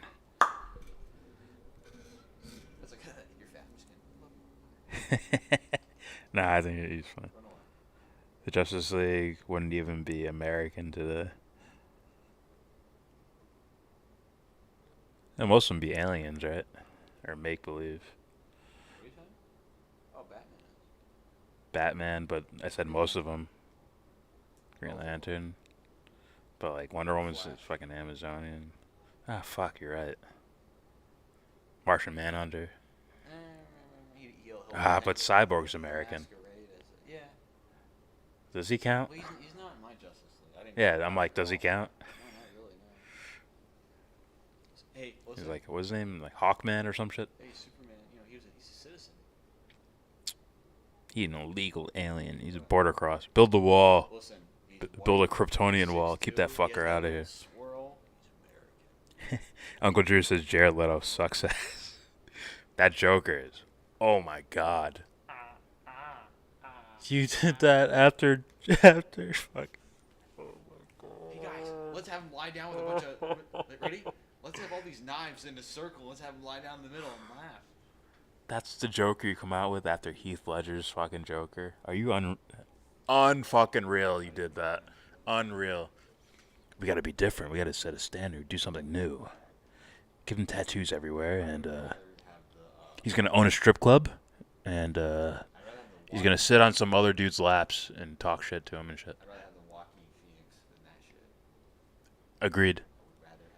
I'd rather have just some normal, like, I need to be on pills guy than tattoos everywhere and fucking probably kissing dudes on the cheek and shit. I'll take him over that shit.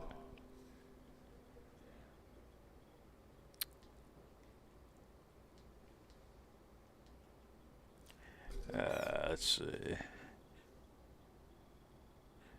That is Jordan Califono from My So-Called Life Forever. I don't care what anyone says. Who the fuck is that?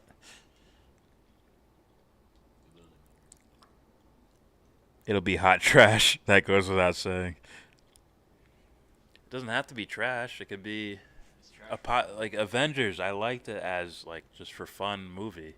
I would like that as a kid, probably. For me as an adult, just like this is fun. But at the same time, I went through the whole fucking spectrum of fucking art and shit. When it comes to film, I've seen genres on top of subgenres of films. Short films, indie films, major motion pictures, popcorn movies, actions, subtext, no subtext. All over the fucking place with film. So I was like, oh, this is just competent and just fun. Do I want that shit forever? No. It's like, do better your next movie. But at the same time, if you're going to have fun with that, just have fun with this one movie. Iron Man, he was brainwashed. I don't care. Do you think the second Matrix movie is trash? No. And my answer for saying no, it's the opposite of the Avengers thing. The Avengers, the first Avengers, is like it's competent, it keeps my attention, and it's fun, action-packed, and blah, blah, blah.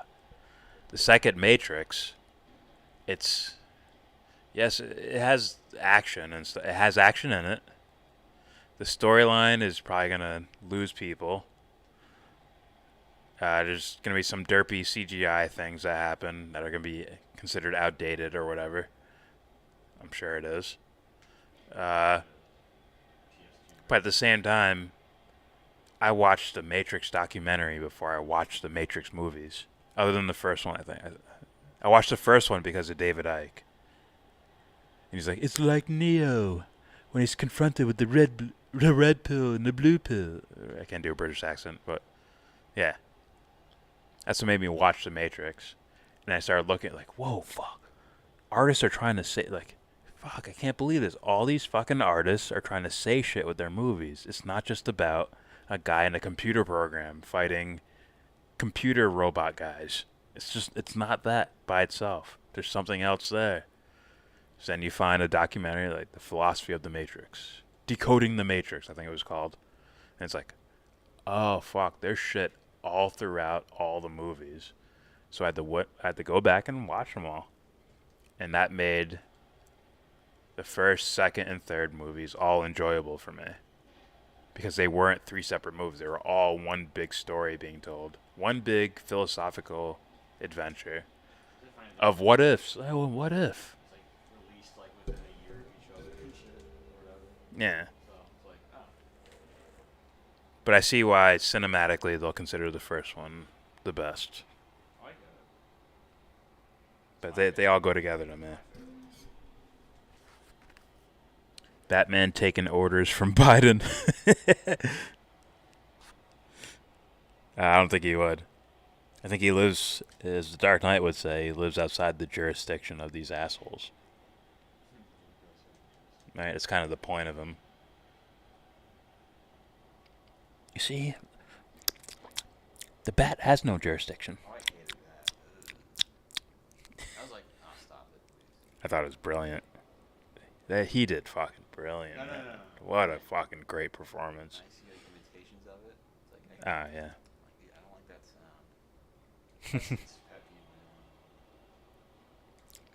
Would you like to know which one of your friends are cowards?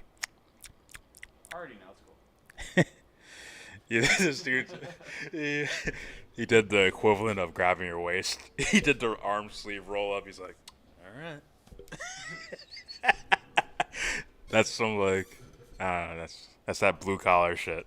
You roll the sleeves up like, no, I'm gonna fucking kill you now. All right.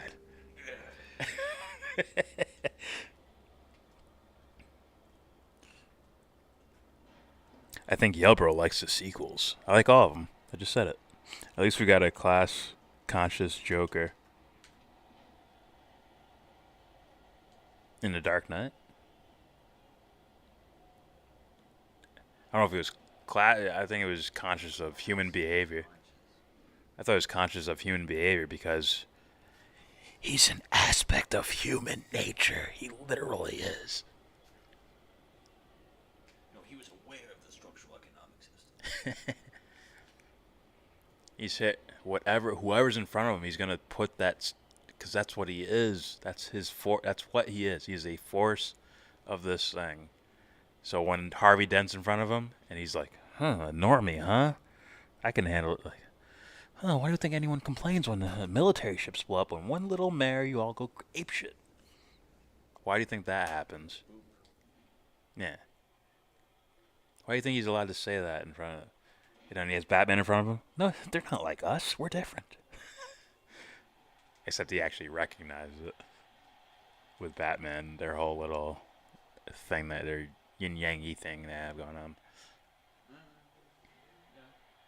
Oh, they definitely. No, I'm just saying. Like, look how it turned out. Joker 100% recognizes them, but Batman can't quite recognize Joker. That was definitely part of that story. Oh, no, until he started spinning. The scene, the last Joker scene actually, where he's hanging upside down and the camera slowly pans to make him right side up. It's like now Batman's starting to understand what the fuck this guy is. It's like it's essentially the Lucifer character, the Lucifer effect. Those aren't doctors; they're bad guys dressed as doctors. The clowns are actually innocent civilians. It's like.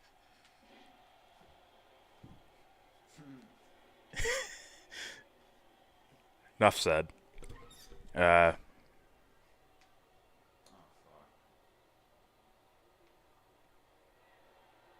second Matrix was okay. Is that the one with the albinos? Albinos? The twins? Oh, the dreadlock motherfreakers that turn into ghosts and shit. It was a lot of the shit. The style is all derpy to me, like fucking latex leather, all that fucking shit everywhere. Can't fuck with it. But like, oh, that's your style of thing. The core story is still amazing to me. Or, an amazing attempt. I think Nolan could have told that while adding all those philosophical concepts without, like, throwing it at you like The Matrix did. The Matrix is like, simulations, simulacrus, here it is. Read it. It literally put the words on the book and pause it so everyone can see that this is where he's hiding his computer paraphernalia. Right? Follow the white rabbit. It's like, okay, guys, I got it. What else you want me to do? How about his door number? Find your bliss. Know yourself. Like, it's so in your face, trying to tell you that we're doing something here, guys.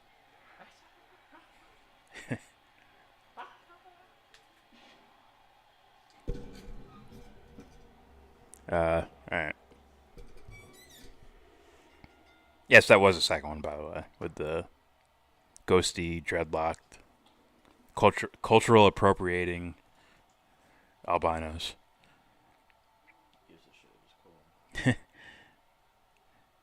My answer is that it has Monica Bellucci, so no, not so bad. Yeah, she's round salsa.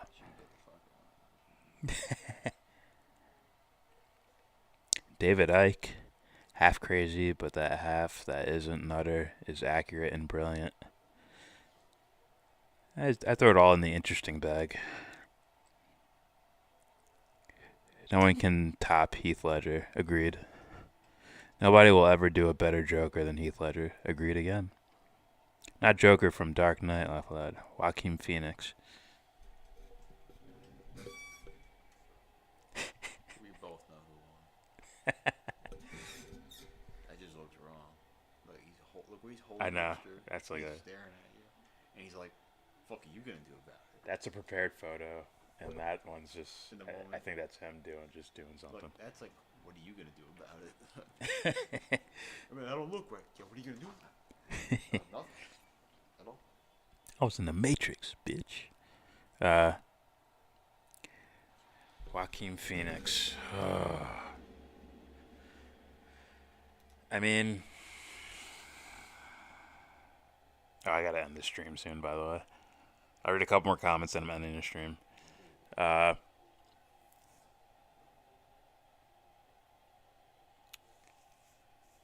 guess you could say from like an acting perspective, he fit what they were trying to do, which was mentally unstable guy who finally had enough and takes it out in the world. It's like, for what he's given, Which is boring to me, but I get it. Huh? For what he's given, okay, do this. All right. Oh, he's a great actor. So. He's a great actor. Done some films that I consider top notch, but not everything. Right. I think he's like an actor's actor. Like, Oh yeah. Like a Daniel Day-Lewis. Let's not put him there. Daniel Day-Lewis, 100% goes for meaning in every film he does, and acts his fucking ass off. An actor. Yeah. Not like, I dabble. Oh well, there's fucking Meryl Streep. She's an actor's actor. Yeah, that's what I mean. But not everything is like Daniel Day-Lewis, where it's like this movie has to have something in it, right? Even if it's something where you think it's a artsy fartsy film, like I don't want to say Gangs of New York. What's the other one? I Drink Your Milkshake. What's that fucking movie? There will be blood. Where like that looks like an artsy fartsy movie, but you look into it, it's like it's artsy fartsy, and there's fucking there's something being said here. Haven't seen it, but I bet there's some shit there. All right.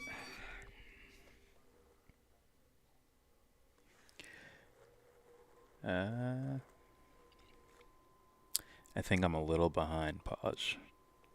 Mark Hamill was the best Joker. Don't try this at home, kids. You mean the animated series?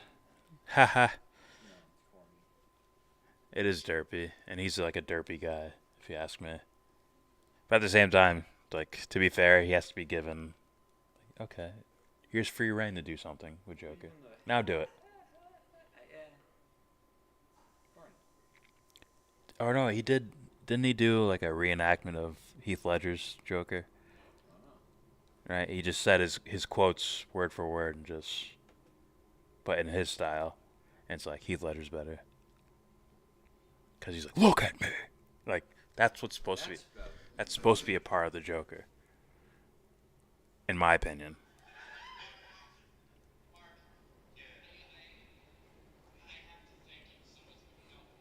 Looks like you gotta do everything yourself.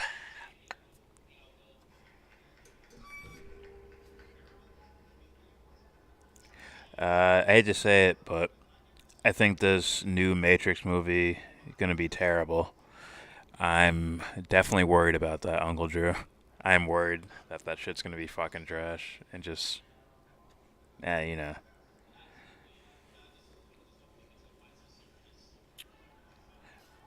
Guys, no deleting messages, please. Propaganda, you fuck. Propaganda. You're not even fucking talking in the comments, you fuck. Unless that was you the whole time.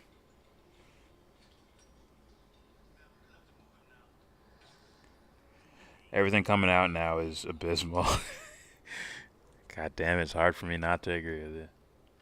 There was one Charlie Kaufman movie that was on Netflix, and there's also Tenet, which is also very interesting. I need a second viewing, but there's 100% shit in there. 100% things I like, like subtext and shit.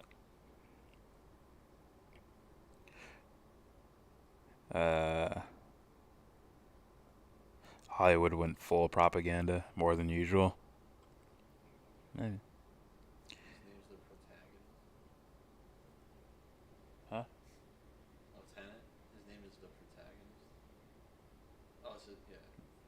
No, he has a name. As the protagonist, the CIA agent. This is what it says here. Maybe he didn't have a name, because I don't fucking know his name. Like I said, I need to watch that movie again. When Larry Wachowski says Matrix was about transitioning, uh-oh. Oh, some people think they stole that script from some lady. Yeah, but then I hear fucking Vendetta, so it's like... Yeah. And also they made a full documentary produced by the Wachowskis talking about the philosophy of the Matrix, so it's like so I don't think it was all about transitioning. Maybe it was about what opens up the idea for someone to start transitioning. Maybe. Damn, yeah, bro, the second half of this interview is the best part. I'm sorry, it's late. I'm tired.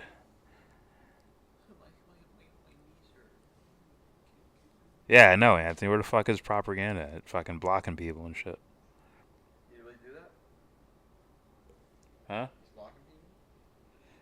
He blocked a comment from this person, from Sean Christian. It was the Mark Hamill one. Mark Hamill was the best Joker. Don't try this at home, kids. Where am I? Nolan Joker is a remake. Animated series is the actual thing. I doubt they did what they did. I doubt it. I doubt there is a comparison to what Nolan and Heath Ledger. I doubt it. There is no. I doubt it. I'm telling you right now, I look for it. Maybe there's like certain motifs that are from the what is it? Don't tell me. Fuck. What do you mean by motifs? Wait. What's it called? The Killing Joke? It's multiple things. The Killing Joke. There's the other one, the Frank Miller thing. Yes. And There's a bunch of influences there. I shouldn't have said motifs either. I meant like there's certain little like character story nuances that are in there. Yeah. It's just this concept. But filmmaking speaking, I've seen so many fucking films. I'm telling you, son. It's like that was fucking brilliant what the fuck they did. Even the very beginning of the movie, when it's each dude picking each other off, and they end up saying like, oh, Joker was like, he like planned for them to all take each other out to lead to him at the end. Like, that's the narrative they're telling you. What are they telling you the Joker is, man? cracks a pool stick in half and throws it. Like, all right, whoever wins. All right, whoever wins, go ahead. What is he doing? The boat scene. What is that? Why is he constantly pitting people against each other like that? Why is he battling for the soul of Gotham? It's not just about just killing people. You're crazy. I'm not crazy. What do you think that is? Now, I know, what's Fuckboy's name? Fuckboy Robbie Martin's going to tell him, well, it's about neocon planning to start the Iraq War, whatever the fuck he's going to say. At the same time, it's like, I've seen a bunch of artwork, man. Something's different about this. This isn't just some, we're trying to get you prepared for U.S. surveillance. It's like, huh? That's tunnel vision. Tunnel vision? Sure. I'm sure it is. Which means if he sees, right, if the military, right, is called in on Batman and the police are wearing military-esque, like, attire and, weaponry and all that, it's like, Yeah. see, look, normalization of the hooded films. It's like, anything else going on? Like, why'd they explain the surveillance of other people as being unethical in the movie? You're like, this is wrong. Lucius Fox literally says, this is wrong. Yeah. And he's portrayed as, like, one of the ultimate good guys. Yeah. Not like a Batman hero beating up evil, but, like, as, like, you're like a voice of morality here in this movie. That's what you represent. Him, Alfred, right? Rachel, they all represent, like, a voice of goodness. They all represent, like, a voice of goodness. So it's like, huh. But, yeah, I mean, my God, if these artists aren't saying it, I mean, it's like, did they do that by accident? I have to say no, because they made a documentary for that one, where they said the psychology of Batman. What the freak? Listen, it was an accident for 3 movies that were all spaced out. So The guy who probably wrote the movie. So they made a documentary featuring all the writers, actors, directors. They made a documentary called The Psychology of Batman, explaining why they're doing things a certain way and how these things are archetypes that Batman has to deal with. Oh, he has to deal with fear, has to deal with lust, has to deal with this or that. They actually played around with Catwoman in that regard. They made the other girl lust. Talia. They made her lust in a way. Like, she's the projection of all the good things, and like, she's such a sweetheart and a normie sweetheart that just blah blah blah, and Batman attracts to her, right?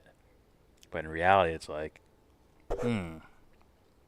this one with the dirt on her. The girl with the dirty face is actually the legit one.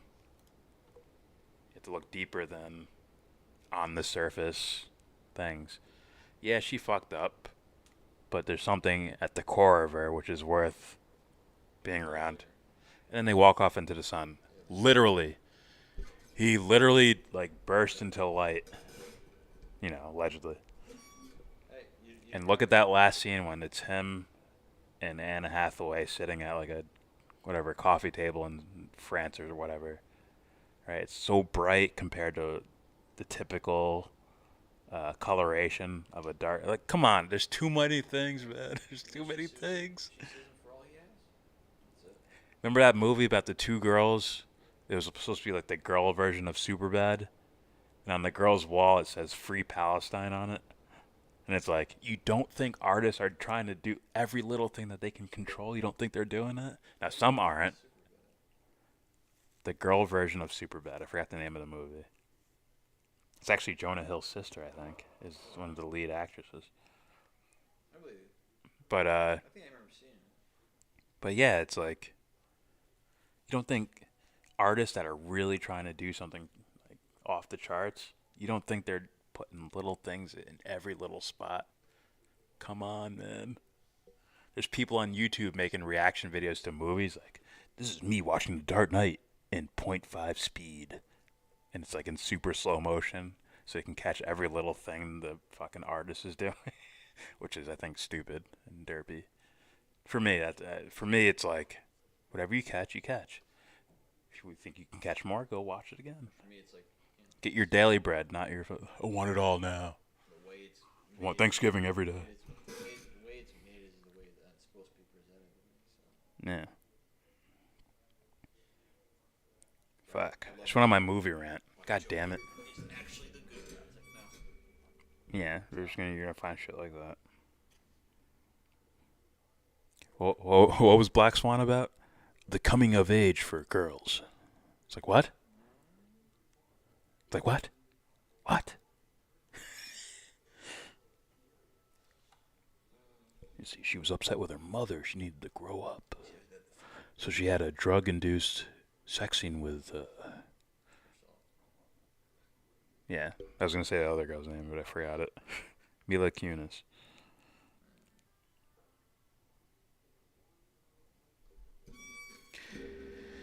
Alright, where was I? The Matrix also ripped off a comic called The Invisibles and drew a lot of cyberpunk anime like Ghost in the Shell. Oh, for sure. Nolan's movies are, I don't know what that word is, pastiche of beats from the comics. They're great movies. What do you think has more depth, the Bible or a movie adaptation of it? Because that's a whole, like, that's the thing. Let's say someone tried to make a Bible adaptation in some degree. Actually, Darren Aronofsky kind of did with the movie Mother. But it's like, depends. Like, if I say something like daily bread, it isn't bread. My bread isn't the same as James's bread. Right? If he's a more visual person, he'll get more visual cues because that's the thing he attracts to. If I like reading words and imagining it, that's where my bread is. Does that make sense? I'm saying if there's this thing, if there's this metaphysical force in nature called daily bread, it's like, oh, sorry, you're blind, so you can't watch The Matrix, so no bread for you. It's like, no, it's gonna mold towards the person themselves, the individual. It's your symbols.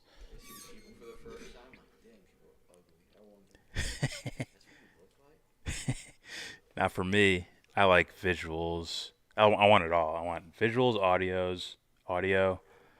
I want to be able to read shit. I want it all at the same time. Pause. So movies work the best. Movies, TV shows work the best for me.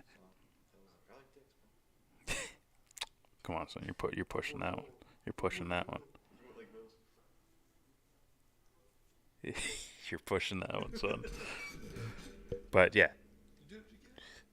Right? It's like, it's like Network. Why? Why me? Because you're on TV, stupid. The fuck else do you think it? So what the freak? You're on TV, stupid. That's why you're getting this special shit.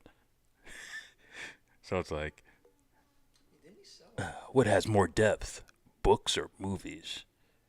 Which one are you watching? I'm gonna watch a movie. There's gonna be more depth there for you. How about if you read a book about this? I lose attention when I'm reading. Yeah, I end up getting distracted. Oh, so there's no depth there for you then. You can't really see it. You wouldn't be able to see it even if it was there. So what's the fucking point of you reading the book? Go watch the movie, asshole. It's practical. Why me? Because you're on TV, stupid. I thought that's one of the most brilliant things I've ever heard, ever. It could have came from a book. It could be just from that movie. It's fucking brilliant, though. A voice of God. Why me? Because you're on TV. That's why. It's like there's no special thing. Like, it's like you're no better than anyone else, but you just happen to be on TV right now. Stupid. That's why you. That's brilliant, man. But anyways. But Batman saved the day by spying. He couldn't have done it without being unethical. Batman had the AMP device. Oh, no, that's Anthony. Batman had the AMP device to find Joker. Batman is the elitist ubermensch that knows what's better for the masses than they do.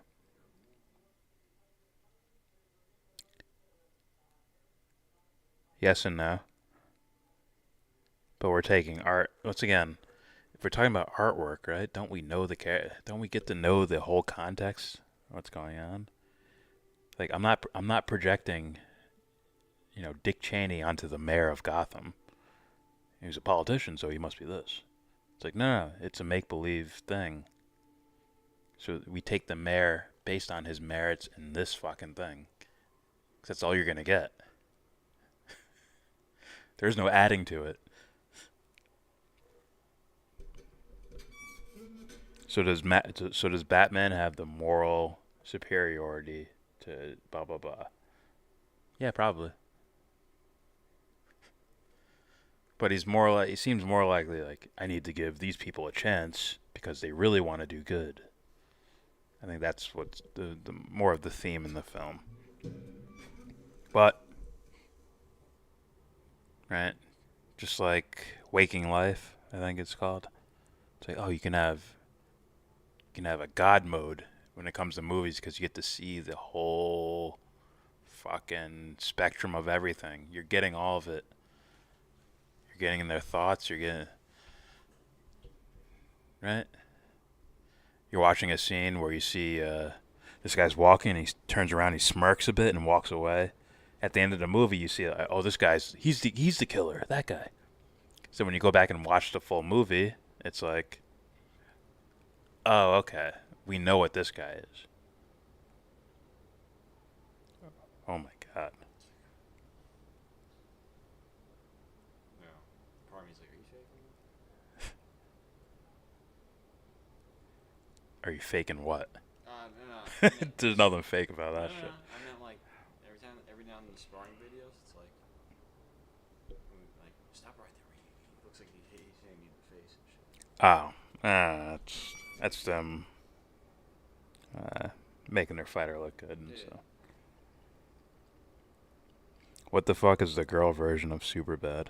God damn it, I have to look this shit up. You fuckers. I'm about to go to sleep. Yeah, I know. So take seconds. If I just Google that. Girl version of Superbad.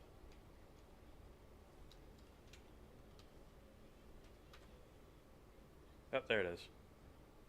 Don't call it female super. Book smart. Did you tell me that? Oh, Alice already had it right there. Book smart. Let's see. I'll check this out. I didn't really care for the movie that much. Oh, it sucked. For me. I'm sure there's some shit there.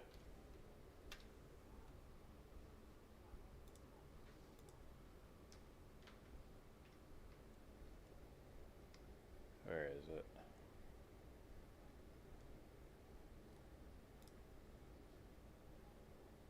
Ah, right there. Yeah, I see it right here. There's a bunch of shit here. Black lives. Yeah. Oops.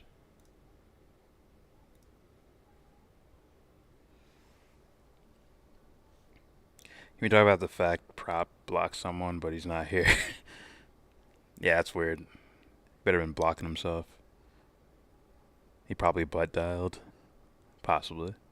And that translates to justification for the creepers to make decisions like that in real life. No. How's it feel to get exposed? I kind of made my explanation of the whole God mode of viewing films. Talking about archetypes and characters. At the same time, like, okay, let's say it's me. All right, I'm in that position. All you do is click this button. You can read or you have the whole internet. You can see everything everyone's doing on the internet to find whatever, some guy who's going to nuke the world or something. Like, oh, I trust me with that. Just being honest. Now, me, I'm not going to be, okay, look what Tammy's talking about now. Oh, shit. It's like, I'm not even going to notice any of your shit. Just being real with you. I'm going to breeze past it. Also, the movie seems more like a symbol for the, I don't know, collective unconscious. The shit we don't show everyone that's in our deep down in our psyches, which is a perfect hiding place for who? Whatever the Joker represents. But, yeah. I guess in a non-symbolic, real scenario, I could do it and just completely skip past any of your conversation, not giving a fuck about it. I'm just looking for this one thing. But, you know. I will take that responsibility and place it right firmly on my shoulders. Pause. I don't know if it's Judd Apatow. Olivia Wilde directed this. Oh, word. You never heard of this movie? I thought it was hyped as fuck. Alright, guys. That is it for me. Your fellow neocon Jordan, who is willingly open to spying on everyone. I know. If we were more popular, that shit would get clipped in a second. Look what I found on the imperialist website. The yellow brick roads. Alright, guys. That is it from me. And I guess James. I'm gonna go, smoke weed and watch Fear the Walking Dead. I can't just go home and sleep. Nah. Eat something's gonna keep me up longer. It's like, fuck, I just ate. Doesn't that make you want to smoke? Doesn't smoking make you want to watch a TV show? Doesn't watching a TV show then lead to sleep? Yes, okay. There's my order. There's my, my string or... Every other psycho trusts themselves, too. But there's a question. How do we know? How do we know? Usually the psychos run away from now. Welcome to the Lucifer effect, as I call it. But if you don't push the button, the other boat will push their button, and you're going to get blown up. So maybe you should push the button first. It's like, oh my god. He's prepared for you, both of you saying no. Yeah. It's like, well, guess you both gotta die. He's like, without, like a dog chasing cart, literally on to the next thing already. Fuck, I could talk about certain movies forever. I can literally do that, so I'm gonna stop myself. Go ahead. It's fine. Oh, it's a joke now. Just abruptly end it. Anything's dangerous to an ignoramus, let's be honest. Right? Anything can be dangerous to an ignoramus. But, alright. That's it from us. Thanks for watching. If you're new, if you're lurking, please subscribe. Unless you don't want to, then don't. Don't forget to share Devon's Journey to Recovery GoFundMe link in the description box. And with all that said, give this video a thumbs down. Say you wanna get in, and then you wanna get out. When you get the money to buy yourself a castle, how will you wear your leisure? You zipper back and front on the fence together. Weekends in leather, flip to the right and slip back to the left. For handshakes to the ranch, and small